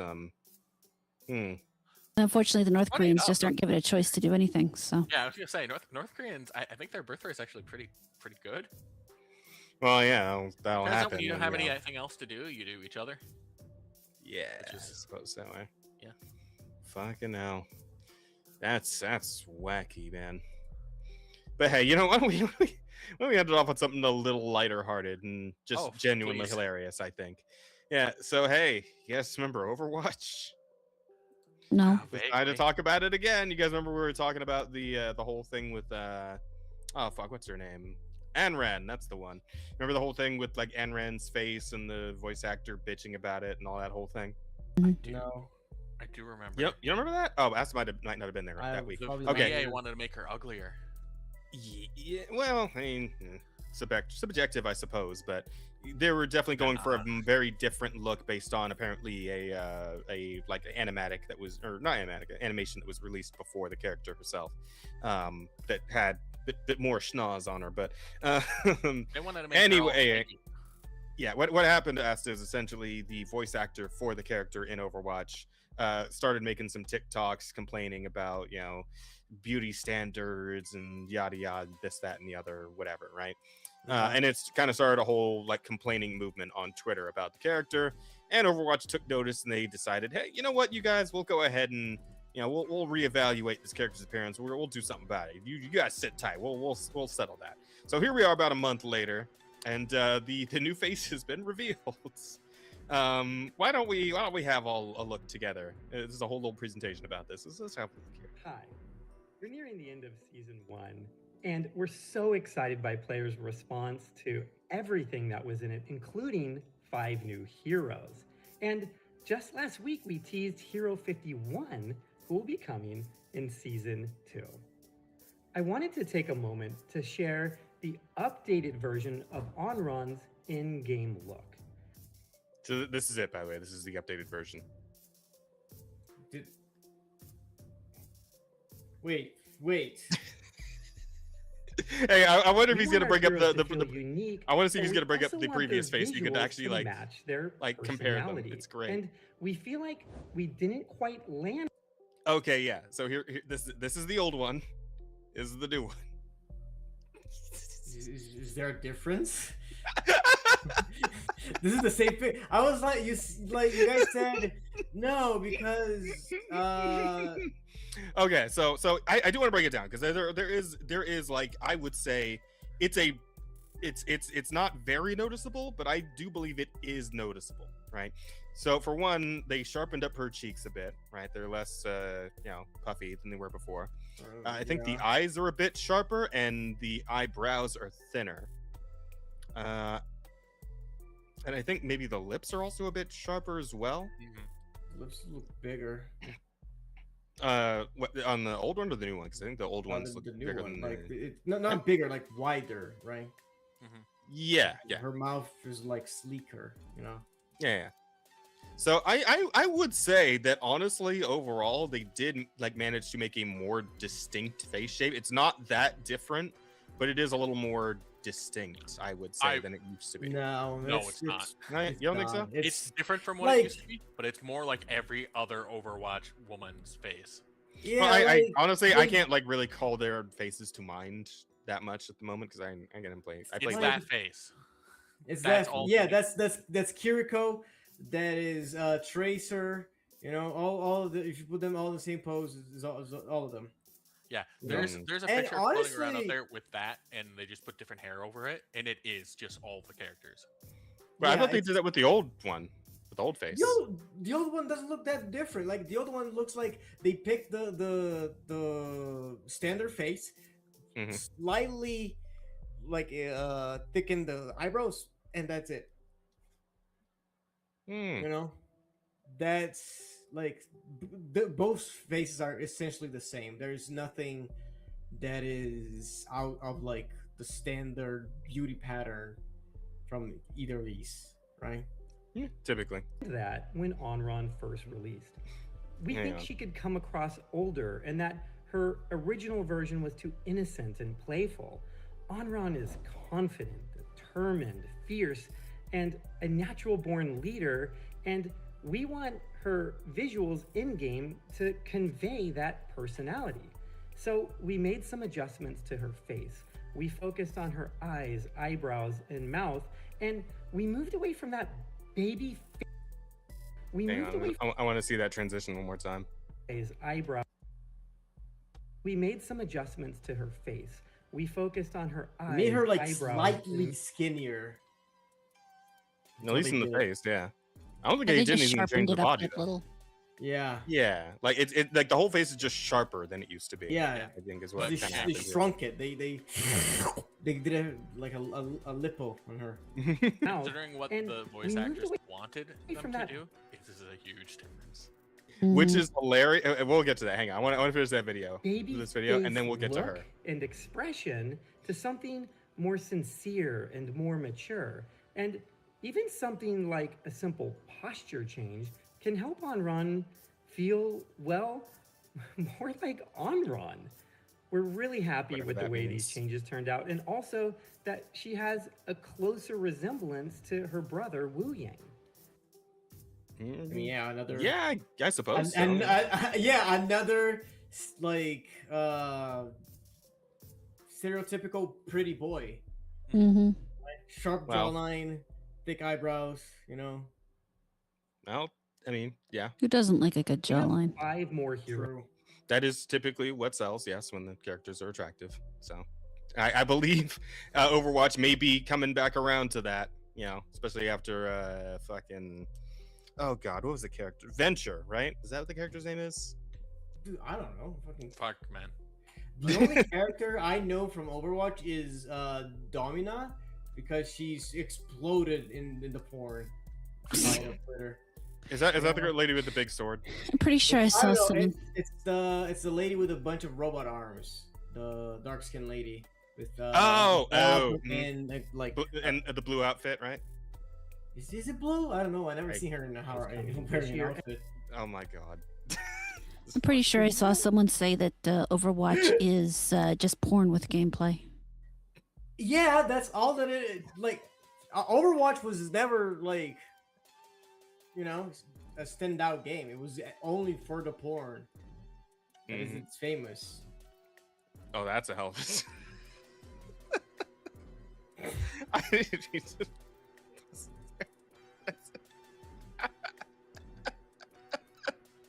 Oh fuck me! I can't. Yeah. All of them to feel true to who they are.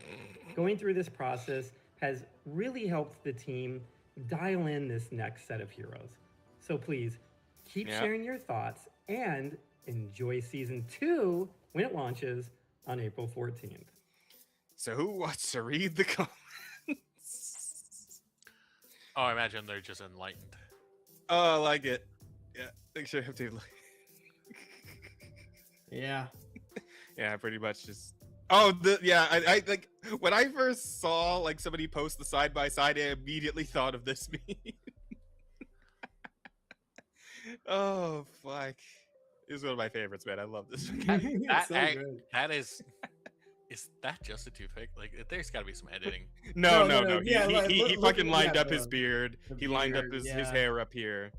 You know, he has like a different tilt of his head that makes it look sharper. Yeah, the lighting looks better. Yeah, he's squinting. You know, the eyes are squinting. You know, the first thing he looks like confused, like he doesn't know where he is. The second one, he's like trying to be sexy. You know. Yeah, like the expressions like more calm looking, and just like that the framing of like the blue light on the side of the it just all looks much better, right? Trying to guess.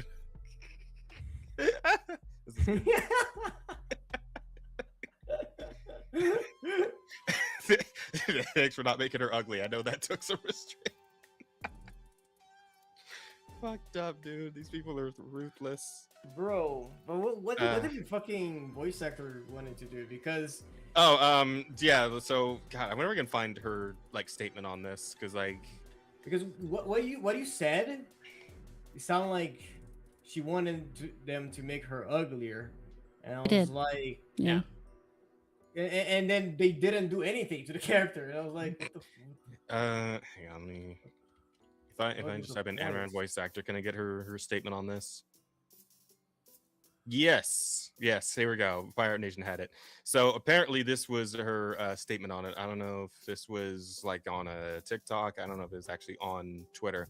But apparently her quote, "So grateful for this update. She looks much more like the strong older sibling we knew her to be. Thank you, Team 4, and thank you, Overwatch community." She added, "Thank you so much for making this change. Her new look is so striking, and you all did so well, especially within the tech limitations at hand." Yeah. Sounds like irony, but okay. Yeah, I think Dezembro clocked her on this one. She's coping. She went on and on about harmful beauty standards and Ozempic looking heroes. Yeah, that's an actual quote. She did say Ozempic. How Overwatch should redefine Ozempic is the shit we use here in the States to like make us less fat or whatever. It's a shot that helps people lose weight by suppressing appetite. It also comes with a whole lot of really interesting side effects. Yeah, that sounds like it very would. Interesting side effect. Yeah. Like in Heroes Now, Overwatch should redefine what heroes look like, and all she got was an expression change from standard to confident smirk.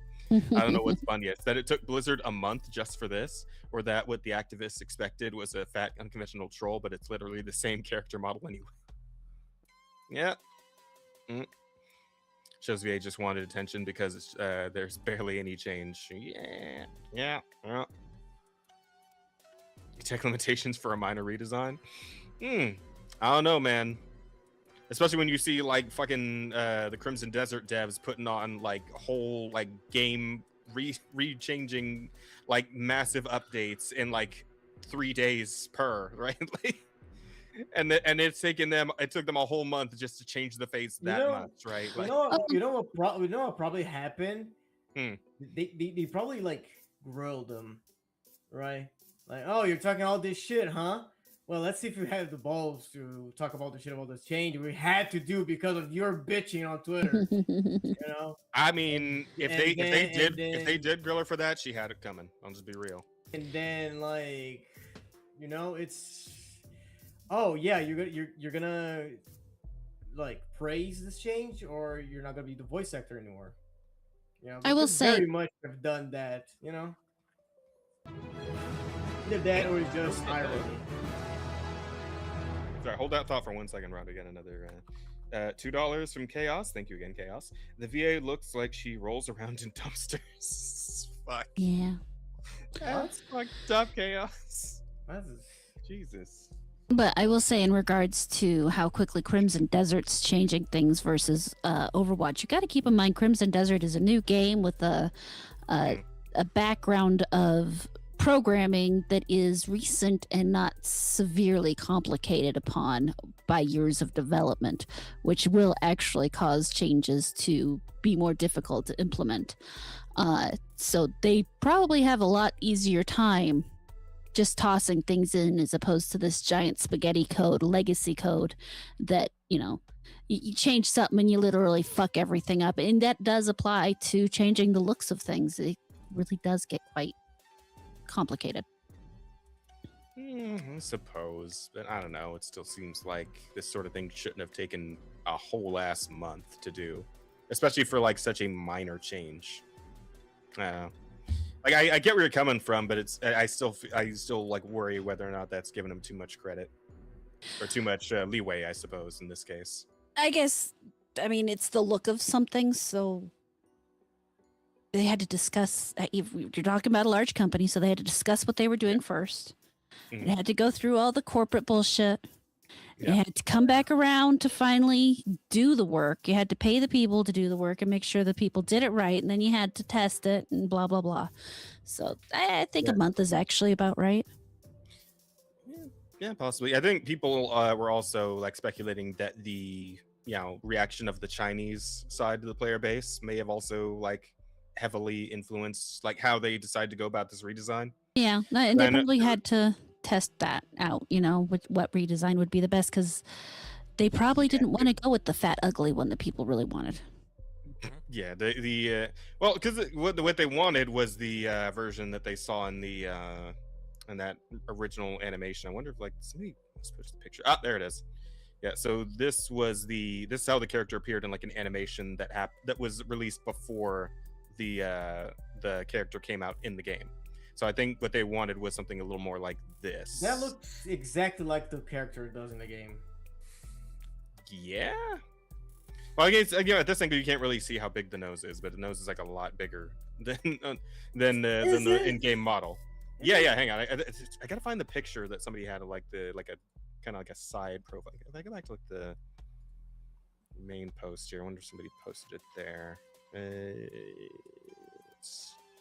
Yeah, here we go. She's definitely got a bit more, like. I mean, it's straighter. It's not bigger. Yeah, I suppose. You know what I mean, though. It's like it is a bit of a different look in general to like the one in like this one looks a little more. Yeah, it's. I don't know, like kind of Middle Eastern-y than like Asian. I don't know. Are you guys seeing that? Is there just me? Mm. And really. like this looks a little more like I don't know, like Persian or something than Asian. I mean, in any case, I don't think that knows. Yeah, but way this whole thing. No, yeah, not even. The thing is, the character like doesn't look that different from the from the animation anyway. I don't think there was a reason to complain about it to begin with. No, just to complain. Yeah, pretty much. And again, this was coming from the official voice actor for the character, and she's the one who kind of stirred up this whole fucking hornet's nest in the first place. she's the one that made them have to go back and fix it for the audience. Obviously, the Western audience is not really satisfied with this fix because again, they wanted the character to look like this one in the animation. I mean, I'm sure the Chinese players couldn't give a shit less. I mean, if anything, I feel like the character looks better now than she did originally. So, like the first round of the in-game model, I feel like this actually ended up looking a little bit better. So, that's my opinion of it. I mean, it just looks like every other Overwatch character. It looks like any Asian bitch in animation these days, honestly. Looks like Sage from Valorant, Damn, speak on it, Asta. Sounds like you got some opinions. I mean, my opinion is that people want to do hot stuff, and they only know how to do one recipe, Well, you have to also keep in mind, right? Because this is sort of the gotcha thing, almost. Yeah, exactly. With Overwatch, it's not like fucking where every character is free. You got to pay for each character. God damn it, he's dying. Right. So he's dying. I thought it was me. Oh, I was checking my net. Hello. Check. You're cutting in and out, bud. Ah, fuck. You should wrap things up before you die. Maybe I'll even come back. Or is it still bad? No, it's bad. Yeah, it's tripping out. Yeah. Fuck. Okay, hang on. I'm just gonna leave and come back. Let me see what happens here. In the meantime, though, I mean, I think we've gone through all the stories. We can probably start looking towards. I'm gonna go wrapping things up. Pull open the question. Well, that is the wrong camera. Hang on. That is also the wrong thing. God damn it. You even know what you're doing over there? Okay, sorry. Let's figure out what the title will be. Okay. Wait, shit. What was I saying? Hang on. I lost my train of thought. Oh, right. Yeah. No, that's what. Yeah, I was saying. Yeah. It's like the gotcha thing where it's like they expect people to spend money on this, but the best way to get people to spend money on the character is to make the character really attractive, like conventionally attractive. Yeah, and that's just how it goes, man. That's like, just how it goes with scoring. They got to make like it. I feel like it's a very valid way, a valid critique to say that if every character looks the same, why would I buy the following one if it's just gonna be more of the same? Mm-hmm. True, but I mean, Uma Musume. Yeah. Yeah. I mean, every single girl in that game is cute. Every single one, they range in height and bust sizes, but that's like I'm not disagreeing with you. I know it works. I know it's like the meta, and it is always gonna sell. I mean, Uma Musume, Zenless, Genshin, Star Rail, Wuthering Waves, all of them do the exact same character, like looks wise, over and over again, and it sells. I'm not disagreeing with you. I know it sells. I know it's what they are doing, what they're going for. What I'm saying is, I have my personal belief that you should have different characters, look different, because otherwise it gets boring, right? Yeah, I stopped playing ZZZ because they released fucking Yishuan, Lucy, and Yidahari, and they all had the exact same outfit, right? It gets boring at some point, like I stopped caring for the characters if they don't seem unique or different, or he has standards, man. Yeah, that is a big problem with gacha. And even Uma Musume, which has a lot of like body differences, it still gets repetitive, right? Yeah, fair enough. And I suppose at some point somebody'd have to be willing to take the chance to experiment on that one and like see if they could still get the sales with less conventional options. But yeah, it's because every time somebody tries a less conventional option, again, I'll bring up Venture in Overwatch. I don't think that character was very popular at all. Yeah, I don't think many people bothered to actually pay money to get that character on the roster.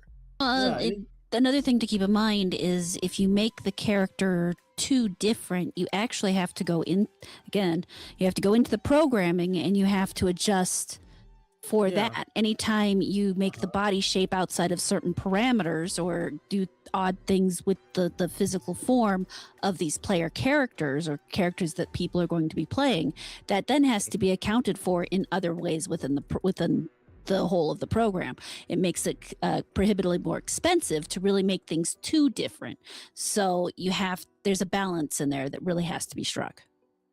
Yeah, no, absolutely. Like I know it's not viable. Like and some are better at that than others. I would say that like Overwatch in that regard is a little bit better about that. Like there's outside of the female characters and all that, there is like a fair amount of diversity between like body types of like some different characters like Torbjorn and fucking what's his name, the big guy with the armor, Reinhardt. Yeah, Reinhardt. And like what's his name, Roadhog. Junkrat, all the guys. I mean, I guess as far as the male side of the roster, there's quite a bit of variety between the body sizes and types there. And Zenless can be good about that as well. In terms of like all the different kinds of characters and size and shapes that appear there. Shit like Bond Yue and Ben. But I mean that kind of really does point out is like, if you're a guy, you can be all these sorts of different things. Even and the female side, or a cat on a jetpack. Are you a woman? Oh, you're this one woman, but you have different hairstyles. Look. Yeah, fair point. It's not like much of a critic, like specifically to any. No, that's just normal for. Yeah, it's not specifically to Blizzard. It's not specific to Hoyo. It's just a critic that is just like that is just how the market is and how people buy stuff. Yep, attractive women sell, and they sell pretty much everything and anything, right? You want to sell makeup and lingerie, use hot women. You want to sell race cars and cheeseburgers, use hot women, etc. and so on. Woman, right? Like singular. You use one woman to do that. You could use multiple if you want. They look exactly the same. That's the point. Hey, just because a woman's hot doesn't mean she looks like every other woman. You can use multiple hot women as long as they all look different. Yeah, but they don't. There are a variety of hot women. Right, but the point is that you could if they look different. That's all. Yeah, exactly. But they don't venture like that. No. Yeah. Okay, but that's a whole other can of worms for a different night, I think. Yep. Let's go ahead and get to the wrap up. Fair enough, Asta. So, you guys have been busy with the titles here. Yeah. What are we thinking? Anything that Bear wrote, I want out. I don't want. I think Law and Order Trauma Dumping Unit is pretty strong. It is pretty strong. I think Tiananmen E Square is pretty strong too, and it goes with the fucking the thumbnail. So as long as we're okay not showing up in China anyway. I'm kind of fine with that, to be honest. I am too, to be fair. I like Asta the Old Latin because it's about me. And I'm not surprised. I think if we're talking about ones about you, then Woe Twink Death Be Upon Ye is the stronger option. I think that is the stronger one, and it is Asta oriented. Yeah, that is a good one too. That last one I put, I think we could probably that one's scrap, out, right? please. Yeah, you scrap that one. Yeah, maybe. I think maybe between the Prego podcast and April Fooked. April Fooked because it's about jazz. Yeah. Fair. Okay. All right, then that'll be it. All right, so the poll is started. If you guys could go ahead and pick our title, I will go look at the questions. Let's see the questions. Our first question is from Cryogenocide. Favorite fantasy class to play? I like rogues. I really like rogues too. I think I'm gonna go with that. I guess a monk, but like the thing is, I just haven't really like played a Final Fantasy in a good long while, so it's like as far as classes go, no. It's like I assume. I think you said just fantasy. I said Final Fantasy. My bad. No, I almost said Final Fantasy because my brain inserted it, but then I fixed it. So just fantasy. Gotcha. Yeah, I mean, probably still monk. Honestly, either monk or bard. Mm-hmm. Monk or like if we're talking about a single class or not like multi-classing and shit, then maybe monk or bard. Like think of like you started Skyrim for the first time. What are you doing? Well, I mean, it's not really like how do you like? There's no classes. quantify Yeah, there's no classes in classes, but Skyrim, like yeah. there's play styles. I usually go for Better the way to- stealth archer. Better way to put it, what Baldur's Gate class would you pick? Yeah. Then yeah, probably a monk or a bard. Yeah, I would go rogue. If we're doing pure classing here, then yeah, one of those. I agree, Rod. Rogue is the strongest. Rogue or Ranger, generally my favorites. Yeah, just like stealth archer. Yep. You know. Probably like cleric or sorcerer. Yeah, Bear likes the magics. We'd have an interesting party there. How's the director's cut Soul Eater? I believe that's in regards to Lord of the Rings. And that was your comparison, Jazz. Oh yeah, you said Lord of the Rings.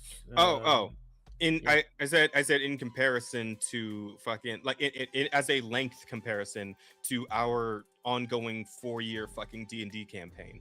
Right. Okay. Yeah. Whereas D&D is whereas Soul Eater is like 24 episodes and you're done.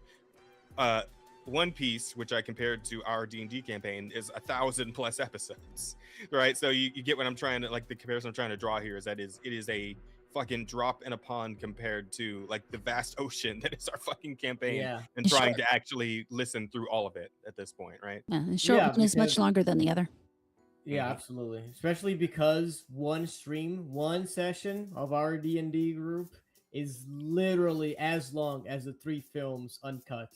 Or longer, depending. On depending. It could be longer. You watch. Yeah. Yeah. So. All right, and that was from Chaos Smash. Chaos Smash also asks, so Asta, since you're Brazilian, do you like SNK games? Jokes aside, it's not racist. Lots of Latin countries love SNK games. I'm gonna guess he doesn't know. Metal Slug? Oh. No, I don't think Metal Slug was SNK. I think he's talking about shit like King of Fighters and Fatal Fury. And Mark of the Wharves, City of the Wharves. I play King of Fighters on the PS3. It was a good game. Fatal Fury. Yeah, I mean a lot of the same characters involved there. I mean it's cool. I'm not that big into it, you know. Yeah, I mean, because you're not really like a fighting game player in general. Yeah, in general. So. Yeah, I don't usually go for those. Yeah. I used to back in the day, back in the olden days. Asta was a big anime fighter game, you know. Dragon Ball, I was thinking of cracking open fucking Blaze Blue here. If you want to come and run some rounds, buddy. Chaos says Metal Slug is SNK. It is? Wow. That was something else. Knowledge. Do I still have?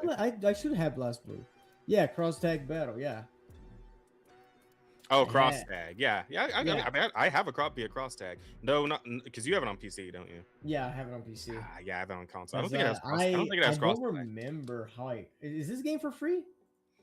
Cross tag? No, it was definitely like at least 50 when it came out. Yeah, no, it's quite expensive. It's like $20. I don't remember how I got this game, but I got this game and I played one stream with Tazzy, and that was it. I never played again. Fair enough. All right. And Dissoluto Unida Tribus asks, would you like to hug a nuclear waste casket? Sure, it'd probably be nice and warm. Yeah.